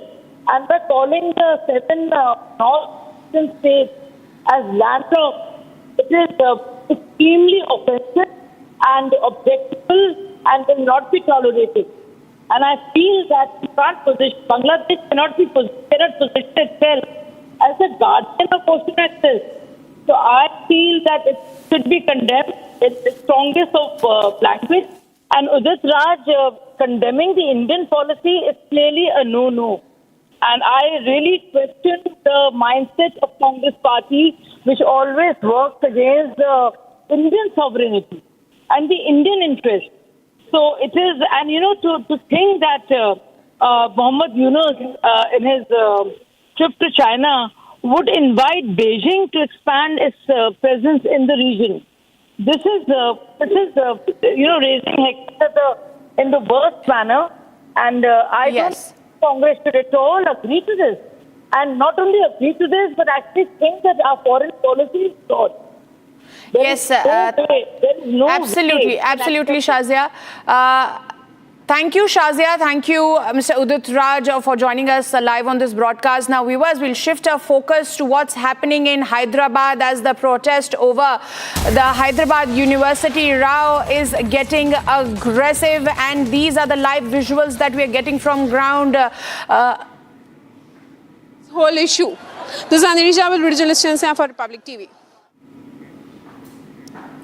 So there you can see, viewers, exclusive visuals over there as the Bharatiya Janata Party Yuva Morcha had called for an HCU Chalo protest where they were all collectively going to go to the Hyderabad University where the protests are on against the Telangana government. Viewers, we have Aneri back on the broadcast. She is reporting from Ground Zero. Aneri, what's happening over there? Well, Madhurima, I'll just try and show you the visuals. As you can see, there is heavy police which is deployed, and the BJYM Karyakartas who had given a call for Chalo HCU, they had come here, but now all of the BJYM Karyakartas are being detained by the police. As you can see, we'll just try and get a word from them as well, because ये जगह जो है हैदराबाद का central university का land है। 1974 में government alert किया था, उनका कॉम्पाउंड वॉल पूरा सराउंडिंग्स बना गया है, वो तोड़ के आज रेवंत रेड्डी का गवर्नमेंट जो है अंदर जेसीबीओं को बुलडोजरों को भिसा के पूरा पशु पक्षियों को पूरा नष्ट करते हुए वो पूरा तकलीफ ले रहे हैं government. Madhurima, how the BJYM Karyakartas are now being detained by the police officials here. These are the latest and exclusive visuals which we are getting from the Hyderabad University campus, right outside the campus, as the BJYM had given a call for the Chalo HCU amid this ongoing controversy, extending support to the students here. But then we see that there is a massive face-off which is going on right now between the police and the BJYM Karyakartas as well.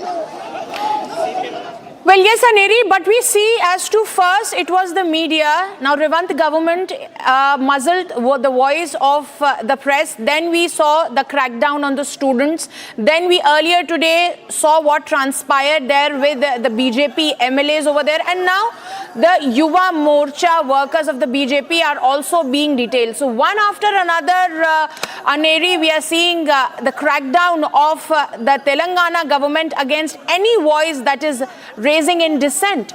Aneri.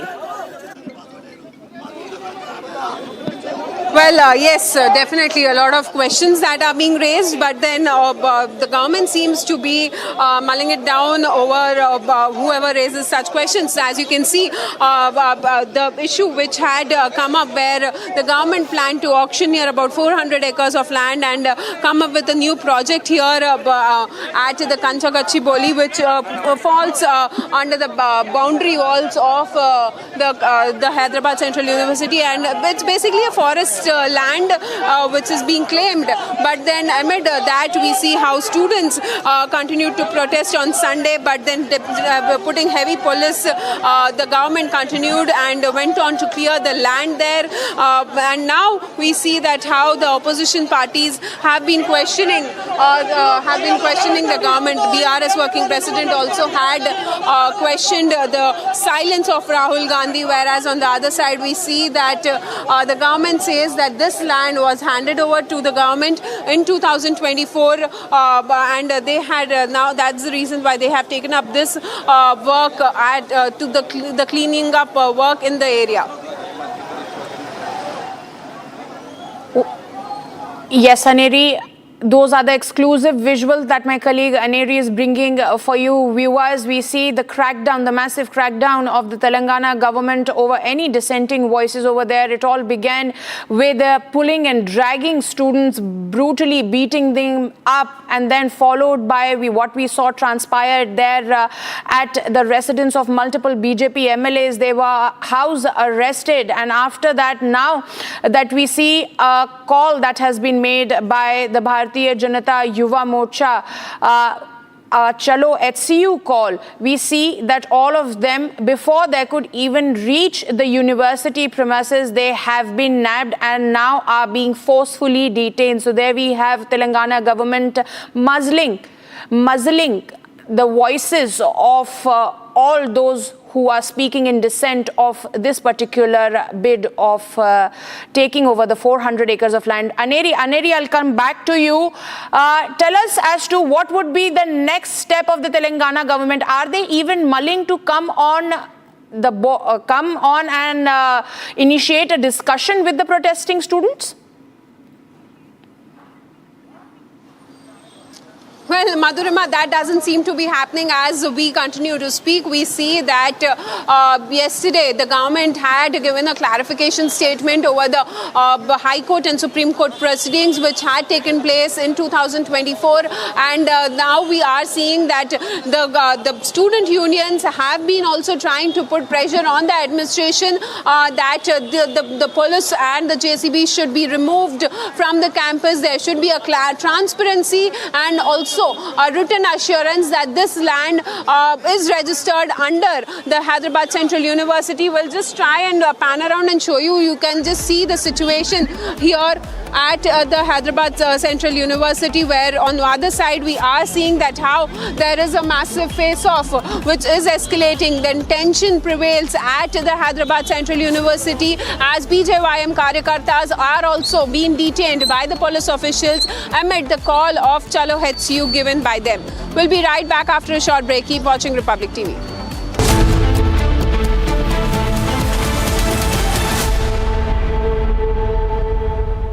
Mahi sir, how much do you love your fans? Honestly, I love my new fans. पुराने वाले बेकार में शोर करते थे. Sir, fans है शोर तो करेंगे ही ना? नए वाले नहीं करते. And they listen to what I say.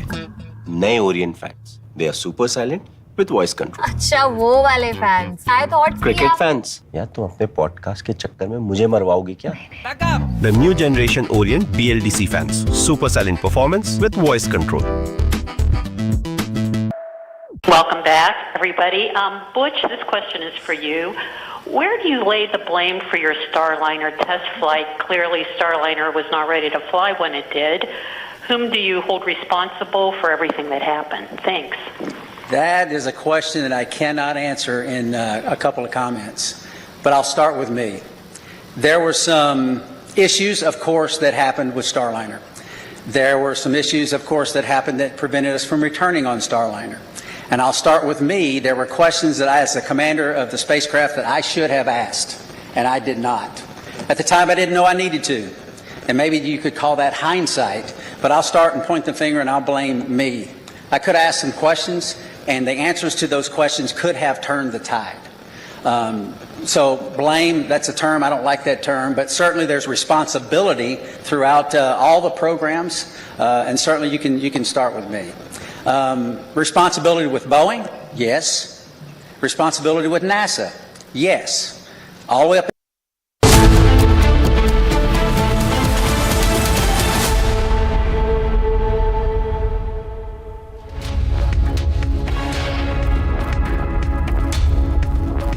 Hello and a very warm welcome. You're watching Republic TV. I'm Gesu Bharadwaj, and a massive showdown in Hyderabad, in Telangana, where first BJP workers and leaders were detained by the police for joining in hands with the student protesters, and now even members of BJP's youth wing have been detained by the Telangana government. Tracking that and a lot more for you, but first a quick check on the headlines. नहीं वक्फ board के खिलाफ हैं हम लोग. इसलिए खिलाफ हैं क्योंकि भारतीय जनता पार्टी हर जगह हस्तक्षेप करना चाहती है. भारतीय जनता पार्टी हर जगह अपना कंट्रोल चाहती है. India against the Waqf Amendment bill, says bill will disrupt harmony in the nation. UP Chief Minister Yogi Adityanath takes on anti-Waqf bill lobby, says Waqf has become centre of personal selfishness. Mega showdown in Hyderabad over the university land row. Police detain BJP workers. China launches blockade exercise against Taiwan. PLA Eastern Theatre Command blocks key Taiwanese island. Assam Chief Minister Himanta Biswa Sarma hits back at Mohammad Yunus after he takes Sharjeel Imam approach, says remark is offensive and condemnable. Sunrisers Hyderabad have accused the Hyderabad Cricket Association president of blackmailing, coercion and threatening its staff at the Rajiv Gandhi International Stadium.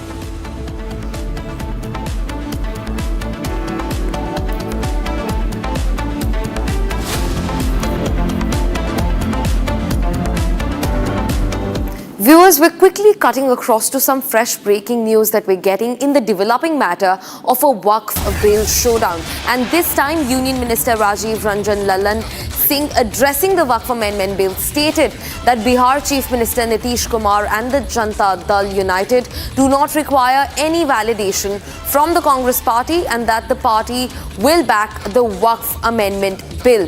The JDO has spoken its stand and made it clear they have backed the centre on the Waqf Amendment Bill. In a recent statement, Union Minister Rajiv Ranjan Lalan Singh, while addressing the Waqf Amendment Bill, stated that Bihar Chief Minister Nitish Kumar and the Janata Dal United do not require any validation from the Congress party and that the party will back the Waqf Amendment Bill. A big case coming in from Bihar where JDU has given its support to the Waqf Amendment Bill in the Bihar Legislative Assembly. Now remember, this comes at the heels of the fact that the bill is to be tabled in the Parliament. In fact, it is supposed to be a crucial talking point at the meeting in Lok Sabha today of the Business Advisory Committee. And in fact, this bill is supposed to be tabled in the Parliament as well. Just yesterday, Union Parliamentary Affairs Minister Kiran Rijiju also expressed full confidence, saying that the government is completely ready to table the bill and present it to the public and the leaders alike. Also being joined by my colleague Harsha to get us more details into the matter. Harsha, JDU has extended massive support for the Waqf Amendment Bill. Speak to us about that. Yes, you're right. The United leaders like Ramnath Thakur and Lalan Singh have clearly stated that how with the entire government, what government has proposed in the JPC on the Waqf Amendment Bill, the ally partners are all together and JDU is in support of this bill. JDU leaders in the JPC have already stated that they had no different note. They were with government because they feel that this bill is in the favor of the Muslim community and will empower the Muslim women as well. And they really feel that there are so many lands which is unauthorized and which has been illegally acquired by the Waqf board in Bihar as well. And with the collector being the sole authority of it, there will be people whose land will be freed from the Waqf board. And that is the reason why this entire Waqf is Sanjay Jha both. Right, Harsha. We can still hear you, Harsha. Continue. Viewers, getting in some more breaking news in the matter. NDA allies have now actively sought support from opposition parties for the Waqf Amendment Bill, with the Lok Sabha Jan Shakti Party reaching out to NCP floor leaders and MPs and the Telugu Desam Party engaging with the DMK and TMC for backing the government's stance. However, the opposition parties have responded, asserting that their opposition to the bill aligns with the Congress and other parties. This comes as NDA is to hold a crucial meeting with all opposition members over the Waqf Amendment Bill, and NDA allies have now actively trying to seek support from various opposition parties across the state for discussions on Waqf Amendment Bill and for backing the Waqf Amendment Bill. First up, listen in to these reactions that are pouring in from the side of the opposition on the Waqf Amendment Bill. नहीं वक्फ board के खिलाफ हैं हम लोग। इसलिए खिलाफ हैं क्योंकि भारतीय जनता पार्टी हर जगह हस्तक्षेप करना चाहती है। भारतीय जनता पार्टी हर जगह अपना कंट्रोल चाहती है। सर साथ ही जो अजमेर के हैं वो लोग सपोर्ट कर रहे थे, चिश्ती लोग वो लोग कह रहे हैं कि इसको भ्रम फैलाया जा रहा है, ये सही है। ये भारतीय जनता पार्टी किससे क्या कहलवा दे, किससे क्या करवा दे, ये भारतीय जनता पार्टी का कमाल है। जिस तरीके से आज बैठक भी हुई आप लोगों की और वक्फ बिल लाने के लिए सरकार आमादा भी है, इस पर अपोजिशन की क्या स्ट्रैटेजी है, आप लोग क्या करेंगे? चोरी छिपे कोई हमारा स्टैंड तो है नहीं। हमारा जो भी स्टैंड था वो स्टैंड हमने जेपीसी में संशोधन के रूप में दिया था। अगर उस रूप में नहीं आया तो निश्चित रूप से पार्लियामेंट के अंदर हम वही स्टैंड लेंगे जो जेपीसी में हमारा था, इंडिया गठबंधन का। एनडीए के लीडर्स भी कोशिश कर रहे हैं कि अपोजिशन के नेताओं से बात की जाए, क्योंकि जेपीसी में जो डिसेंट था वो तो ऐड कर दिया गया, जगदम्बिका पाल भी कह रहे हैं। देखिए, एक नहीं हुआ है, आप लोग जो कह रहे हैं वही सुन रहा हूं मैं कि एक भी संशोधन हमारा नहीं माना गया, सब निरस्त हुए हैं। आने दीजिए ना उसको स्वरूप, तब प्रतिक्रिया। पार्लियामेंट्री अफेयर्स मिनिस्टर कह रहे हैं कि अपोजिशन भ्रमित कर रहा है लोगों को। भ्रमित करने का काम भारतीय जनता पार्टी का है। वो देश को भ्रमित कर रही, संविधान को भ्रमित कर रही। इस देश में सांप्रदायिक सद्भाव बिगाड़ने के लिए योजना बनाई गई थी, बनाया गया और ज़बरदस्ती जल्दी से जॉइंट पार्लियामेंट्री कमेटी में उसको पास कराया गया। विपक्ष को हजारों पन्नों की रिपोर्ट एक दिन पहले दी गई, न पढ़ने का मौका मिला न कुछ है, और बहुमत के बल पर उसको पास करा लिया। यहाँ भी करा लेंगे। इनका उद्देश्य यही है। जब से सत्ता में बीजेपी आई है, बीजेपी का उद्देश्य सिर्फ ये रहा है कि किस तरह से इस देश में सद्भाव बिगड़े। ऐसा है, ये तो बिल आ रहा है, बिल नहीं आया उससे पहले प्रॉपर्टी नहीं छीनी जा रही। लोगों प्रॉपर्टी छोड़िए, लोगों को जान से मारा जा रहा है, लोगों की हत्याएं की जा रही हैं, लोगों को पुलिस संरक्षण में मारा जा रहा है, तो प्रॉपर्टी छीनने का अगर उन्हें संदेह है, डर है तो सही है। Meanwhile, viewers, we're also getting in reactions from the BJP, which has maintained that the Waqf Amendment Bill will prioritize the welfare of the Muslim community. Listen into these reactions. जब संसदीय कार्य मंत्री किरण रिजिजू जी कह रहे हैं लगातार कि हम वक्फ के बिल पे चर्चा करने के लिए तैयार हैं, विपक्ष से अपील कर रहे हैं कि वो भी सदन में आएं और इस पे चर्चा करें, जो भी सवाल है उन सवालों का सरकार जवाब देगी। तो जब सरकार इतना तैयार है, सरकार की मंशा एक ट्रांसपेरेंट बिल लाने की है, तभी तो सरकार ने सीधे बिल पास कराने के बजाय खुद ही सरकार ने स्पीकर साहब से आग्रह किया कि इस पे ज्वाइंट पार्लियामेंट्री कमेटी बना दिया जाए, देश के सभी स्टेक होल्डर्स के साथ मीटिंग हो जाए। सरकार हर बिल को टेबल करता है, वह बिल को भी टेबल करेगा। जयराम रमेश तो कह रहे हैं कि एंटी कॉन्स्टिट्यूशन है, ये कांग्रेस पार्टी कह रही है। कोई संविधान के विरुद्ध सदन के अंदर में कोई बिल नहीं आता है, ये कांग्रेस को समझना चाहिए। Viewers, we're quickly cutting across to Hyderabad, where fresh protests have erupted at the Hyderabad University College, where students are seen protesting at the gate, at the main gate of the Hyderabad University. Now, this also comes in connection with the clearance of the forest patch that the students have stood against for the third day now. Just before this, BJP leaders and workers were also arrested who were willing to join in the protests with the students, and shortly after, the Bharatiya Janata Yuva Morcha members were also detained by the Telangana police. Also being joined by my colleague Aneri, who is reporting from Ground Zero. Aneri, speak to us about the rapid developments into the case, detentions being made one after the other, and yet the protest stands in face of the authorities. Talk to us about it, Aneri.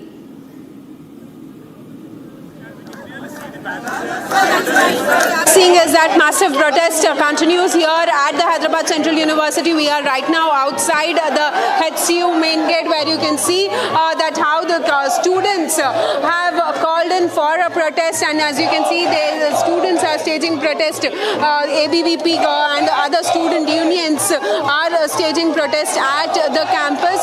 Well, earlier the police officials also tried to move them out from here, but then they have now closed the gates and they are staging protests, raising slogans against the Congress government here at the Hyderabad Central University amid the police which is being deployed here.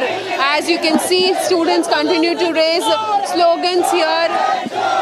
And also not only that, we had seen just some time back how the BJYM Karyakartas who had given a call for Chalo HCU, they were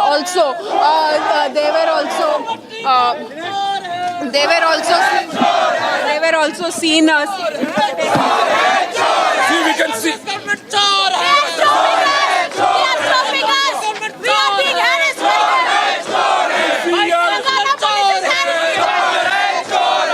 Telangana police has unlawfully acquired our 400 acres of land, cutting out biodiversity.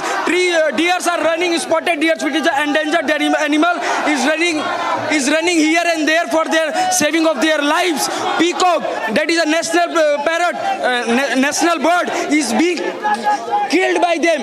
All the videos and footage are with us, and it is being covered by all of the national media, but Revanth Reddy government is not answering anything. They have built a one...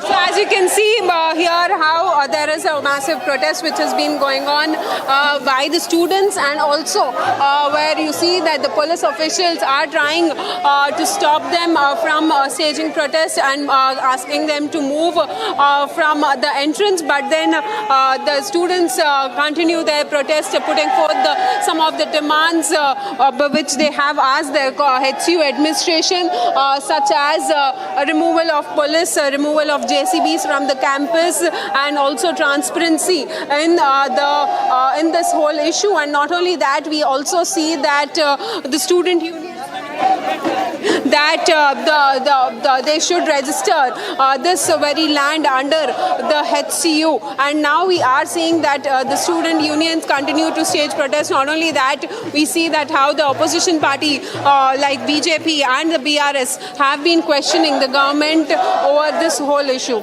Right, Aneri. In fact, University of Hyderabad students out on the streets at the gates of their campus in a massive protest. So, Aneri, also speak to us about the detentions which have been made, not just today, but also since the last 2 days. Scores of students were arrested, and today all limits were crossed. BJP workers and BJP leaders were also arrested. They were also detained. In fact, 3 have been put under house arrest. Speak to us about that also, Aneri. Well, yes, that's right. As you rightly mentioned, yes, the BJP MLAs and Karyakartas had planned to visit the HCU today and extending their solidarity with the student unions here who have been continuously staging protest. But then what we see is that before they move out from their residences, some of the MLAs, 3 MLAs of the Bharatiya Janata Party, they were put under house arrest, and some of the Karyakartas who tried to move out, they were also detained just some time back. And not only that, the BJYM, which had given a call for Chalo HCU, they tried to reach here at the HCU main entrance, but then the police officials had detained all the BJYM Karyakartas as well. So definitely how we the back-to-back detention which have been going on here at the campus, where you see that on one side there has been a massive face-off on the other side the Congress government continues to state that in 2024 the Supreme Court had basically handed over this land to the government, and that is the reason why they have taken up the cleaning of the area, but then this area land, this basically. Viewers, shifting focus to Punjab in where the self-styled pastor Bajinder Singh, for his rape case, the district court in Mohali has announced the quantum of sentence. Pastor Bajinder Singh has been imprisoned life unto death. He was held guilty on the 28th of March, and now the self-styled pastor Bajinder Singh has been convicted for rape in a 2018 case and has been given life imprisonment by the Mohali court, by the Mohali district court. This comes after massive back and forth, after which the AAP-led Bhagwant Mann government was under immense pressure to take action against the self-styled Pastor Bajinder Singh, and today for a win for all victims who spoke out not only on Republic TV but took their ordeal to the public. It is a win for them. The district court in Mohali has announced the quantum of sentence, and Pastor Bajinder Singh has been imprisoned for life unto death. He was in fact held and pronounced guilty on the 28th of March. He has been convicted in a rape case from 2018. Scores of women came forward to explain their ordeal and of sexual harassment and rape at the hands of this self-styled Pastor Bajinder Singh. Also being joined by my colleague Lalit live on the broadcast to get us more details. Lalit, a huge win for all victims and for people of Punjab. The Mohali District Court has given Pastor Bajinder Singh a life sentence. Talk to us about this. Well, it's a big update which is coming from the District Court, Mohali. The self-styled pastor have been given life imprisonment till death. This is the pronouncement which have been pronounced by the additional session judge. To talk more on this, right now with us is the counsel and the victim itself. It's the exclusive which the Republic TV has. To talk more on this, right now with us is the advocate, Mr. Anil K. Sagar. Mr. Sagar, just wanted to know your first reaction on this. First reaction is the happiness and the trust on court system, judicial system that justice has been delivered. क्योंकि जो सजा दी गई है वो आजीवन कारावास की है, लाइफ इम्प्रिजनमेंट है, टिल डेथ है, टिल लास्ट ब्रेथ है। जो उन्होंने प्ली ली थी कि उनके बीवी बच्चे हैं और उनका समाज में इतना नाम है, असर है, वो कोर्ट ने सब डिक्लाइन कर दिया। वो सुनने के बाद भी उनको जो सख्त ये सजा दी गई है, हम इससे संतुष्ट हैं, क्योंकि ऐसे इंसान का बाहर रहना, ऐसे इंसान का खुले समाज में रहना बहुत घातक है, बहुत नुकसानदायक है। क्योंकि इस इंसान के ऊपर बेल पर होने के बावजूद इसके ऊपर 2-3 केस और दर्ज हुए हैं, जो कि दर्शाता है कि इसको कहीं पर भी कोर्ट का या सिस्टम का या कानून का डर नहीं था।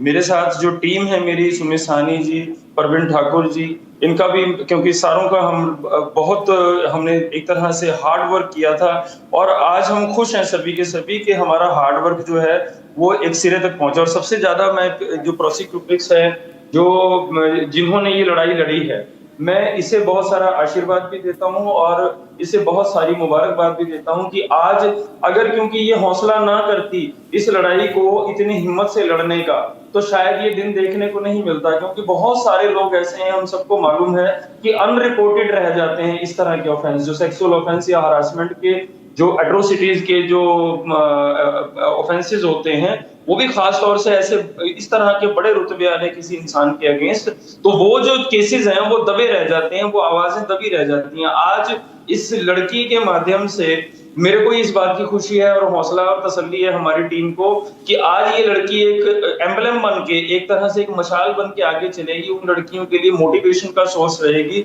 जो लड़कियां अपनी आवाज नहीं उठा पाती हैं और चुप रहकर जुल्म सितम सहती हैं, इतनी एट्रोसिटीज सहती हैं, सेक्सुअल हरासमेंट, और जो वर्क प्लेस पर या ऐसे रिलीजियस प्लेसेस पर या किसी भी ऐसी बड़ी जगह पर जहां पर कहीं अपने नाम का रुतबा दिखाकर या अपने किसी भी तरह के प्रभाव को में लेकर इस तरह से जातियां होती हैं, तो उन सभी मासूमों के लिए, दबे कुचलों के लिए ये बहुत बड़ी आश्वासन की घड़ी है, बहुत बड़ी तसल्ली की बात है कि कानून जो है वो सबसे ऊपर है और कानून के अगर सही तरीके से सामने आवाज उठाई जाए और अपनी बात को ढंग से रखा जाए, हिम्मत से खड़े रहा जाए, तो न्यायालय जो है अपना न्याय करता ही करता है। इसमें कहते हैं कि देर लग सकती है, सच कभी दबाया नहीं जा सकता।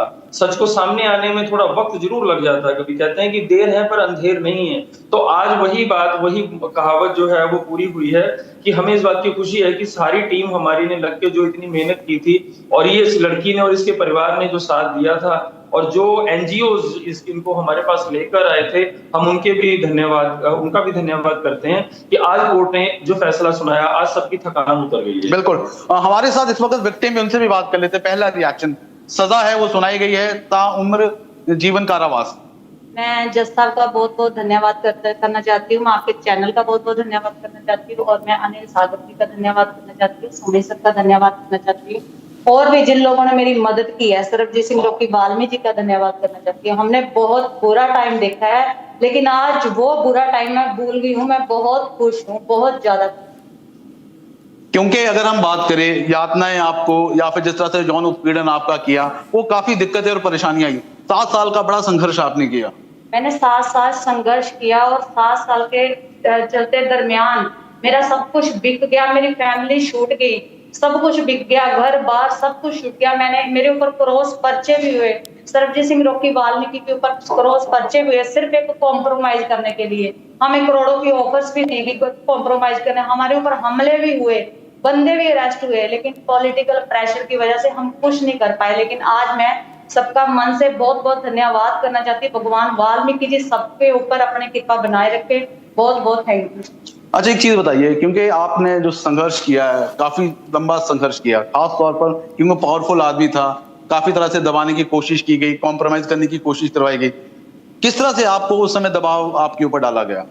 मेरे ऊपर बहुत सारा दबाव था, बहुत सारे ऑफिसर्स के कॉल आते थे, बहुत सारे जो पॉलिटिकल लोग थे उनके कॉल आते थे कि कॉम्प्रोमाइज कर लो, छोड़ो, इस चीज में क्या रखा है। पर मैं इस दरिंदे को सजा दिलाना चाहती थी। आज मैं बहुत खुश हूँ। मैं विक्रांत कुमार जज साहब का बहुत बहुत धन्यवाद करना चाहती हूँ, आज उन्होंने मुझे इंसाफ दिया। बिल्कुल, हमारे साथ दूसरे काउंसिल है, वो भी मौजूद, से बात कर लेते हैं। सानी साहब, प्रोनाउंसमेंट क्या हुई है और किस तरह से देखते हैं इस फैसले को? अनाउंसमेंट हुई है कि उसको up to life till natural death अंदर रहना होगा और प्ली ली गई थी एक्यूज द्वारा कि मुझ पर रहम किया जाए, मेरे छोटे बच्चे हैं, मेरी बीवी बीमार है, इस तरह से, जो कि कोर्ट ने उसकी नहीं मानी और उसको स्ट्रिक्टली कन्विक्ट किया गया। तो यानी सीधे तौर पर आप मानते हैं जो आप फैसला चुनना चाह रहे थे उसी तरह का फैसला है? जी बिल्कुल, जी बिल्कुल। तो सीधे तौर पे exactly if we talk about it had been a struggle of more than 8 years and finally after 8 years now the self-styled pastor has been convicted. He has been given life imprisonment till natural death. So it's a big sentence which has pronounced by the Mohali District Court in which the 2018 rape victim now today has got the justice from the district court. Right. Thanks very much for joining in and getting us those details, Lalit. Moving on and shifting focus to Bangladesh, where the interim government head, Mohammad Yunus, has ignited a storm of controversy with his brazen anti-India rhetoric, making a wildly misleading claim that Bangladesh is the only guardian of the ocean for India's northeastern states, known also as the Seven Sisters. In fact, his reckless statement is a direct attack on India's sovereignty. And Assam Chief Minister Himanta Biswa Sarma has also responded to the statement, calling it condemnable. Listen in.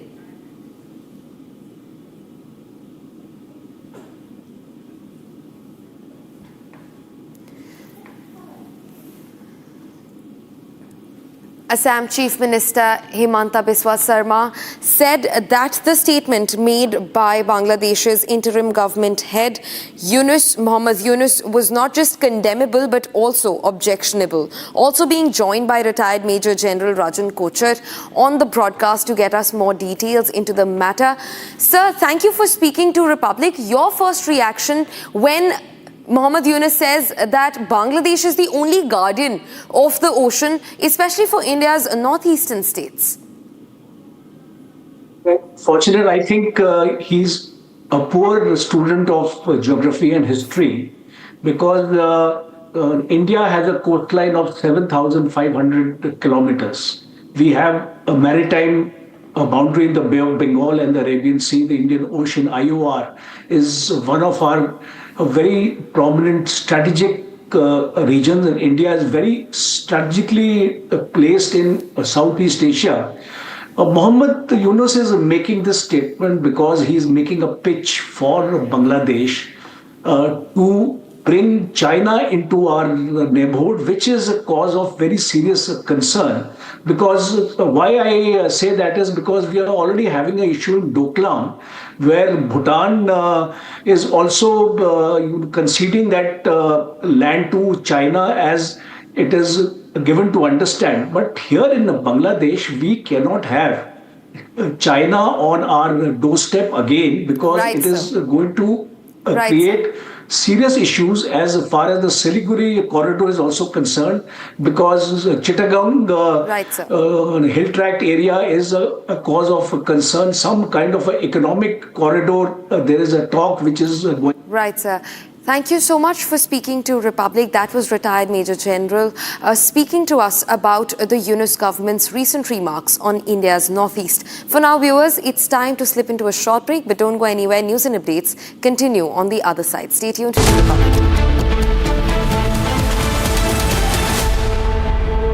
When you re-entered the Earth's atmosphere and came back to gravity, can you talk specifically about any kind of weird either sensations or experiences that you've had dealing with that over the last couple of weeks? And more importantly, did you know that you guys had been greeted by dolphins when you splashed out?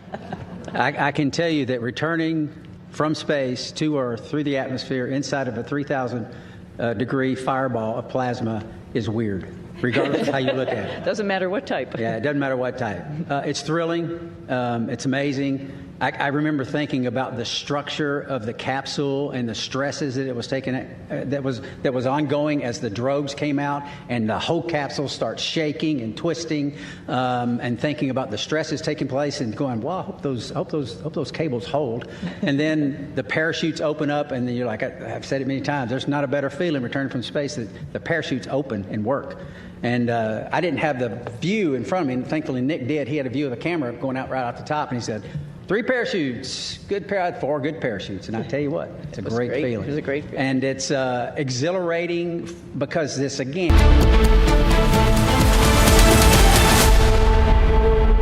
My question to Sunny is that Indian Space Research Organization, ISRO chief has said that India wishes to utilize your expertise in space exploration. So is there any scope of hope that we can see you working or collaborating with ISRO, that is Indian Space Research Organization, in future? And second part of this question is, while being in ISS and seeing India from space, is there any moment you would like to share? How does India look from space, Tony? Opportunity, the second. Yeah, so let me address the second question real quickly. India is amazing. Every time we went over the Himalayas, and I'll tell you, Butch got some incredible pictures of the Himalayas. Just amazing. And you can see, like I've described it before, just like this ripple that happened, obviously when the plates collided, and then as it flows down into India, it's many, many colors. I think when you come from the east going into like Gujarat and Mumbai, the fishing fleet that's off the coast there gives you a little bit of a beacon that here we come. And then all throughout India, I think the impression I had was it was just like this network of lights from the bigger cities going down through the smaller cities. Just incredible to look at night as well as during the day, highlighted, of course, by the Himalayas, which was just incredible as a forefront going down into India. I hope, and I think for sure, I'm going to be going back to my father's home country and visiting with people and getting excited about the first, or not the first, but the Indian astronauts who's going up on the Axiom mission coming up. Pretty awesome. They'll have a hometown hero there of their own that will be able to talk about how wonderful the International Space Station is from his perspective. But I hope I can meet up at some point in time and we can share our experiences with as many people in India as possible, because it's a great country, another wonderful democracy that's trying to put its foot in the space countries, and we'd love to be part of that and help them along. Do you plan to take your crew members on that trip with you? Absolutely. You might stick out a little bit, but that's okay. We'll get you all primed with some spicy food. We'll be good. Welcome back, everybody. Butch, this question is for you. Where do you lay the blame for your Starliner test flight? Clearly, Starliner was not ready to fly when it did. Whom do you hold responsible for everything that happened? Thanks. That is a question that I cannot answer in a couple of comments, but I'll start with me. There were some issues, of course, that happened with Starliner. From Asia's largest news headquarters, setting the agenda for Bharat.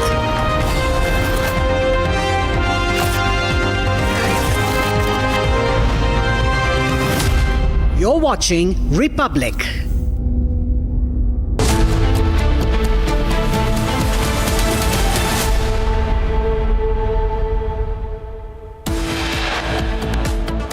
नहीं वक्फ board के खिलाफ हैं हम लोग, इसलिए खिलाफ हैं क्योंकि भारतीय जनता पार्टी हर जगह हस्तक्षेप करना चाहती है। भारतीय जनता पार्टी हर जगह अपना कंट्रोल चाहती है।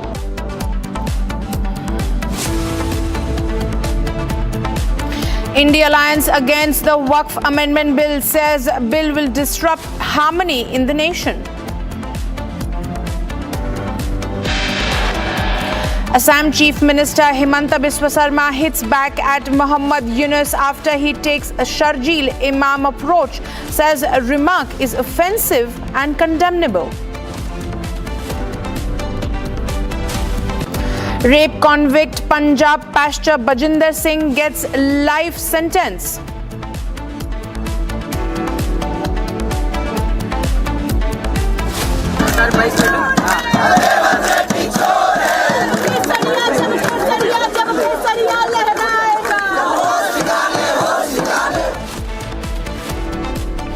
Mega showdown in Hyderabad over university land row. Police detain BJP workers. Sources say K. Annamalai may step down as Tamil Nadu BJP chief as alliance talk between the parties gather pace. Sunrisers Hyderabad have accused the Hyderabad Cricket Association president of blackmail, coercion and threatening its staff at Rajiv Gandhi International Stadium.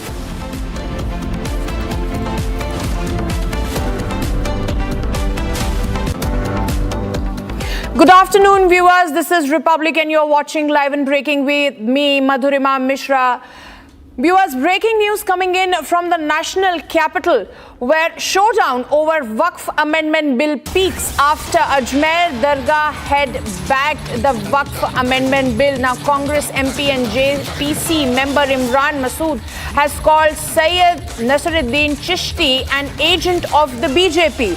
So now, viewers, after we saw that massive support coming in for the Waqf Amendment Bill from the chief of the Ajmer Dargah Sharif, he said that this bill intends to work for the poor of the Muslim community. He had observed in that opinion piece in the News Daily. Now, Congress's Imran Masood is calling him an agent of the Bharatiya Janata Party. Listen him.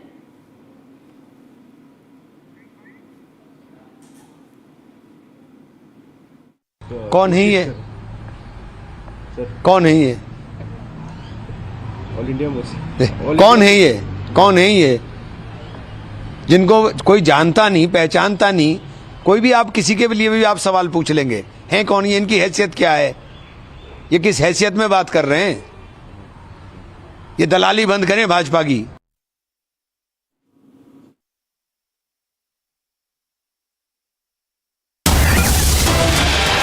BJP now retorting to what Congress's Imran Masood said. Syed Nasruddin Chishti has hit back at the Congress MP and asked him to prove his allegations. Now, the Chishti of the Ajmer Dargah has come forward and said that Congress should prove their allegation as to how he is an agent of the BJP. Listen it. Ali की जो तक बात कर रहे हैं आप, तो आप ये साबित करें कि कहाँ दलाली हुई है। मतलब आपका साथ नहीं देना, आपकी हाँ में ना नहीं मिलाना, तो मतलब आदमी दलाल हो जाएगा। अगर हुकूमत की हम हाँ में हाँ नहीं मिला रहे हैं, ये हम बात कर रहे हैं लॉजिकली। आप मुझे बताएं कि आज तक वक्फ में आप लोगों ने क्या किया। आप यूपी से आते हैं, आप यूपी वक्फ के बारे में बता दें कि क्या वहाँ की प्रॉपर्टियाँ सेफ हैं। आप लोगों ने क्या स्टेप उठाए?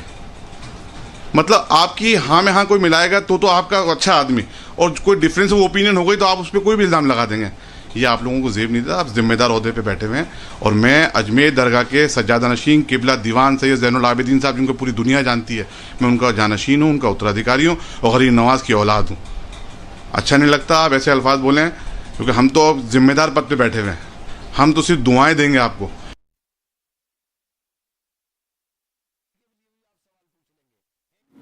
Joining me live on this broadcast is my colleague Gopi. Gopi, now we see the Congress party is calling Mr. Chishti over there, the chief of the Ajmer Dargah Sharif, as an agent of the BJP. They made the same comments against the Bishop Council as well. So Gopi, all in all, it is now that anyone who supports the Waqf Amendment Bill or speaks in support of it now is dubbed as a BJP agent. Gopi. Well, absolutely right, Madhurima. We have seen time and again how opposition has raised array of objections towards Waqf Amendment Bill. While we have also heard what the Parliamentary Affairs Minister Kiren Rijiju was focusing on, that how there are a few elements of this country, particularly specifically a few parties who are raising concerns against the Waqf Amendment Bill. They have, he had in fact said yesterday that they have been manipulating these amendments, while in fact just a short while back we have also seen what Nishikant Dubey has in fact wrote on his X platform, where he says that this bill was in fact launched pre-independence. It was in 1913 that the first time Waqf bill was introduced, and according to this, when you see what yesterday Parliamentary Affairs Minister Kiren Rijiju was also pondering on, was that there is a section of people, section of parties who have been raising these concerns, and they are manipulating and misleading Muslims. And when you talk about this particular bill, he also went on to say that it is in fact going to benefit the larger section of the people who are in fact the owners of Waqf bill, while there is a section of party who has been misleading the majority of audience, majority of people of this country. Yeah, back to you. Yes, thank you, Gopi, for those details. We'll keep coming back to you. It's going to be a crucial parliament session today and tomorrow. We'll have to wait and watch as to what happens on the floor of the House. Thank you, Gopi. Now, moving on, viewers, we're getting more news as the NDA allies have now reached out to different opposition parties for support and constructive discussion on the Waqf Amendment Bill. Now, LJP has reached out to the NCP floor leaders and a member of parliament for support to the government on Waqf Bill. TDP has also reached out to DMK and the Trinamool Congress for support to the government in connection with the Waqf Amendment Bill. Now, the opposition parties have reverted to the allies of NDA that the opposition on Waqf is with the Congress and the other parties. So, viewers, there was an honest bid that was made by the NDA partners. They approached to the various opposition parties seeking their support, but they have made it abundantly clear that they are with the Congress party and are part of the anti-Waqf amendment lobby. Listen in. जब संसदीय कार्य मंत्री किरण रिजिजू जी कह रहे हैं लगातार कि हम वक्फ के बिल पे चर्चा करने के लिए तैयार हैं, विपक्ष से अपील कर रहे हैं कि वो भी सदन में आएं और इस पे चर्चा करें, जो भी सवाल है उन सवालों का सरकार जवाब देगी।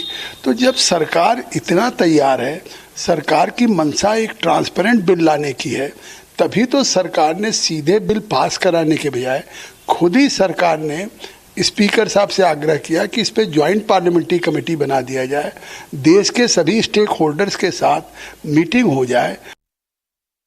सरकार हर बिल को टेबल करता है, वह बिल को भी टेबल करेगा। जयराम रमेश तो कह रहे हैं कि एंटी कॉन्स्टिट्यूशन है ये, कांग्रेस पार्टी कह रही है। कोई संविधान के विरुद्ध सदन के अंदर में कोई बिल नहीं आता है, ये कांग्रेस को समझना चाहिए।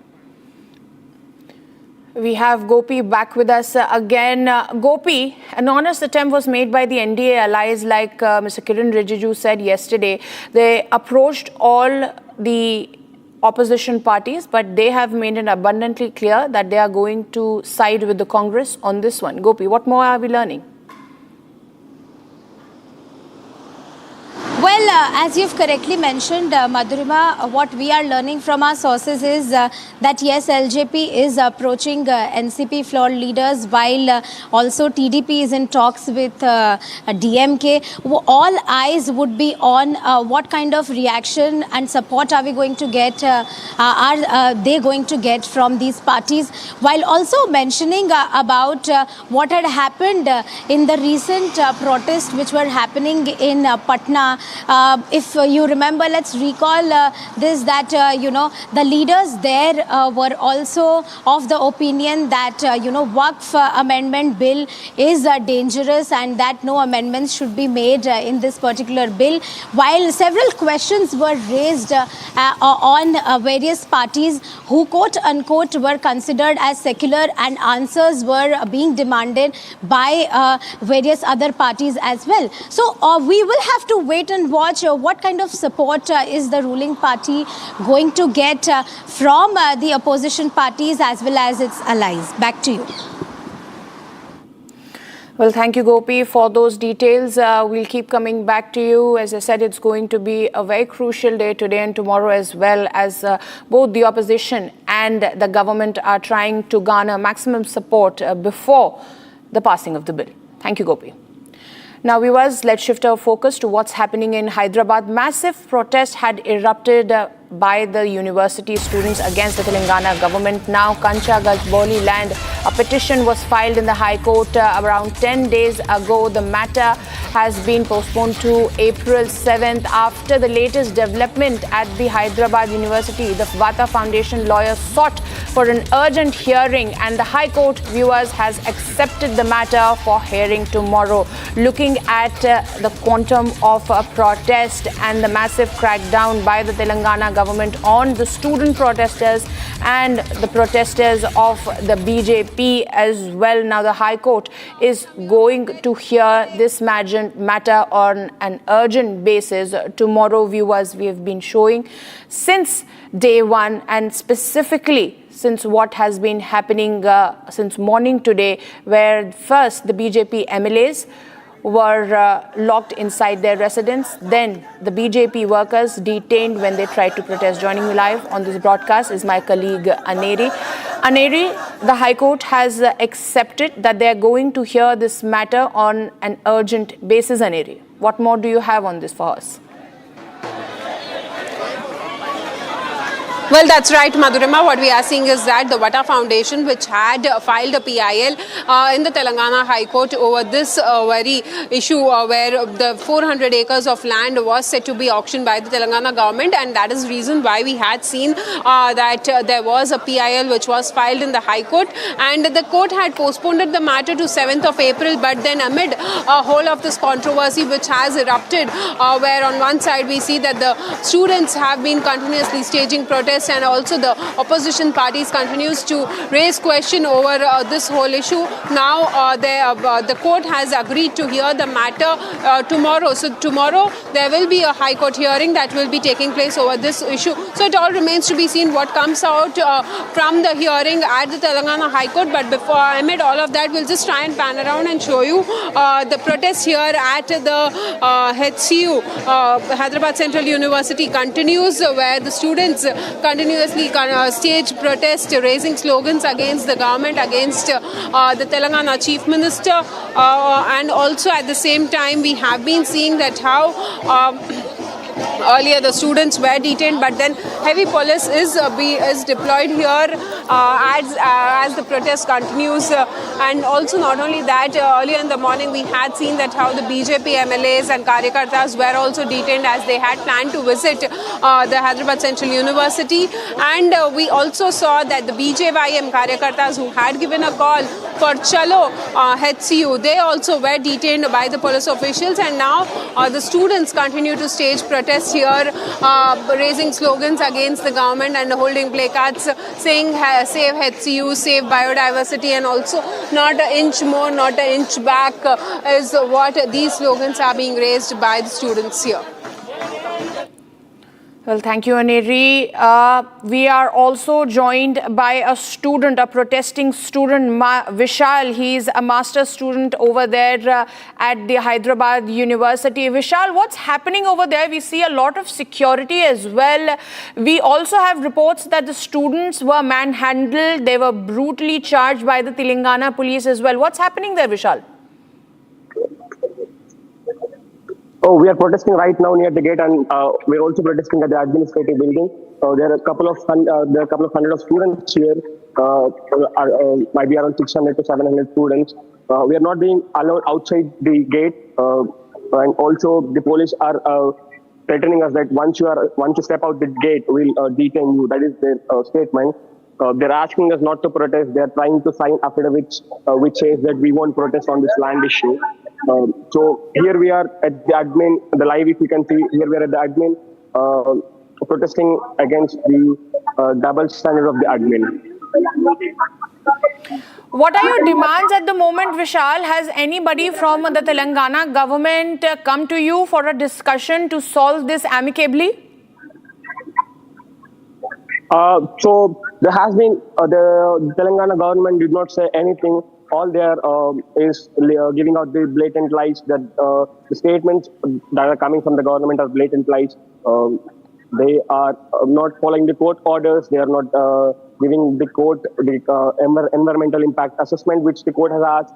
They are not waiting for the court order. They are breaching the court orders.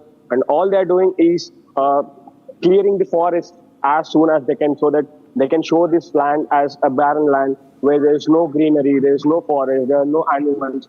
So basically the government is not interacting with students, nor are they even asking student representatives to come and speak.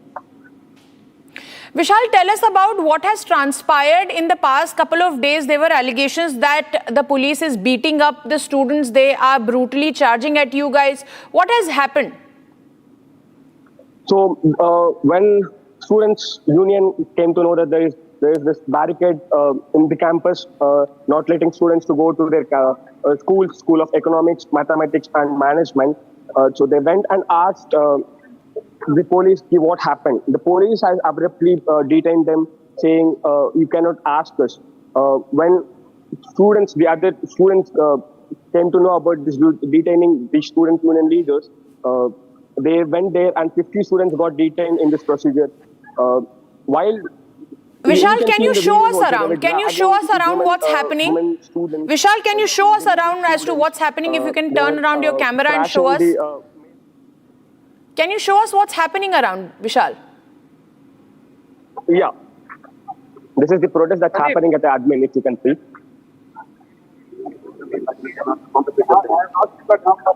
So the union leaders are right now speaking, addressing the gathering here.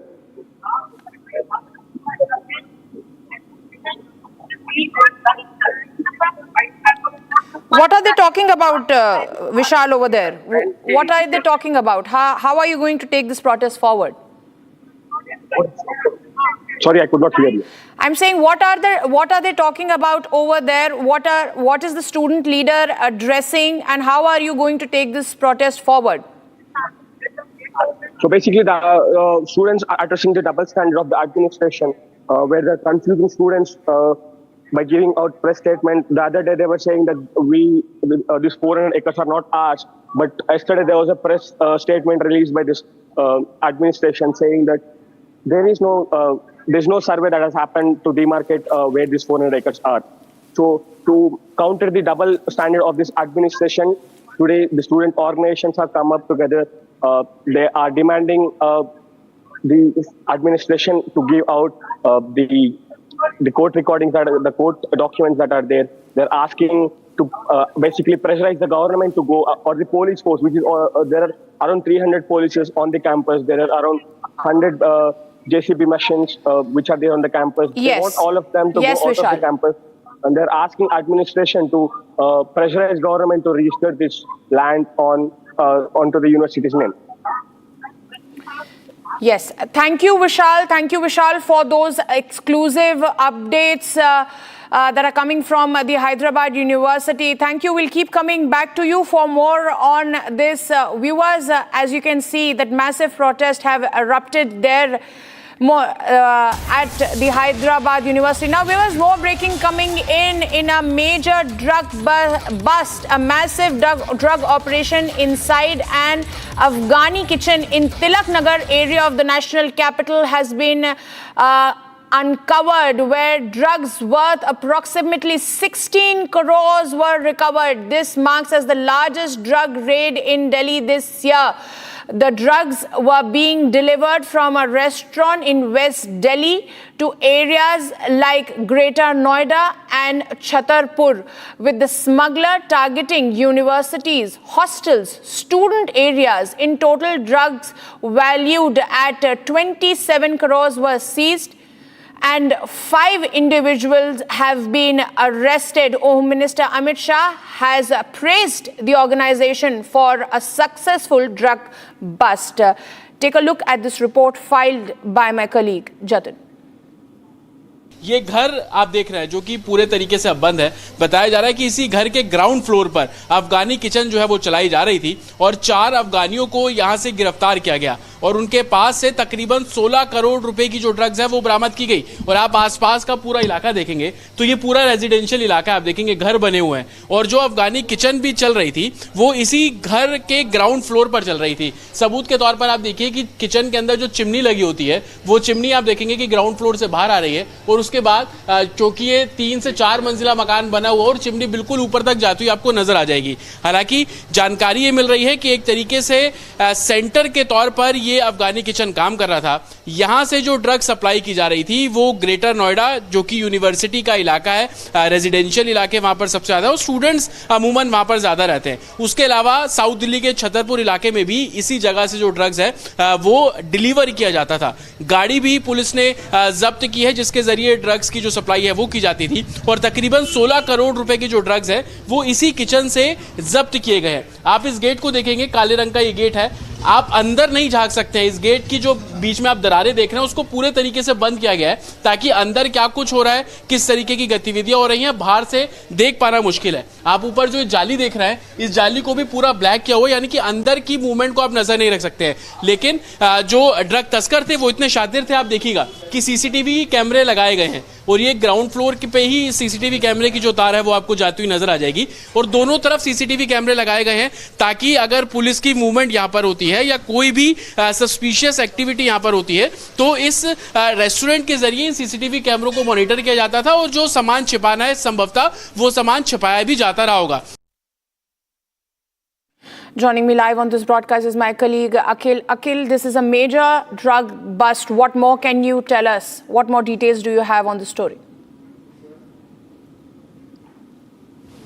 Well, Madhurima, if you see at this point in time, Delhi Police Special Cell and NCB in a joint operation has basically done this operation in which a massive drug bust racket which was functional in the Delhi NCR capital region was basically operated. Viewers, breaking news coming in.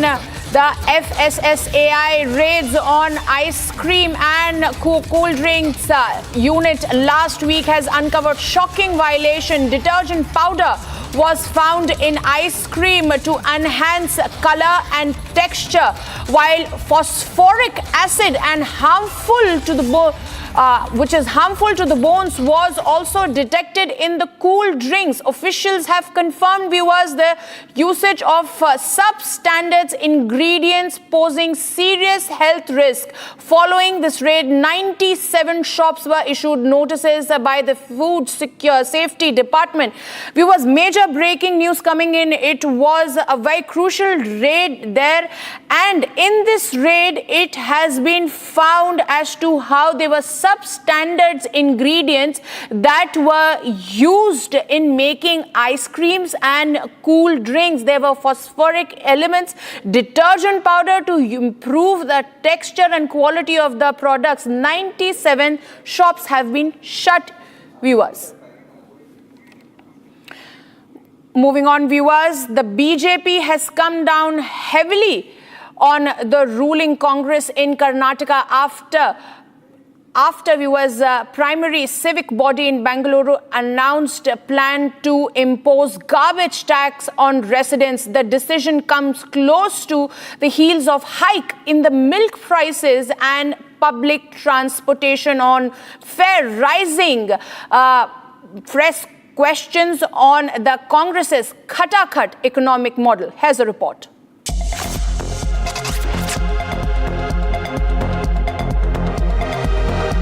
The BJP tore into the ruling Congress in Karnataka over its sputtering khata-khat economic model.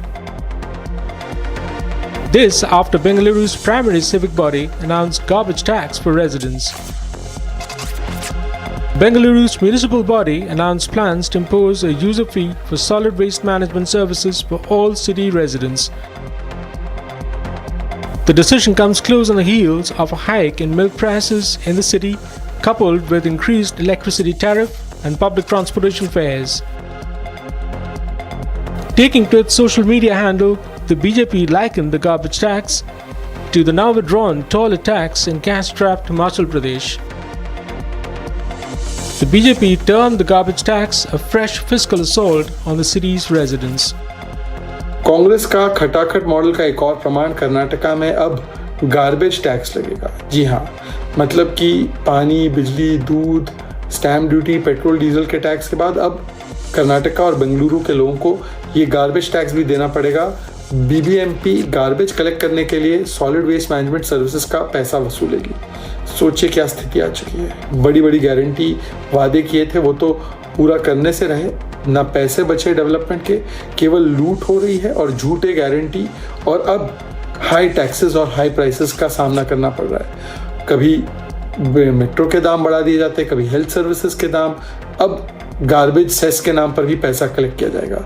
और ये कर्नाटका की स्थिति नहीं, हिमाचल और तेलंगाना की भी है। वहाँ पर तो सैलरी पेंशन नहीं दे पा रहे, वहाँ पर टॉयलेट टैक्स लग रहा है, कहीं पर और कोई टैक्स और सेस लग रहा है। तो कांग्रेस पार्टी का मूल मंत्र है लोगों को झूठी गारंटी दो और फिर दोनों हाथ से लोगों को लूटो, या तो स्कैम करके या तो बढ़े हुए दाम से। और अब जनता त्राहिमाम कर रही है।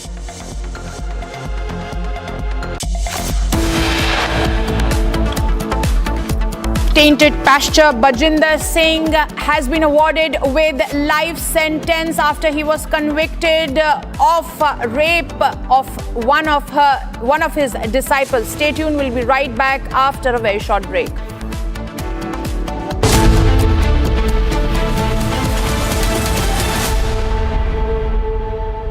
$13,000 placements last year. At Amity, we are committed to nurturing passionate, hardworking and proactive professionals. Welcome back, everybody. Butch, this question is for you. Where do you lay the blame for your Starliner test flight? Clearly, Starliner was not ready to fly when it did. Whom do you hold responsible for everything that happened? Thanks. That is a question that I cannot answer in a couple of comments, but I'll start with me. There were some issues, of course, that happened with Starliner. There were some issues, of course, that happened that prevented us from returning on Starliner. And I'll start with me. There were questions that I, as the commander of the spacecraft, that I should have asked, and I did not. At the time, I didn't know I needed to. And maybe you could call that hindsight, but I'll start and point the finger and I'll blame me. I could ask some questions, and the answers to those questions could have turned the tide. So blame, that's a term, I don't like that term, but certainly there's responsibility throughout all the programs, and certainly you can start with me. Responsibility with Boeing? Yes. Responsibility with NASA? Yes. All the way up and down the chain. We all are responsible. We all own this, and we are in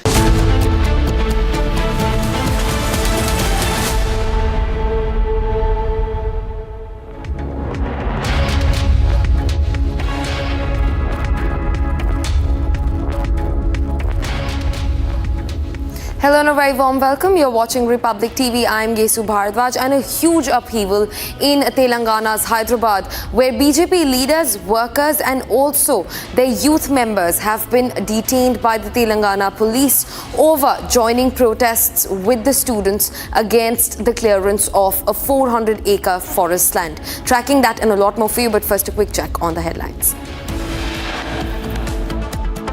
नहीं वक्फ board के खिलाफ हैं हम लोग, इसलिए खिलाफ हैं क्योंकि भारतीय जनता पार्टी हर जगह हस्तक्षेप करना चाहती है। भारतीय जनता पार्टी हर जगह अपना कंट्रोल चाहती है।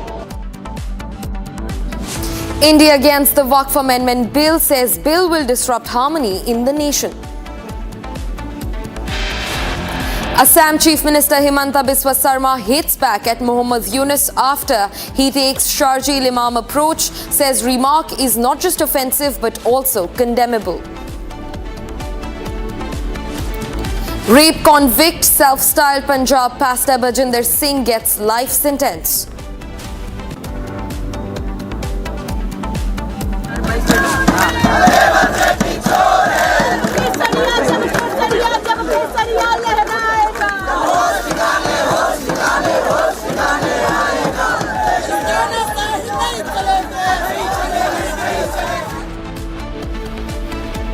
Mega showdown in Hyderabad over the university land row. Police detain BJP workers.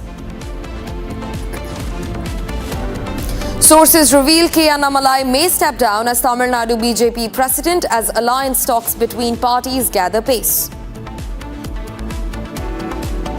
Sunrisers Hyderabad have accused the Hyderabad Cricket Association president of blackmailing, coercion and threatening its staff at the Rajiv Gandhi International Stadium.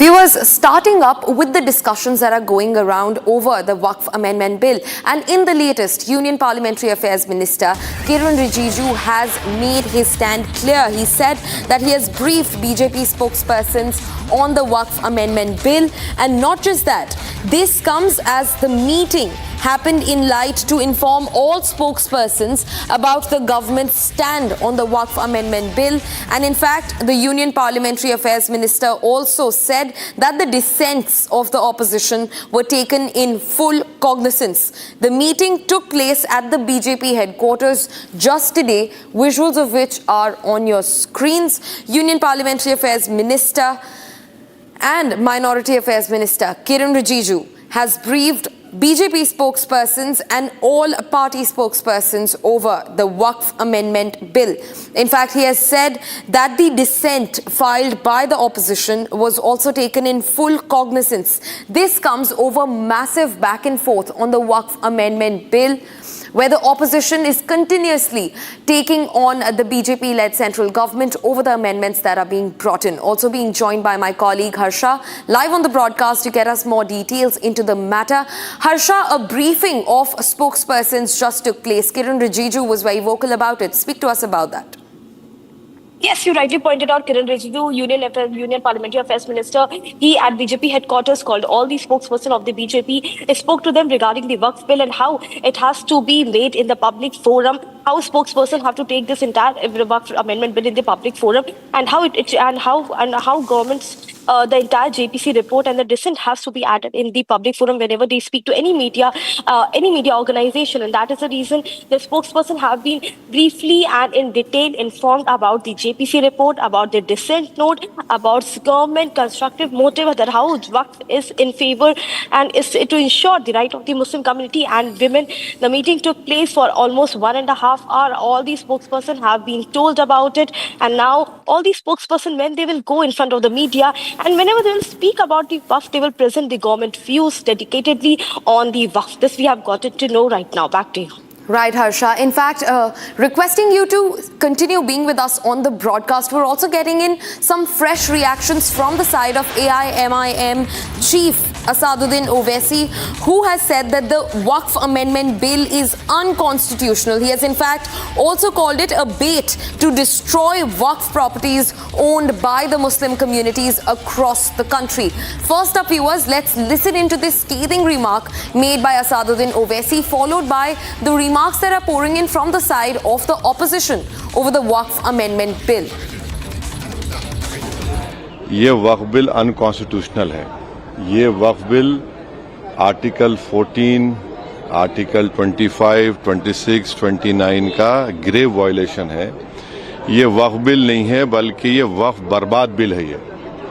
और अगर चंद्रबाबू नायडू, नीतीश कुमार, चिराग पासवान, जयंत चौधरी इसकी तायीद करेंगे तो वो अपने political reasons की वजह से या जो भी उनके है नैरो रीजन तायीद कर रहे हैं नरेंद्र मोदी सरकार की, ये बात साबित हो जाएगी कि वो मुसलमानों की मस्जिदों को, दरगाहों को, खानखाहों को, इवैक्यू वक्फ प्रॉपर्टीज को और लिमिटेशन एक्ट अप्लाई करेंगे तो एनक्रोचर्स को रिवॉर्ड करेगी, तो वो उसकी ये सपोर्ट कर रहे हैं। नहीं, वक्फ बोर्ड के खिलाफ हैं हम लोग। इसलिए खिलाफ हैं क्योंकि भारतीय जनता पार्टी हर जगह हस्तक्षेप करना चाहती है। भारतीय जनता पार्टी हर जगह अपना कंट्रोल चाहती है। सर, साथ ही जो अजमेर के हैं वो लोग सपोर्ट कर रहे थे, चिश्ती लोग, वो लोग कह रहे हैं कि इसको भ्रम फैलाया जा रहा है, ये सही है। ये भारतीय जनता पार्टी किससे क्या कहलवा दे, किससे क्या करवा दे, ये भारतीय जनता पार्टी का कमाल है। इस देश में सांप्रदायिक सद्भाव बिगाड़ने के लिए योजना बनाई गई थी, बनाया गया और ज़बरदस्ती जल्दी से जॉइंट पार्लियामेंट्री कमेटी में उसको पास कराया गया। विपक्ष को हजारों पन्नों की रिपोर्ट एक दिन पहले दी गई, न पढ़ने का मौका मिला न कुछ है, और बहुमत के बल पर उसको पास करा लिया। यहाँ भी करा लेंगे। इनका उद्देश्य यही है। जब से सत्ता में बीजेपी आई है, बीजेपी का उद्देश्य सिर्फ ये रहा है कि किस तरह से इस देश में सद्भाव बिगड़े। ऐसा है, ये तो बिल आ रहा है, बिल नहीं आया उससे पहले प्रॉपर्टी नहीं छीनी जा रही। लोगों प्रॉपर्टी छोड़िए, लोगों को जान से मारा जा रहा है, लोगों की हत्याएं की जा रही हैं, लोगों को पुलिस संरक्षण में मारा जा रहा है, तो प्रॉपर्टी छीनने का अगर उन्हें संदेह है, डर है, तो सही है। जिस तरीके से आज बैठक भी हुई आप लोगों की और वक्फ बिल लाने के लिए सरकार आमादा भी है, इस पर अपोजिशन की क्या स्ट्रैटेजी है, आप लोग क्या करेंगे? चोरी छिपे कोई हमारा स्टैंड तो है नहीं। हमारा जो भी स्टैंड था वो स्टैंड हमने जेपीसी में संशोधन के रूप में दिया था। अगर उस रूप में नहीं आया तो निश्चित रूप से पार्लियामेंट के अंदर हम वही स्टैंड लेंगे जो जेपीसी में हमारा था, इंडिया गठबंधन का। एनडीए के लीडर्स भी कोशिश कर रहे हैं कि अपोजिशन के नेताओं से बात की जाए, क्योंकि जेपीसी में जो डिसेंट था वो तो ऐड कर दिया गया, जगदम्बिका पाल भी कह रहे हैं। देखिए, एक नहीं हुआ है, आप लोग जो कह रहे हैं वही सुन रहा हूं मैं कि एक भी संशोधन हमारा नहीं माना गया, सब निरस्त हुए हैं। आने दीजिए ना उसको स्वरूप, तब प्रतिक्रिया। पार्लियामेंट्री अफेयर्स मिनिस्टर कह रहे हैं कि अपोजिशन भ्रमित कर रहा है लोगों को। भ्रमित करने का काम भारतीय जनता पार्टी का है। वो देश को भ्रमित कर रही, संविधान को भ्रमित कर रही। Look, firstly, my party is very clear. Shiv Sena is a party which was founded by the late Balasaheb Thackeray. Today, under the leadership of Eknath Shinde ji, the party is very clear that we believe in unity, we believe in equality for all communities, we believe in not appeasing any community, and we believe that the Waqf Amendment Bill 2024 is in the interest of the Muslims of this country. And the fake narrative after fake narrative that we have seen, especially in the last 5 years, when the CA bill was brought in, there was a fake narrative. When 370 was abrogated, there was a fake narrative. Viewers, cutting across to news from Ghaziabad, where a huge fire broke out in a paint warehouse near the Amber Cinema in Modi Nagar area. The fire brigade was informed of the incident and the fire brigade team is now scrambling to extinguish the fire on the spot. Multiple incidents of fires breaking out in and across the national capital, in the Delhi NCR region as well. And in the latest, a huge fire broke out in a paint warehouse near the Amber Cinema in Modi Nagar area. These are the visuals on your screens of the massive fires that engulfed the paint warehouse near the Amber Cinema in Ghaziabad's Modi Nagar area. In fact, the fire department was informed of the incident and they quickly reached the spot. The efforts to douse the massive flames are ongoing and are currently underway in Ghaziabad's Modinagar area. There are no casualties that have been reported so far. In fact, for now, no toll of the injuries have been reported either. These are the visuals on your screens where fire broke out at a paint warehouse near the Amber Cinema in Ghaziabad's Modinagar. While multiple fire tenders have rushed to the spot, they continue to scramble to douse the massive fires that engulfed a paint warehouse in Ghaziabad. The cause of the fire is yet to be ascertained. In fact, debris can be seen falling off of the building. If you look at the visuals, glass and debris falling off of the building that caught on fire, where the paint warehouse was located. In fact, the police and the state authorities have also reached the spot, and firefighters are continuously scrambling to douse the massive flames in Ghaziabad.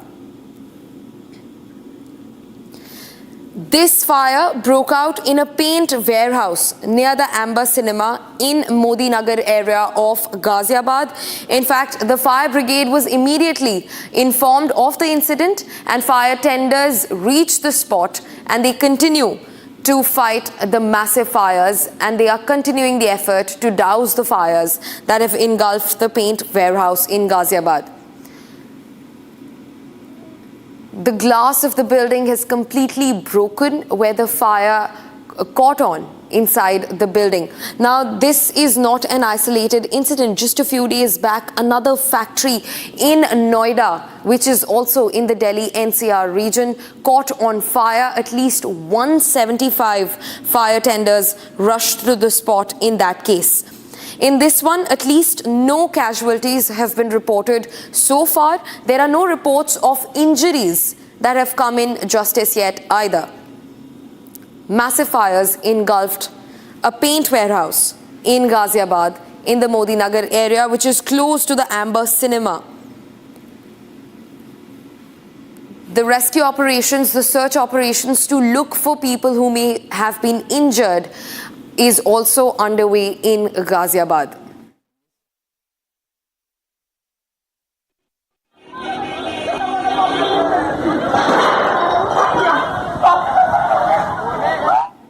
Multiple incidents of fire in and across the Delhi NCR region. These are visuals not just from the Ghaziabad fire, but also the fire from Noida just a few days back in a factory. Also being joined by my colleague Madhurima to get us more details into the matter. Madhurima, from what we know, no casualties have been reported so far and fire tenders are already on the spot scrambling to douse the flames. Tell us more about this, Madhurima.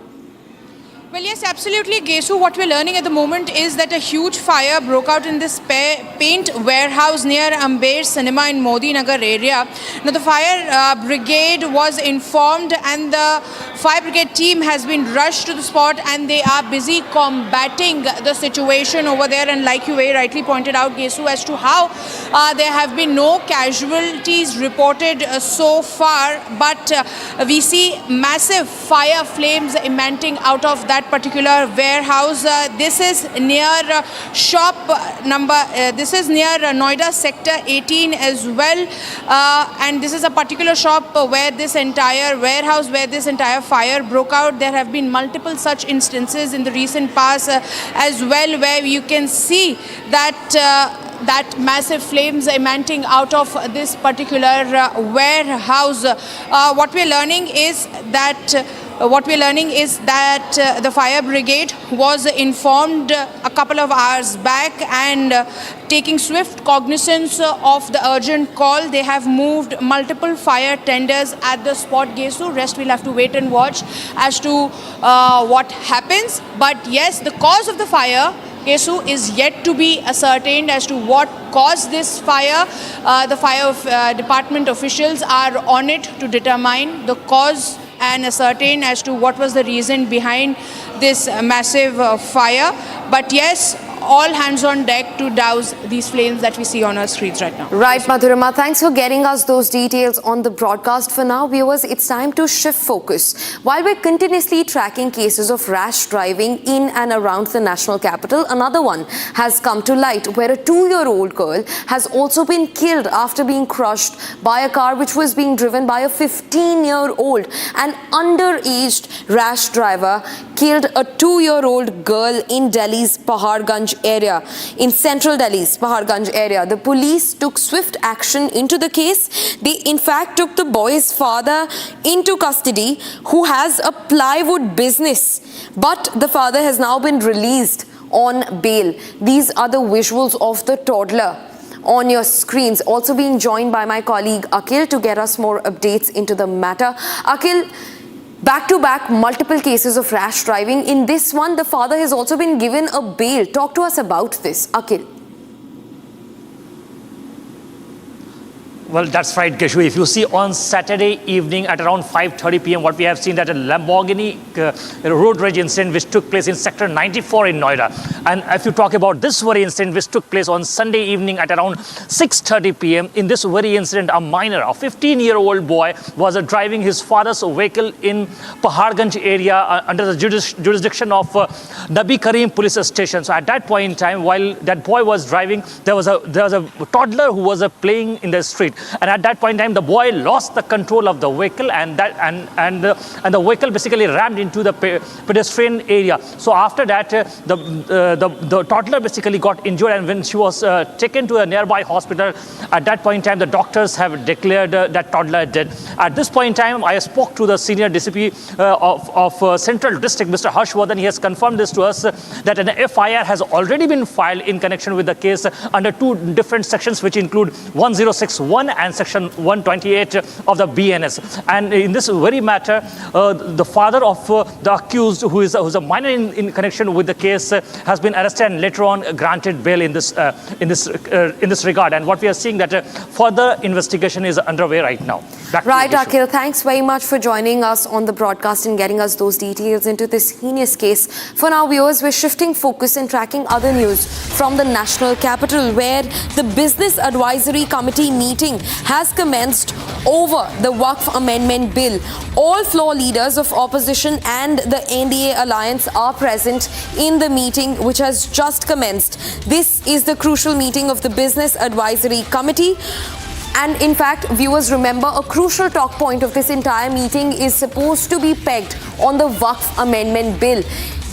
Keeping on to this crucial meeting is why NDA alliance parties were trying to come on common grounds with opposition parties from their respective states to vote in favor of the Waqf Amendment Bill. And now the much-awaited Business Advisory Committee meeting has commenced, and it will also be taking a large cognizance of the Waqf Amendment Bill.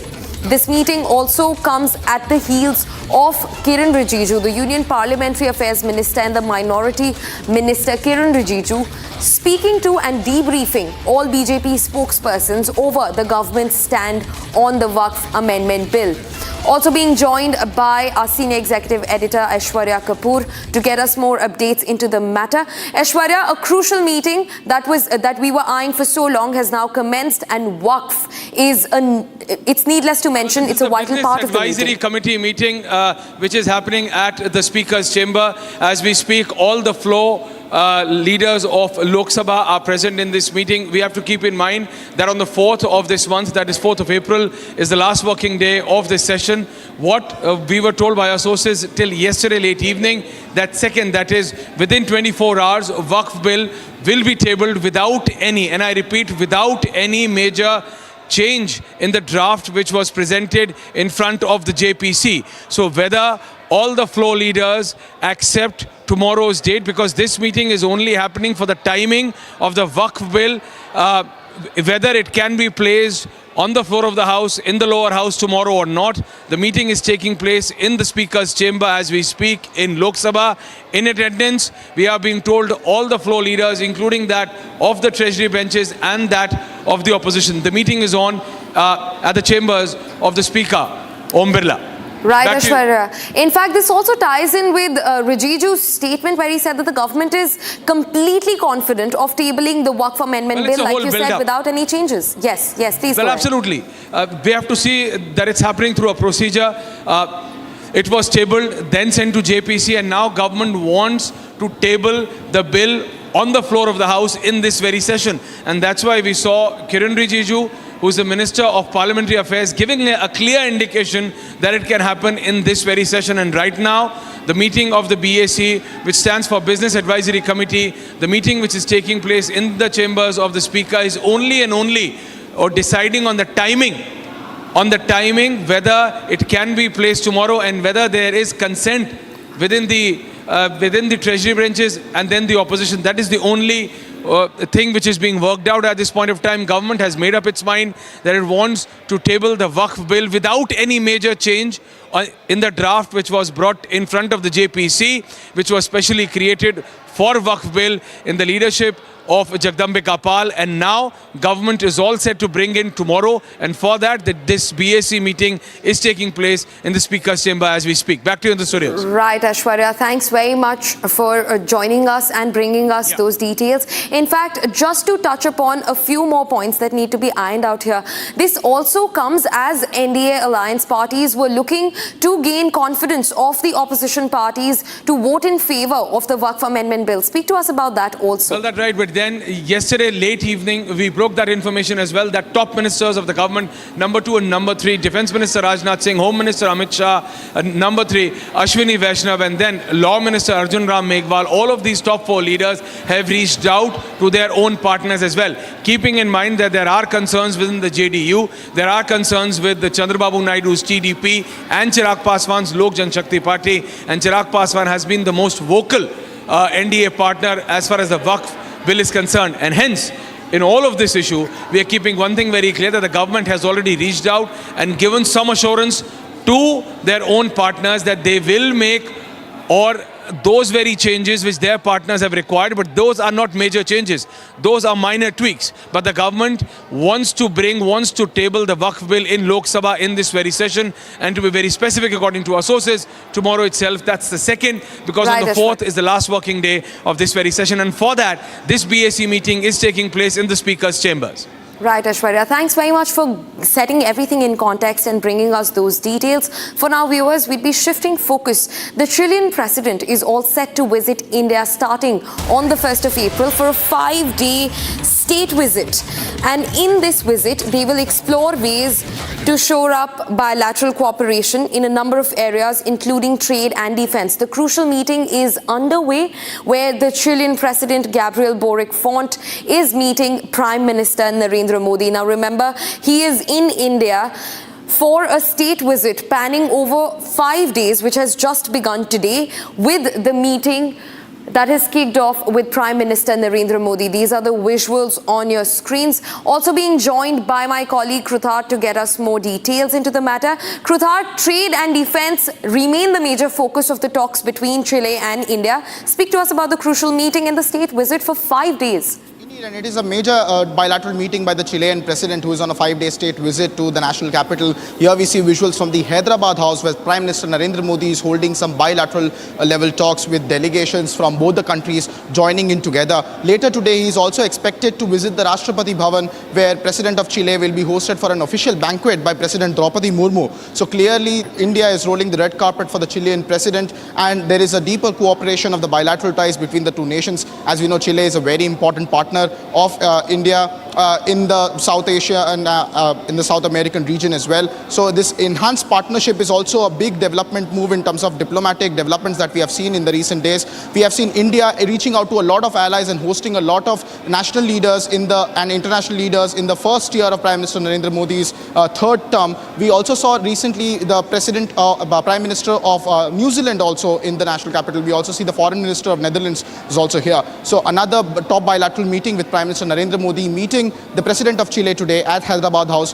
followed by a state banquet hosted at the Rashtrapati Bhavan by Draupadi Murmuji for the Chilean President. Back to the studio. Right, Krutharth. In fact, also speak to us about the itinerary of this entire 5-day-long state visit, the official visit. The Chilean President is not just supposed to be visiting Delhi, but also Agra and Mumbai, and in fact also Bengaluru. Krutharth.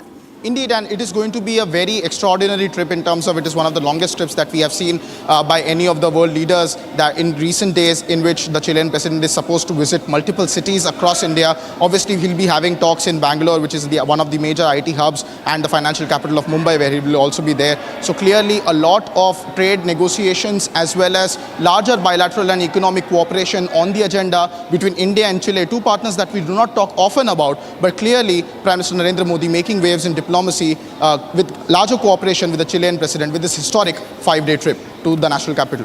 Right, Krutharth. In fact, thanks very much for joining in and getting us those details into the crucial meeting.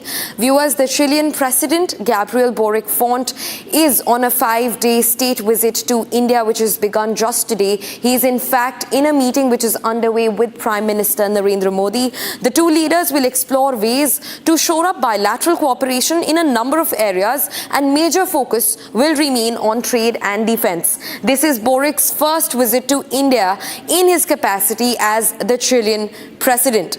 Viewers, cutting across to some other breaking news that we're tracking at this hour, the opposition has voiced its dissent once again over the Waqf Amendment Bill, where they have said that they are not happy with just 14 dissents added in the Joint Parliamentary Committee. They have an issue with collector and non-Muslim persons being a part of the board. Those mentions will not be in the report, is what the opposition has said. This comes as the opposition has staged a massive walkout from the Lok Sabha BAC meeting. The Business Advisory Committee meeting, which was underway just moments ago, the opposition has walked off from the meeting, where all floor leaders of not just the NDA alliance but also of the opposition were present to have a detailed talk, a thorough conversation over the Waqf Amendment Bill as it nears the date for its tabling. And now the opposition has walked off.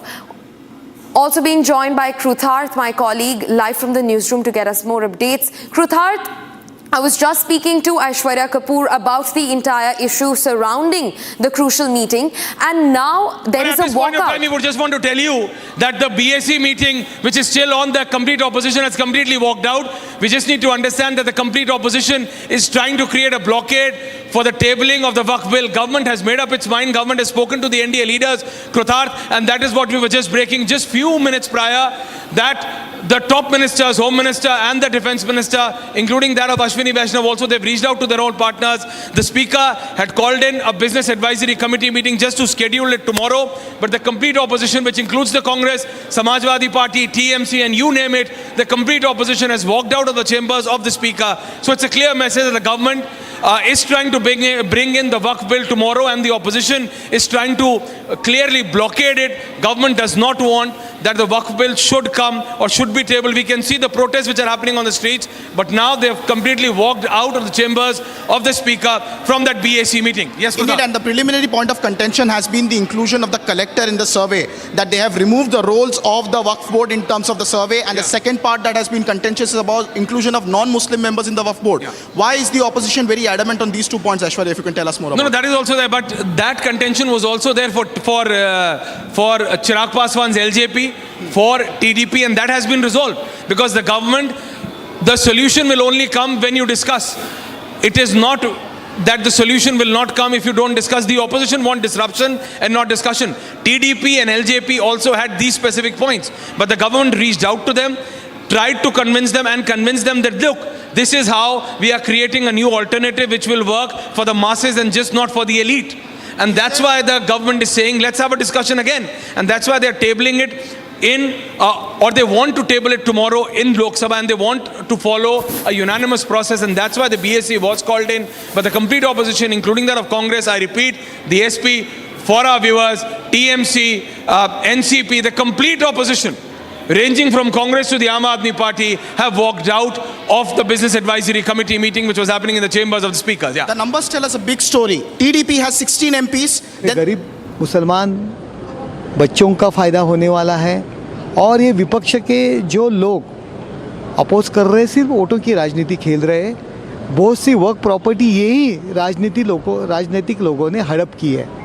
Karnataka में होंगे और जहाँ होंगे, सिर्फ लोगों को बताने के लिए, माइनॉरिटीज़ की वोट पाने के लिए गलत फहमियाँ उनके पास लेके जा रहे। वर्क अमेंडमेंट बिल आने के बाद गरीब मुस्लिम जनता का फ़ायदा होने वाला है। लेकिन जिस तरीके से जो डिसेंट नोट है या फिर जो भी शंकाएं हैं, तमाम चीज़ों का समाधान जो है विपक्ष को सुना गया, लेकिन विपक्ष आप लोग कह रहे हैं ये गरीब मुस्लिमों के हित में है, महिलाओं के हित में है, ये अभी भी टिल डेट ओवैसी जी कह रहे हैं नहीं, ये असंवैधानिक, ये मुस्लिमों के हित में नहीं है। देखो, ओवैसी को तो मुस्लिम राजनीति खेलने की है, मुस्लिम वोट पाने के लिए कांग्रेस में और उनमें कंपटीशन है किसके साथ मुस्लिम जनता जाएंगी, इसलिए कांग्रेस चिल्ला रही है, इसीलिए ओवैसी भी चिल्ला रहे हैं। वो सिर्फ वोट पाने के लिए, जो मुस्लिम वोट बैंक है उस पर अधिकार किसका है।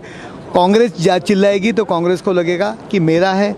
अभी कांग्रेस चिल्ला रही है इसीलिए ओवैसी चिल्ला रही है, ओवैसी चिल्ला रही है इसलिए समाजवादी पार्टी चिल्ला रही है, क्योंकि सिर्फ मुस्लिम लोगों को भड़का के उनका वोट पाना, यही उनका अंतिम हेतु है।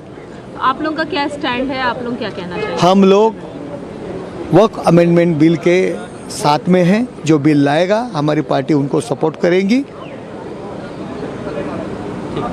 उद्धव ठाकरे की जो पार्टी है उबाटा, वो उसका अपोज कर रही है लगातार, इस पर आपका क्या कुछ कहना है? देखो, उद्धव बाला साहब ठाकरे जो पार्टी चला रहे वो कांग्रेस से हाथ मिला के अपनी पार्टी चला रहे हैं। सोनिया गांधी, राहुल गांधी ने उनको दम दिया होगा, तुम ये अमेंडमेंट बिल के खिलाफ वोटिंग करो, खिलाफ बोलो, इसीलिए अभी वो खिलाफ है। जिस पार्टी का हमारे जो फाउंडर है, हिंदू हृदय सम्राट शिवसेना प्रमुख माननीय बाला साहब ठाकरे, उनकी भूमिका थी वक्फ कायदा ही रद्द होना चाहिए, लेकिन सिर्फ सोनिया गांधी और राहुल गांधी को डर के उबाटा के लोग इस बिल को, अमेंडमेंट बिल को भी सपोर्ट नहीं कर रहे, उसको विरोध कर रहे हैं। ये शर्मनाक बात है। जिस बाला साहब ठाकरे जी का नाम लेते हैं वोट पाने के लिए, ये कांग्रेस के गुलाम हो गए हैं। महाराष्ट्र की जनता जो बचे कुचे जो है वो भी अभी उनके साथ में रहने वाले नहीं है।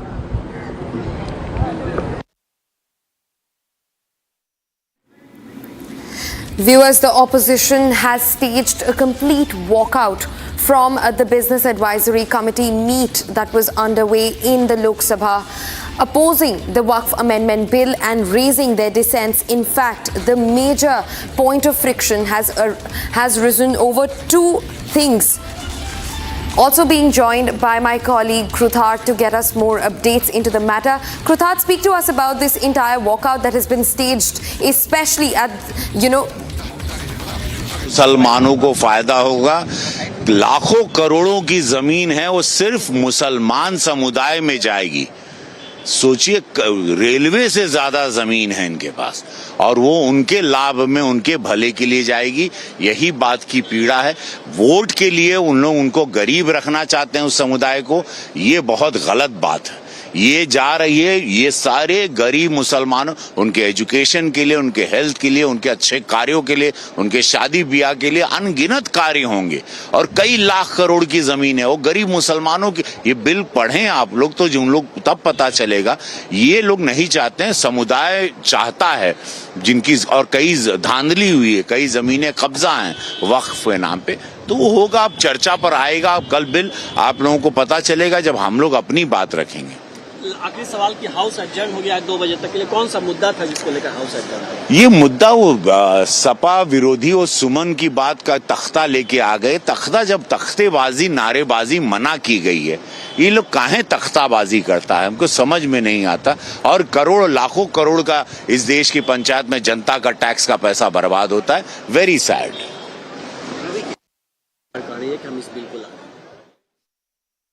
And viewers, that was the reaction of BJP MP from Gorakhpur, Ravi Kishan, who is challenging the opposition to come onto the floor of the Lok Sabha and vote in favor of the Waqf Amendment Bill. Before him, we saw Naresh Maske of the Shiv Sena, who is an MP from Thane, challenging Shiv Sena Uddhav faction over their entire stand on this issue. Just moments ago, the Business Advisory Committee of the Lok Sabha held a big meeting regarding the time allocation for the Waqf debate that will happen tomorrow. In less than 23 hours, the NDA is set to introduce one of its biggest major pieces of legislation in the Lok Sabha, the Waqf Amendment Bill. Tomorrow at 12 noon in the afternoon, the government is set to introduce the bill of Waqf Amendment on the floor of the House of Lok Sabha, following which, as per reports, the Business Advisory Committee, the committee which is responsible for allocation of time for the debates that happen in the Parliament, which is headed by the Speaker of the Lok Sabha, have allocated around 8 full hours of debate. So the opposition that has been saying that their concerns have not been heard enough in the JPC,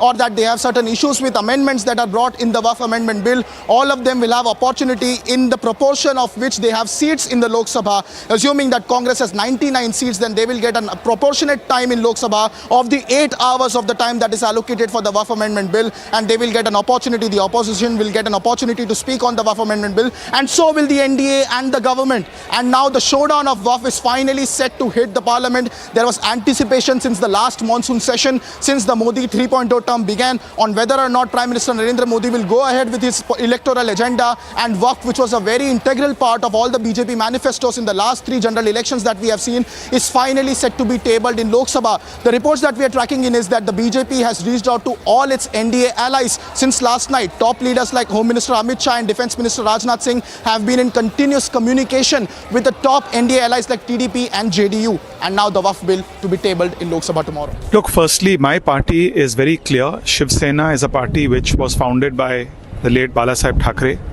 Today, under the leadership of Eknath Shinde ji, the party is very clear that we believe in unity, we believe in equality for all communities, we believe in not appeasing any community, and we believe that the Waqf Amendment Bill 2024 is in the interest of the Muslims of this country.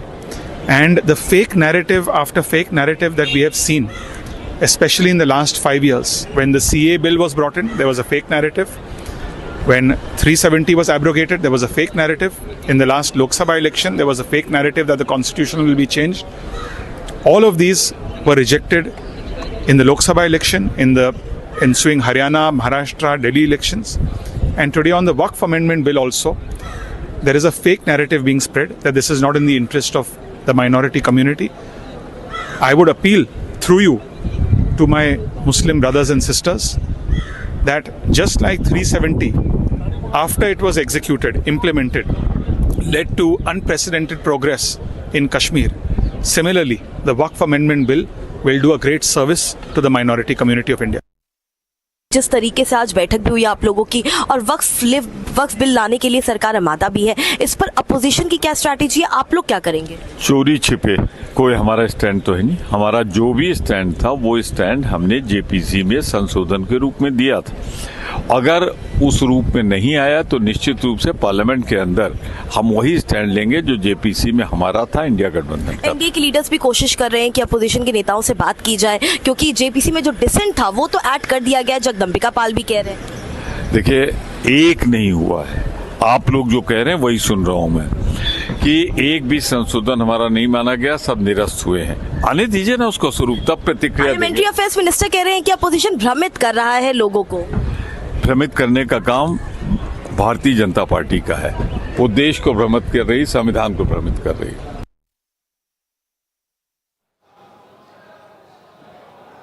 And viewers, that was the reactions coming in from the Parliament, where the Business Advisory Committee meeting has just concluded and 8 hours of time have been allocated for the Waqf parliamentary discussions that will take place in Lok Sabha tomorrow, when the Waqf Amendment Bill will be tabled in the Lok Sabha. The NDA is scrambling to all its allies and getting them on board. As far as the numbers are concerned, there are 292 MPs on paper with the NDA, and big political reactions coming in for the Waqf Amendment Bill. There are uncertainties. We have already seen Shiv Sena MPs already attacking Shiv Sena Uddhav Sena, which is, they are questioning whether the 9 MPs of Shiv Sena Uddhav faction will be voting for the Waqf Amendment Bill or not, and more reactions coming in.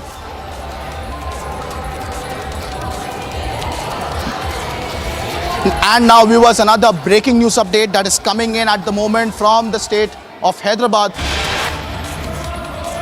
The Education Ministry has now taken note of the tensions that have erupted at the University of Hyderabad yesterday after police clashed with students protesting against the Telangana government's plan to redevelop around 400 acres of land next to their campus. This has now led to a political row with the opposition's BRS accusing the police of dragging the protesting students by their hair and thrashing them. Today, several BJP leaders and youth wing workers were detained as protests escalate, and now Education Ministry has decided to write to the Telangana Chief Minister and the Hyderabad Students' Council along with the Hyderabad University, condemning the students' protests and the manner in which the students were manhandled by the Telangana government of Revanth Reddy. I have my colleague Aneri joining me live from Hyderabad with more breaking updates on this story. Aneri, do tell us, now that the Education Ministry has taken note of this entire incident, what is the situation on ground right now? Are tensions still high between the students and the police?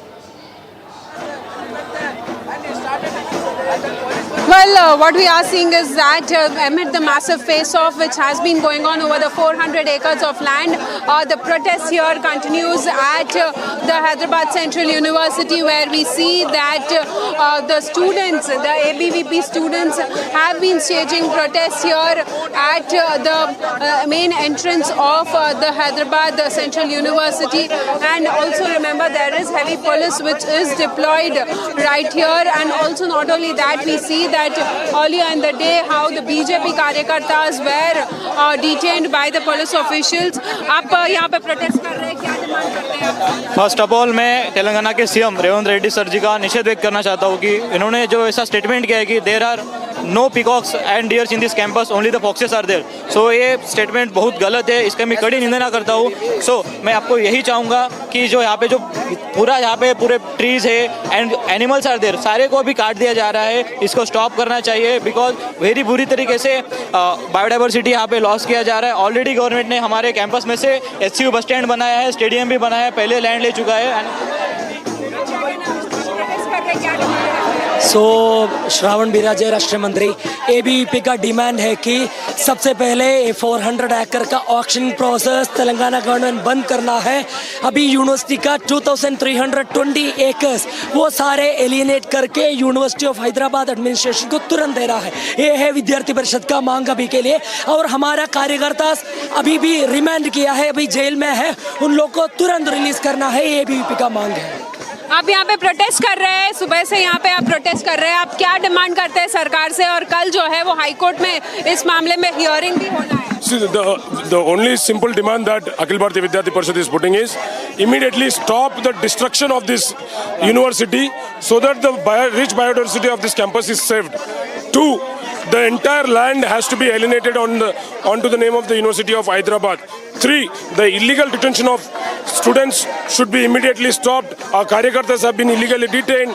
So all of this have to be met with. If Revanth Reddy thinks that he can intimidate the students' movement by putting our karyakartas in jail, Akhil Bharatiya Vidyarthi Parishad is not going to stop this movement by the cheap tactics of Revanth Reddy. Revanth Reddy proclaims to be a previous karyakarta, former karyakarta of Akhil Bharatiya Vidyarthi Parishad. Dear Revanth Reddy, ABVP will show you what ABVP can do, and we will not move an inch back until we save this university land. You can see here the protest continues over the 400 acres of land, where on one side we also see that there will be an urgent hearing which will be taken up in the Telangana High Court as well tomorrow over this very land issue, where we'll have to see what will be the arguments that will be put forth, because on one side the Telangana government continues to claim that this land was handed over to the government by Supreme Court in 2024. Thank you, Aneri, for all those updates. And I believe I also have one of the student leaders who's leading this entire protest movement, Nitin, joining us live on the broadcast. Nitin, if you can hear me, what is the situation as the protests have now escalated and entered day number 2? And we have seen some very vicious crackdown by the police officers yesterday. Do tell us about what kind of brutalities did the students have to face while they were peacefully protesting against the infrastructure and bulldozer action that was ongoing on the campus premises. Nitin, if you can hear me.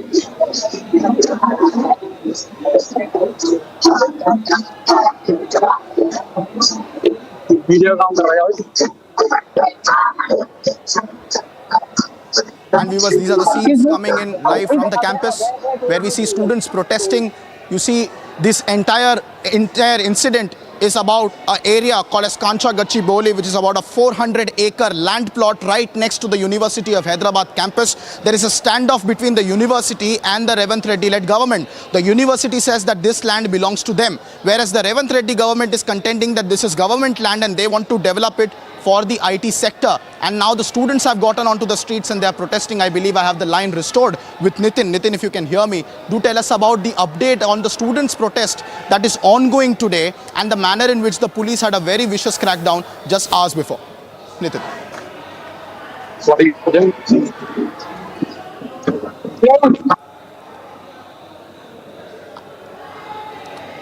Aneri, I think Nitin, we are facing some lines in the difficulty in the connectivity of the lines, but do tell us, what is the police presence there today, and do you see any coercive action taken by the police officers? In the last 24 hours, we have seen hundreds of protesters being detained by the police. What is the situation and the course of action that the police is pursuing today? Aneri, live from the ground zero.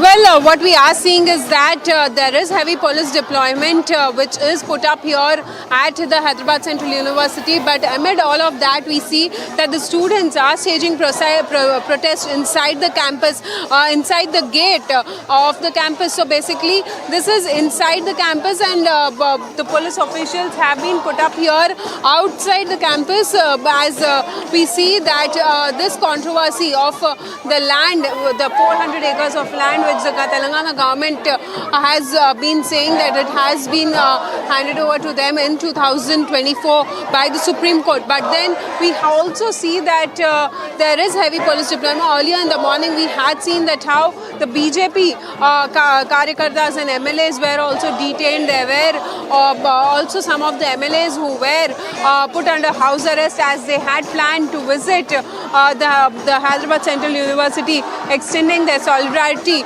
to the students. And also now what we are seeing is that students continue to stage protests here. Aneri, we can see at the entrance but of we also see that you are in front of a gate. Are the students being held inside the premises of the university? Are they not being allowed to come out and go to the site where they were protesting yesterday, which is the disputed land at which the 400-acre plot where the government is now looking at some infrastructure action? Are the students being held inside? Is this a police tactic to restrict them from going to the protest site? Well, it's the students' union have decided that they will be staging protest inside the campus, and that is the reason why we see that the students here, ABVP students and other student unions are staging protest inside the campus, and also at the same time there is police which is deployed outside outside the entrance of the campus. So yes, the student unions are trying to put forth their demands to the administration of the Hyderabad Central University to come out with all the minute-to-minute details and removal of the JCBs, police officials from the campus, and also ensure that 400 acres of land should be registered under HCU. So we'll have to see will these demands be fulfilled or not, but yes, until then they say that they will continue to stage protest. What has been the response of the BRS in this entire situation? We saw KTR making a statement that although he supports the students from outside, but he does not want to hit the ground to give this entire protest a political spin and a political color. But we clearly see that ABVP is protesting on ground zero. At the same time, we also see various students' union also getting onto the ground. Is this still a very much student-led movement, or is there a political angle also emerging in as Revanth Reddy wants to portray in this entire situation? Because students have clearly gotten onto the ground and they are seriously protesting against this entire 400-acre plot, which is now going to be developed under some IT sector scheme of Revanth Reddy government. Aneri. Well, on one side we are seeing that how there is a political face-off, but then what KTR had given out a statement is that he doesn't want to visit the campus because then the Congress government will blame the BRS that all of these protests are affiliated to the BRS party, and that is the reason why he is extending solidarity. He is standing by in support of the students, and also said that the BRS MPs will raise this issue in the parliament as well. But now we are seeing that how early in the morning we had seen the BJP leaders who had planned to visit, but they were detained by the police, and also now the students continue to stage protest here. Thank you very much, Aneri, for those updates. And now big breaking news coming in from the national capital of Delhi, right from the Parliament, where the Waqf Amendment Bill is all set to be brought into the Parliament and Lok Sabha at 12 noon tomorrow. And the big breaking news update that we are tracking for you is that all NDA allies have officially extended their support to the Waqf Amendment Bill. As per sources, Republican confirmed that JDU, LJP, TDP, Apna Dal, Shiv Sena have extended their support for the Waqf Amendment Bill. If these updates are to be believed to be accurate, then the NDA officially has the numbers on the floor of the House in Lok Sabha. The NDA officially will have more than 272 votes needed. A simple majority in Lok Sabha, the House of Representatives, with 543 seats, with JDU's 12, LJP 5, TDP 16, Apna Dal 1 and Shiv Sena 7. All of them combined with 240 MPs of the Bharatiya Janata Party. The NDA will most likely have the numbers, as all NDA partners have confirmed their support for the Waqf Amendment Bill. The big question was whether the TDP and the JDU, which combined together control more than 28 MPs, which are very critical for the simple majority mark of the BJP-led alliance NDA in the Lok Sabha, will extend their support or not. But in the last 24 hours, we have seen top leadership of the BJP and various union ministers, right from Home Minister Amit Shah to Law Minister Arjun Ram Meghwal, connecting with their NDA partners. Chirag Paswan of the LJP, who also has a very substantial number of MPs, 5, has also been roped in, it's what believed, and JDU is also extending its support. So BJP, as it stands, has the green light to introduce the Waqf Amendment Bill in the Lok Sabha, as it has now confirmed that it has all NDA partner support on the Waqf Amendment Bill. Tomorrow at noon in afternoon, the bill will be introduced in the Lok Sabha, and there is about 8 hours of discussion time that has been allocated by the Business Advisory Committee of the Lok Sabha, the committee responsible for allocation of time on discussion on various topics in the Parliament, which is led by the Speaker of Lok Sabha for Lok Sabha. And it has decided that there will be 8 hours of total discussion on the Waqf Amendment Bill. And now with all the NDA allies backing the NDA in terms of one of the major pieces of legislation that will be introduced in the third term of Prime Minister Narendra Modi, the contentious Waqf Amendment Bill, which has been continuously featured in the BJP manifesto since 2014. We have NDA allies now extending full support, and we have more reactions coming in from all the NDA allies who are extending their support. At the same time, the opposition who had walked out from the Business Advisory Committee earlier. Let's look at what is happening in the Parliament in light of the introduction of the Waqf Amendment Bill set for tomorrow. Look, firstly, my party is very clear. Shiv Sena is a party which was founded by the late Balasaheb Thackeray. Today, under the leadership of Eknath Shinde ji, the party is very clear that we believe in unity, we believe in equality for all communities, we believe in not appeasing any community, and we believe that the Waqf Amendment Bill 2024 is in the interest of the Muslims of this country. And the fake narrative after fake narrative that we have seen, especially in the last 5 years, when the CA bill was brought in, there was a fake narrative.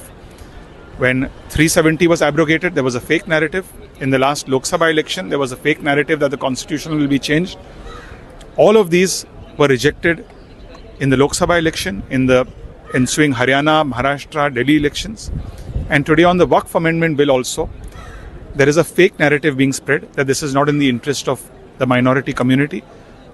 I would appeal through you to my Muslim brothers and sisters that just like 370, after it was executed, implemented, led to unprecedented progress in Kashmir, similarly, the Waqf Amendment Bill will do a great service to the minority community of India. जिस तरीके से आज बैठक भी हुई आप लोगों की और वक्फ बिल लाने के लिए सरकार आमादा भी है, इस पर अपोजिशन की क्या स्ट्रैटेजी है, आप लोग क्या करेंगे? चोरी छिपे कोई हमारा स्टैंड तो है नहीं। हमारा जो भी स्टैंड था वो स्टैंड हमने जेपीसी में संशोधन के रूप में दिया था। अगर उस रूप में नहीं आया तो निश्चित रूप से पार्लियामेंट के अंदर हम वही स्टैंड लेंगे जो जेपीसी में हमारा था, इंडिया गठबंधन का। एनडीए के लीडर्स भी कोशिश कर रहे हैं कि अपोजिशन के नेताओं से बात की जाए, क्योंकि जेपीसी में जो डिसेंट था वो तो ऐड कर दिया गया, जगदम्बिका पाल भी कह रहे हैं। देखिए, एक नहीं हुआ है, आप लोग जो कह रहे हैं वही सुन रहा हूं मैं कि एक भी संशोधन हमारा नहीं माना गया, सब निरस्त हुए हैं। आने दीजिए ना उसको स्वरूप, तब प्रतिक्रिया देंगे। पार्लियामेंट्री अफेयर्स मिनिस्टर कह रहे हैं कि अपोजिशन भ्रमित कर रहा है लोगों को। भ्रमित करने का काम भारतीय जनता पार्टी का है। वो देश को भ्रमित कर रही, संविधान को भ्रमित कर रही। आप ये बताएं कि क्या इससे पहले वक्त पे अलग अलग बिल नहीं लाई कांग्रेस ने? इससे पहले जब 1995 में बिल आया था, क्या भाजपा ने उस वक्त समर्थन नहीं किया था? क्योंकि वो उस समय उस समाज के हित में था, उस समाज को मुख्य धारा में जोड़ने के लिए और उसके विकास के लिए था। अभी इस बिल को लेकर के जिस तरह से विपक्ष लगातार फियर मॉन्गरिंग, डराने का काम कर रहा है धर्म के नाम पे, ये सरासर गलत है। इस बिल का सिर्फ एक धार्मिक पक्ष ही नहीं है, इस बिल का एक आर्थिक पक्ष भी है, एक सामाजिक पक्ष भी है, एक विधिक पक्ष भी है और एक प्रशासनिक पक्ष भी है, जिसको लेकर के विपक्ष बात नहीं कर रहा है, सिर्फ धर्म के नाम पे डराने का काम कर रहा है। ये सरासर गलत है। बहुत ज़रूरी है कि सच्चर कमेटी के रिपोर्ट के हिसाब से जो मुस्लिम तबका बहुत समय से पिछड़ा रह गया है, मुख्य धारा से पीछे रह गया है, उसको मुख्य धारा में लाने की ज़रूरत है। उसको ज़रूरत है कि वो विकास के राह में सबका साथ सबका विकास जो मोदी जी का ये है, उसमें सब लोग जुड़े और सब लोग आगे बढ़ें। सिर्फ ये डराने का काम नहीं हो अपने वोट बैंक के लिए। देखिए, हम लोग किसी को वोट बैंक नहीं मानते हैं, हम लोग समाज के लिए काम करते हैं, हम लोग दलितों के लिए, अकलितों के लिए और समाज में जो भी पिछड़े हैं उनके लिए काम करते हैं। और उनके पक्ष में अगर उनको आगे ले जाने के लिए कोई भी ऐसा बिल आएगा तो हम लोग उस पर विचार जरूर करेंगे। Rapid developments in the national capital of Delhi as the Waqf board bill is supposed to be tabled in the parliament tomorrow. Now, breaking news update coming in. India allies have continued their opposition of the Waqf bill. As per reports, BJD, YSRCP, two non-aligned parties along with AIMIM and Shiv Sena UBT amongst other Indi partners are going to vote against the Waqf bill. That is the big update that we are tracking for you at the moment. We have fresh reactions coming in from the Lok Sabha. Gaurav Gogoi is speaking on the Waqf amendment bill along with TMC's Kalyan Banerjee. Let's listen into those reactions first.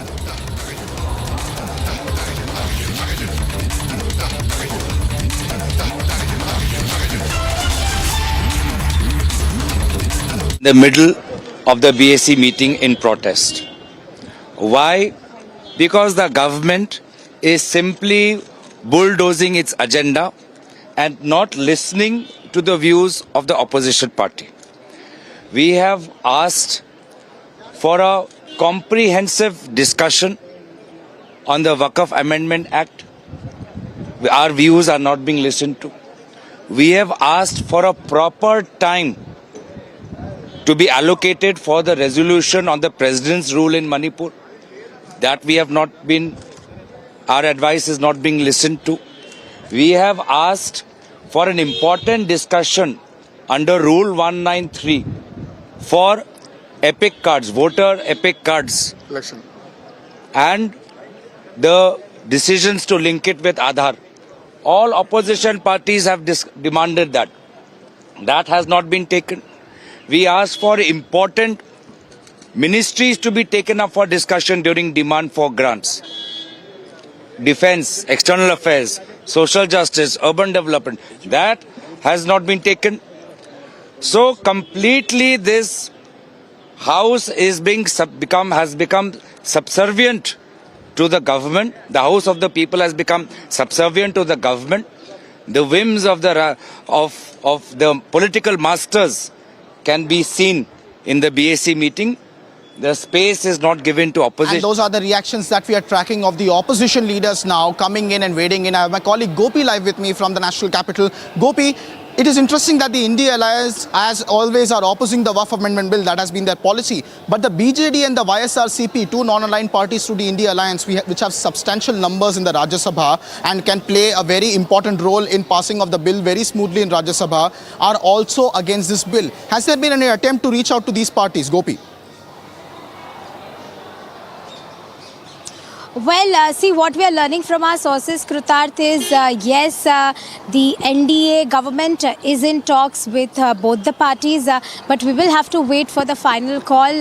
While we have always seen the uproar over Waqf amendment bill, and we've also seen that, how since morning today also on various social media platforms, specifically if you see Nishikant Dubey's, what he has written on X, he has mentioned about the 1913 year when the Waqf Amendment Bill was first introduced. So time and again we have seen yesterday as well, Parliamentary Affairs Minister Kiren Rijiju was of the opinion that there are a few parties who have always been against this particular bill, and they have in fact reiterated on the fact that they have been misleading people of this country and they have manipulated what will be there in the Waqf Amendment Bill. So yes, we have seen how OSC has also reacted from AIMIM, how he has always been against the Waqf Amendment Bill. Now all eyes we will be on the support of BJD and YSRCP, as you have mentioned. We'll have to wait and watch what pans out tomorrow in the Parliament. Thank you very much, Gopi, for all those updates. And now moving on to another interesting visual coming in. First views of the Earth's polar regions from the Dragon. The first human space flight exploring the Earth's polar regions lifts off from pad 39A in Florida in only 17 days after Falcon 9 was successfully launched. Viewers, take a look at these amazing, breathtaking visuals.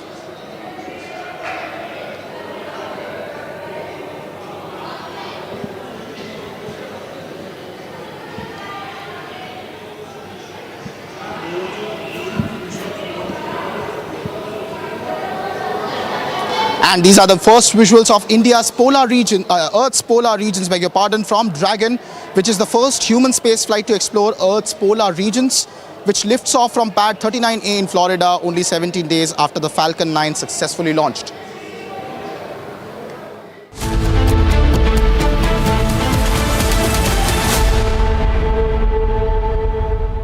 When you re-entered the Earth's atmosphere and came back to gravity, can you talk specifically about any kind of weird either sensations or experiences that you've had dealing with that over the last couple of weeks?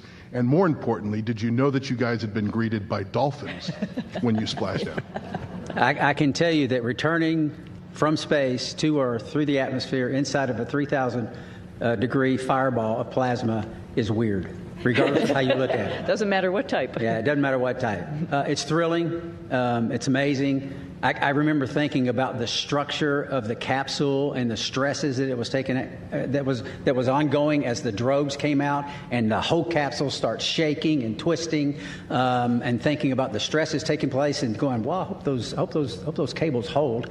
And then the parachutes open up, and then you're like, I've said it many times, there's not a better feeling returning from space that the parachutes open and work.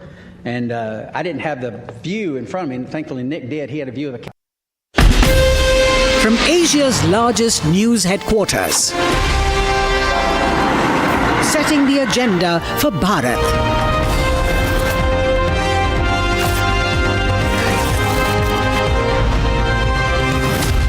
You're watching Republic.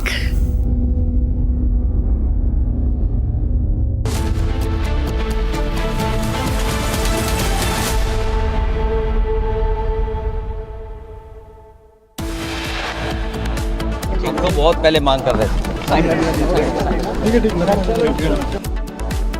India against the Waqf Amendment Bill. Opposition leaders walk out of business advisory meet in the Lok Sabha. Government allocates 8 hours for discussions on the Waqf Amendment Bill. Bill to be tabled in Lok Sabha tomorrow.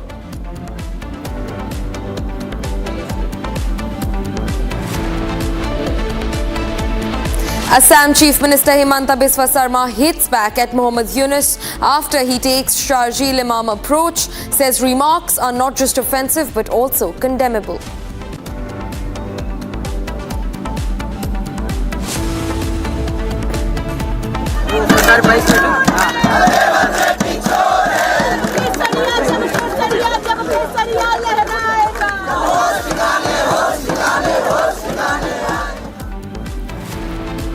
Mega showdown in Hyderabad over the university land row. Police detain BJP workers.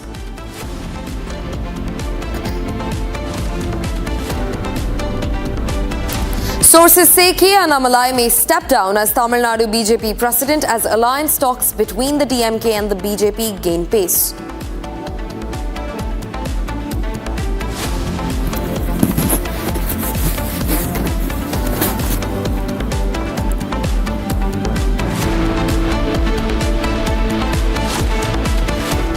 Viewers, shifting focus to the Waqf Amendment Bill. Amid showdown over the bill, all NDA partners, on the other hand, have expressed their support for the Waqf Amendment Bill. In fact, discussions will take place after the question hour tomorrow on the Waqf Amendment Bill 2024.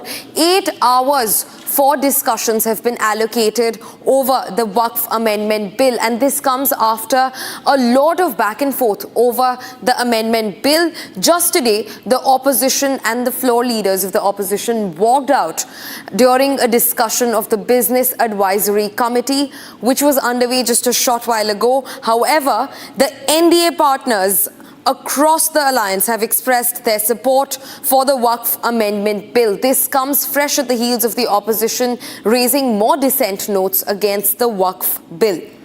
The discussions will take place tomorrow in the Lok Sabha, and 8 hours have been allocated for the chat over Waqf Amendment Bill. Also being joined by my colleague Gopi live on the broadcast to get us more information.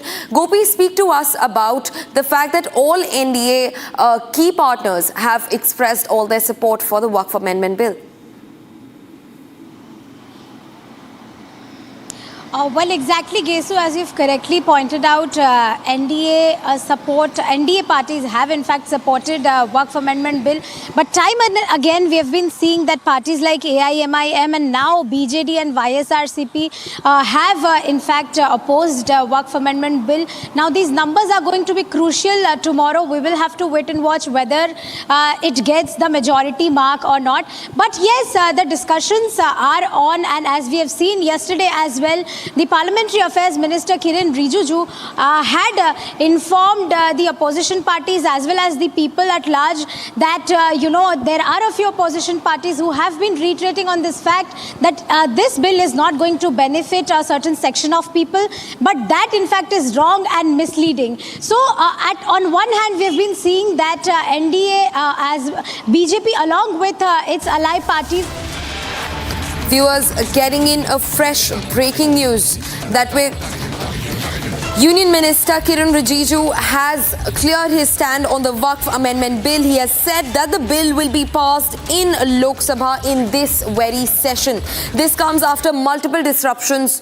और उसमें हमने government का तरफ से एक पक्ष रखा कि हम वक्फ अमेंडमेंट बिल में विस्तृत रूप से चर्चा करना चाहते हैं और बिजनेस एडवाइजरी कमेटी इसमें तय करे।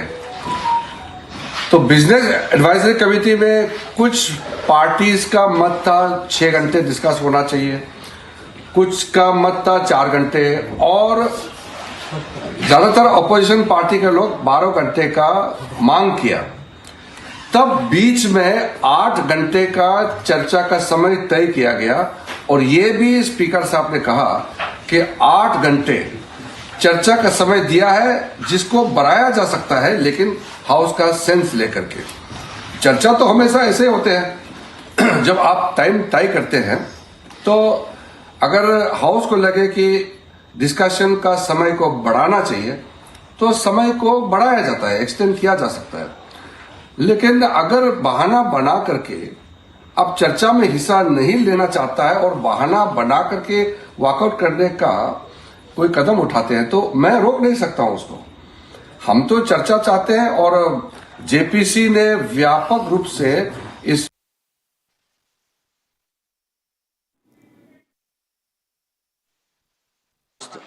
before the committee that tomorrow on 2nd April we are bringing the Waqf Amendment Bill, and for that we have to allocate time for discussion, and we had proposed that initially from 4 hours, 6 hours, whatever the committee decides, government is okay.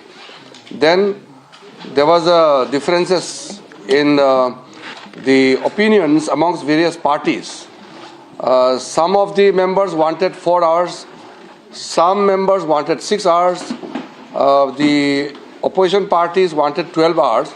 So finally there was an agreement that the total time to be allocated for discussion on Waqf Amendment Bill would be 8 hours, extendable after taking the sense of the House.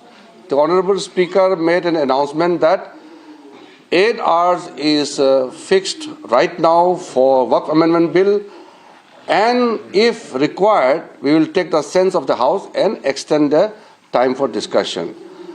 After that, the opposition party made a walkout, and I don't know the reason. Government is very honestly and keenly looking forward to have a proper discussion on Waqf Amendment Bill, and every member of the Parliament, those who represent different political parties, must get sufficient time and proper time to discuss and speak on the matter, on the subject. Now, if some political parties are trying to create some excuse so that they can run away from the discussion, that would be unfortunate, because the nation wants to listen the points raised by various political parties. I'm very happy that today, after the Catholic Council, the Bharat Church Group and various other church groups of India have extended not only support but appeal everyone to support the Waqf Amendment Bill. Similarly, various other groups are also making a request. For which time has not been dedicated, and you are practically they walked out because you said only 1 hour of discussion on Manipur and the Home Minister replied by midnight. ऐसा है, आज business advisory committee का meeting हुआ और उसमें हमने government का तरफ से एक पक्ष रखा कि हम वक्फ अमेंडमेंट बिल में विस्तृत रूप से चर्चा करना चाहते हैं और बिजनेस एडवाइजरी कमेटी इसमें तय करे। तो बिजनेस एडवाइजरी कमेटी में कुछ पार्टीज का मत था 6 घंटे डिस्कस होना चाहिए, कुछ का मत था 4 घंटे, और ज़्यादातर अपोजिशन पार्टी के लोग 12 घंटे का मांग किया। तब बीच में 8 घंटे का चर्चा का समय तय किया गया और ये भी स्पीकर साहब ने कहा कि 8 घंटे चर्चा का समय दिया है, जिसको बढ़ाया जा सकता है, लेकिन हाउस का सेंस लेकर के। चर्चा तो हमेशा ऐसे होते हैं, जब आप टाइम तय करते हैं तो अगर हाउस को लगे कि डिस्कशन का समय को बढ़ाना चाहिए तो समय को बढ़ाया जाता है, एक्सटेंड किया जा सकता है। लेकिन अगर बहाना बना करके अब चर्चा में हिस्सा नहीं लेना चाहता है और बहाना बना करके वॉकआउट करने का कोई कदम उठाते हैं तो मैं रोक नहीं सकता हूं उसको। हम तो चर्चा चाहते हैं और जेपीसी ने व्यापक रूप से इस बिल का स्क्रूटिनाइज किया, चर्चा किया और पार्लियामेंट में फिर से टेबल किया रिपोर्ट को। फिर कैबिनेट ने इसको जांच करके अच्छा से इसमें जो प्रोविजंस है उसको देख करके फिर से आज हम बिल को लाने का बात कर रहे हैं। हर पॉलिटिकल पार्टी को अपना मत रखने का अधिकार है और देश सुनना चाहता है कि किस पॉलिटिकल पार्टी वक्फ अमेंडमेंट बिल में क्या पोजीशन रखता है, ये सुनना चाहता है और ये रिकॉर्ड करेंगे। हजारों साल तक ये रिकॉर्ड रहेगा कि इतना अच्छा वक्फ अमेंडमेंट बिल जो ला रहे हैं इसको किसने विरोध किया और किसने समर्थन किया, ये रिकॉर्ड में रहेगा। लेकिन चर्चा तो करें। तो अगर चर्चा नहीं करना चाहते हैं और आप बहाना बना करके अगर वॉकआउट करेंगे तो मैं तो उसका जिम्मेदार तो हो नहीं सकता। सर, ऑपोजिशन कह रही है कि वो मणिपुर पे डिबेट मांग रहे हैं, तो वो कहते हैं ऐसा है, डिबेट करें। ऐसा है 12 बजे से कल क्वेश्चन आवर के तुरंत बाद 2 अप्रैल को वक्फ अमेंडमेंट बिल को मैं टेबल करना चाहता हूं फॉर कंसिडरेशन एंड पासिंग, पारित होने के लिए। उसके बाद हमने 8 घंटे के लिए मान लिया गया है कि चर्चा 8 घंटे का होगा और बढ़ाना चाहता है तो हाउस में स्पीकर सेंस लेकर के बढ़ा सकते हैं। किरण जी, ऑपोजिशन वालों का ये कहना है कि जब उन्होंने आपसे मणिपुर पे डिस्कशन मांगा, एक तो आपने कहा कि 1 घंटे में डिस्कशन होगा। देखिए, ये आपको समझना होगा, ये बजट सत्र 4 तारीख तक है, बजट सत्र 4 अप्रैल तक है और जो बिल हम लोकसभा में पारित करते हैं वो राज्यसभा में भी पारित करना होगा, तो फिर हमको समय भी तो देखना होगा। ये पार्लियामेंट सिर्फ लोकसभा नहीं है, सिर्फ राज्यसभा नहीं है, दोनों मिल करके ये पार्लियामेंट है। अगर वक्फ अमेंडमेंट बिल या कोई भी महत्वपूर्ण मुद्दे लोकसभा में पारित होता है तो राज्यसभा में भी जाना पड़ता है, वहां भी पारित करना पड़ता है, तो राज्यसभा के लिए भी तो टाइम देना पड़ेगा ना। But could this bill have been brought earlier also if there was a paucity of time for the नहीं, सी आप एक चीज ध्यान रखिए, जो कांग्रेस पार्टी के तरफ से जो कह रहे हैं कि राज्यसभा से क्यों पूछना है, ये तो गलत बात है। राज्यसभा भी उतना ही इम्पोर्टेंट है जितना लोकसभा है। मनी बिल, बजट को छोड़ के दोनों सदन तय करते हैं। हाँ, मनी बिल में भी राज्यसभा में चर्चा करता है, वो रिटर्न करते हैं, लेकिन ये कहना कि राज्यसभा का महत्व नहीं देना चाहिए, ये तो ठीक नहीं है। इसी सत्र में बिल पास हो जाएगा, थर्सडे को राज्यसभा में लाएंगे, तो थर्सडे को ये मैं कह रहा हूँ। आज 1 तारीख है, 2 तारीख को अगर लोकसभा में पारित होता है, उसके बाद राज्यसभा में रिपोर्टिंग करना होता है, फिर वहां तय करके समय और वहां डिस्कशन होना है। अगर 2 दिन लोकसभा में चर्चा करेंगे तो कहाँ समय बचा है? समय को भी तो देखना पड़ेगा ना, क्योंकि ये कैलेंडर तय किया गया है और हर बिल 1 दिन चर्चा होते हैं। आप बताइए, कोई जेपीसी का कोई रिपोर्ट को लेकर के कभी अनलिमिटेड 12 घंटे 20 घंटे चर्चा हुआ है क्या? 6 घंटे 7 घंटे चर्चा होते हैं। आपका जवाब भी हो जाएगा सर? क्या सारे अलाइज साथ में हैं आपके इस बिल पे? ये पूरा देश साथ में है। ये तो कुछ पॉलिटिकल पार्टी, कांग्रेस पार्टी और कुछ लोग दबाव में वोट बैंक राजनीति की वजह से विरोध करने का नाटक कर रहे हैं। अब देखिए, पूरे चर्च काउंसिल, हिंदुस्तान के अंदर में जितना चर्च काउंसिल है, ईसाई कम्युनिटी, क्रिश्चियन कम्युनिटी खुल करके समर्थन कर रहे हैं। हिंदू में, बौद्ध में, सिख में और मुसलमानों में मेजोरिटी लोग इसको समर्थन कर रहे हैं। जेडीयू समर्थन कर रहे हैं। अरे मैं क्या बता रहा हूँ, सब समर्थन कर रहे हैं, तो फिर आप एक पार्टी का नाम ले रहे हैं। कल रिप्लाई होना है, पारित होना है। मैं सिर्फ हाथ जोड़ करके कहता हूँ कि अगर बिल में बोलने के लिए कुछ नहीं है तो बहाना बना करके, टाइम का बिजनेस एडवाइजरी कमेटी का बहाना बना करके वॉकआउट करने का ये सब मत कीजिए। जो समय तय किया गया है खुलकर बोलिए, हम सुनना चाहता हूं, और एक पॉइंट, एक सेक्शन क्लोज का हम जवाब देने के लिए बिल्कुल तैयार है। सर मणिपुर में जो तय किया ना 3 तारीख और सर क्या सर मणिपुर को लेके कब चर्चा होगी सर लोकसभा में? राष्ट्रपति शासन आफ्टर सर बैठ के after debate tomorrow after debate not decided yet. So कल लोकसभा, परसों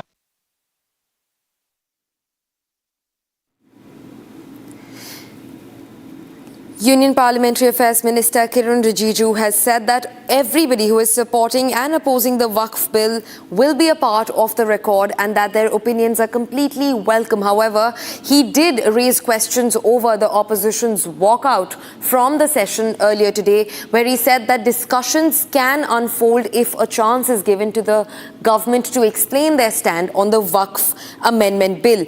However, the opposition continuously walks out on matters which are extremely trivial, and hence no conversations surrounding the Waqf bill have been able to be successful between the central government and the opposition. This comes as the opposition continues to voice its dissent over the Waqf amendment bill, while the BJP-led central government is all set to table the bill tomorrow in the Lok Sabha, and all NDA allies have given their full support to the Waqf amendment bill.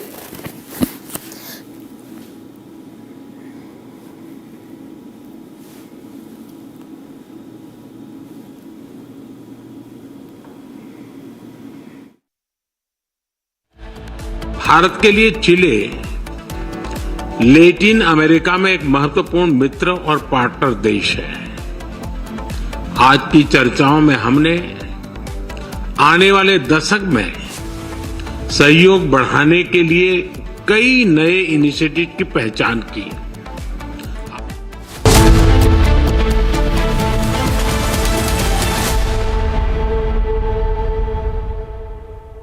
$13,000 placements last year. At Amity, we are committed to nurturing passionate, hardworking and proactive professionals. My question to Sunny is that Indian Space Research Organization, ISRO chief has said that India wishes to utilize your expertise in space exploration. So is there any scope of hope that we can see you working or collaborating with ISRO, that is Indian Space Research Organization, in future? And second part of this question is, while being in ISS and seeing India from space, is there any moment you would like to share? How does India look from space, Tony? Opportunity for the second one. Let me address the second question real quickly. India is amazing. Every time we went over the Himalayas, and I'll tell you, Butch got some incredible pictures of the Himalayas, just amazing. And you can see, like I've described it before, just like this ripple that happened, obviously when the plates collided, and then as it flows down.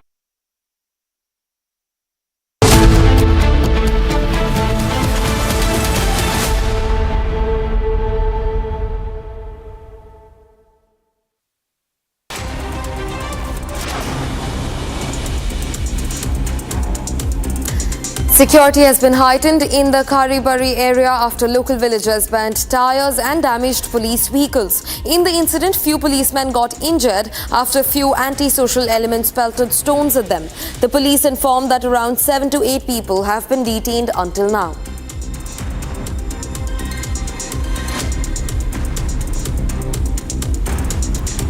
जब police बात कर रही थी तो कुछ बदमाश element आकर के उन्होंने स्टोन पेंटिंग करने की कोशिश की एंड हमारी गाड़ियों में कुछ क्षति हुआ है एंड अपार्ट फ्रॉम दैट कुछ पुलिस वाले इंजर भी हुए हैं तो अकॉर्डिंगली जो लॉ में प्रोविज़न है हम लेंगे और बाकी जो कल्प्रिट उनके व्यवस्था देंगे डेफिनेटली। सर अभी तक कोई गिरफ्तारी या कुछ है सर? हम लोग अराउंड 7-8 लोगों को डिटेन किया अब तक, देन सी कि एग्जैक्टली क्या क्या रोल था उन लोगों का, अकॉर्डिंगली उनकी ये सभी लोग लीगल एक्शन लेंगे। After the Kerala Catholic Bishops' Council supported the Waqf Amendment Bill proposed by the centre, Karnataka Deputy Leader of Opposition and Bharatiya Janata Party MLA Arvind Bellad affirmed that the Waqf Amendment Bill is a huge reform to the Waqf Bill which has created a huge havoc. Stressing the need of amendments, Bellad said that the BJP is rightfully amending the law. Tripura Chief Minister Manik Saha said that for the first time in his state, a G+14 type multi-story building is being built in the Gurkha Basti area of Agartala, Tripura, which is expected to be completed by 2026. The Chief Minister made the comments after inspecting the construction of the multi-story building.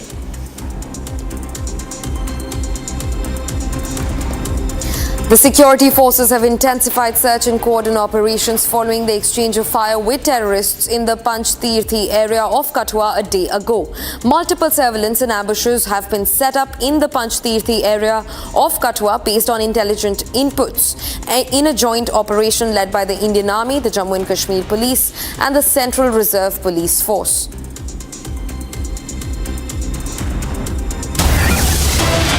Viewers, we're getting in a fresh breaking news on the Waqf Amendment Bill, where the Telugu Desam Party national spokesperson Prem Kumar Jain has said the whole Muslim community is waiting for the Waqf Amendment Bill to be tabled.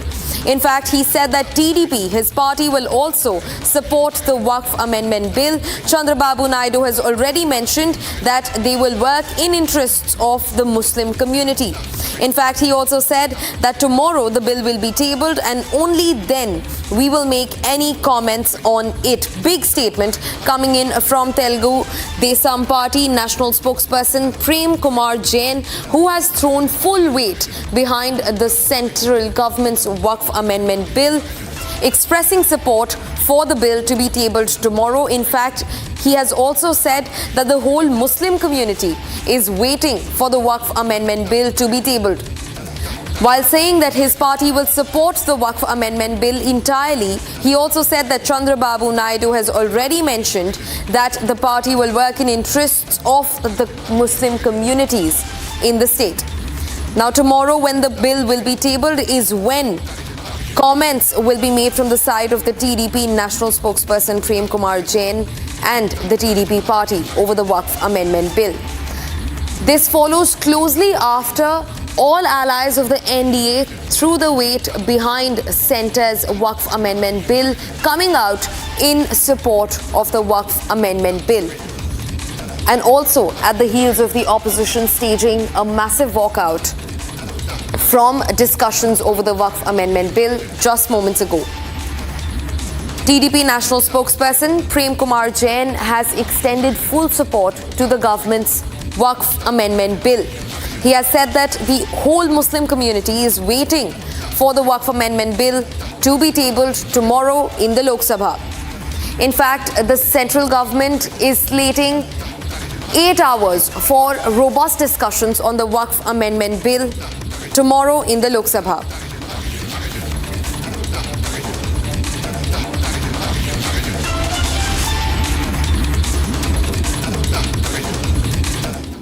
Viewers, shifting focus to Karnataka, where after the recent hike of milk prices, the Karnataka public is now eyeing at a garbage tax. You heard that right. In fact, the BJP has completely hit out at the Karnataka government over the taxes that are being levied on garbage collection in the state. The latest that has come in. Before this, other than the milk price hike, the Karnataka government had also imposed a hike in travel allowances, travel fines and travel charges that were being taken from the people in the state.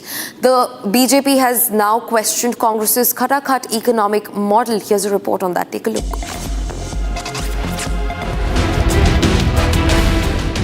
The BJP tore into the ruling Congress in Karnataka over its sputtering Khatakhat economic model. This after Bengaluru's primary civic body announced garbage tax for residents.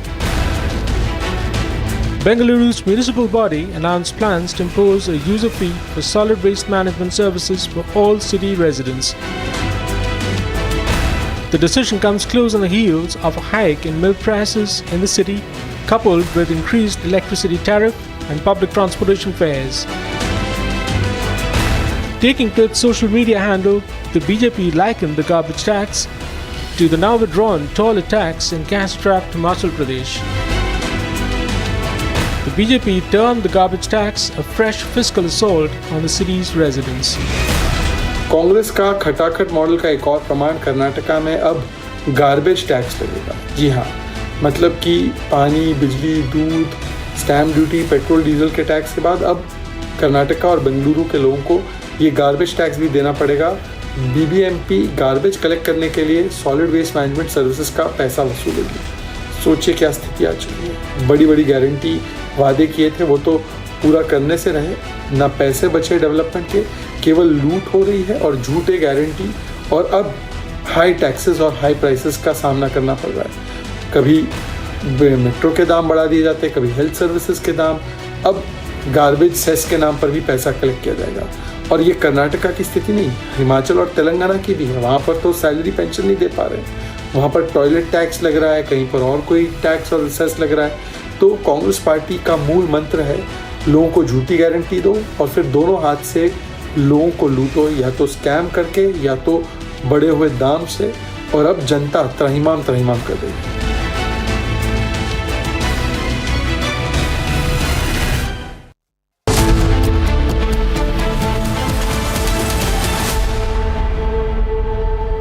Mahi sir, how much do you love your fans? Honestly, I love my new fans.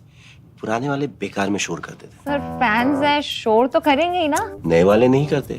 And they listen to what I say. नए Orient fans, they are super silent with voice control. अच्छा वो वाले fans. I thought Cricket fans, या तुम अपने podcast के चक्कर में मुझे मरवाओगे क्या? The new generation Orient BLDC fans, super silent performance with voice control. Welcome back, everybody. Butch, this question is for you. Where do you lay the blame for your Starliner test flight? Clearly, Starliner was not ready to fly when it did. Whom do you hold responsible for everything that happened? Thanks. That is a question that I cannot answer in a couple of comments, but I'll start with me. There were some issues, of course, that happened with Starliner. There were some issues, of course, that happened that prevented us from returning on Starliner. And I'll start with me. There were questions that I, as the commander of the spacecraft, that I should have asked, and I did not. At the time, I didn't know I needed to. And maybe you could call that hindsight, but I'll start and point the finger and I'll blame me. I could ask some questions, and the answers to those questions could have turned the tide. So blame, that's a term, I don't like that term, but certainly there's responsibility throughout all the programs, and certainly you can start with me. Responsibility with Boeing? Yes. Responsibility with NASA? Yes. All the way up and down the chain. We all are responsible. We all own this. And we are, in this business, trust, you cannot do this business without trust. You have to have ultimate trust. And for someone to step forward and these different organizations say, hey, I'm culpable for a part of that issue, that goes a long way to maintaining trust. So we're not going to look back and say this happened or that happened and that person or that issue or that entity's to blame. We're going to look forward and say, what are we going to use our lessons learned from this whole process and make sure that we are successful in the future. This is a tough business. The analogy about it, it's always a curvy road. It's never straight in this business. And minimizing those curves and being systems and processes in effect to prevent some of these curves is what we have to do as we leave low Earth orbit and go beyond to the moon and beyond that. So we're going to look forward, and that's the focus.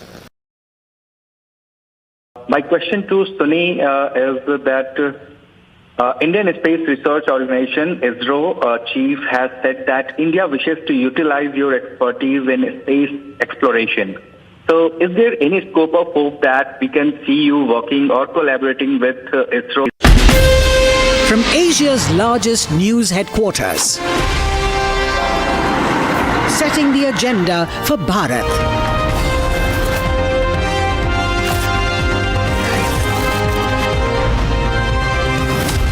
You're watching Republic.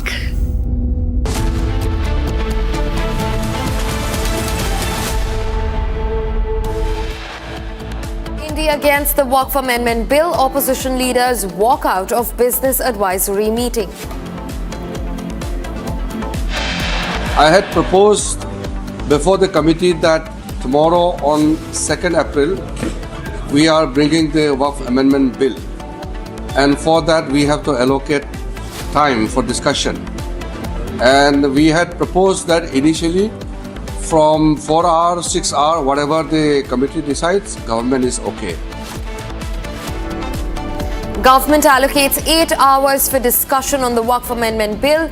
Bill to be tabled in Lok Sabha tomorrow. Assam Chief Minister Himanta Biswa Sarma hits back at Mohammad Yunus after he takes Sharjeel Imam approach, says remark is not just offensive but also condemnable.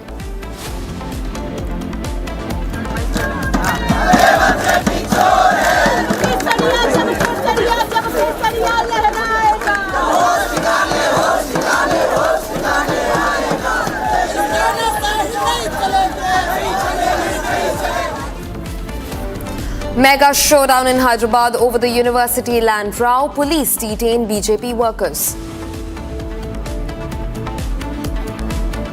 Sources say K. Annamalai may step down as Tamil Nadu BJP president as alliance talks between parties gather pace.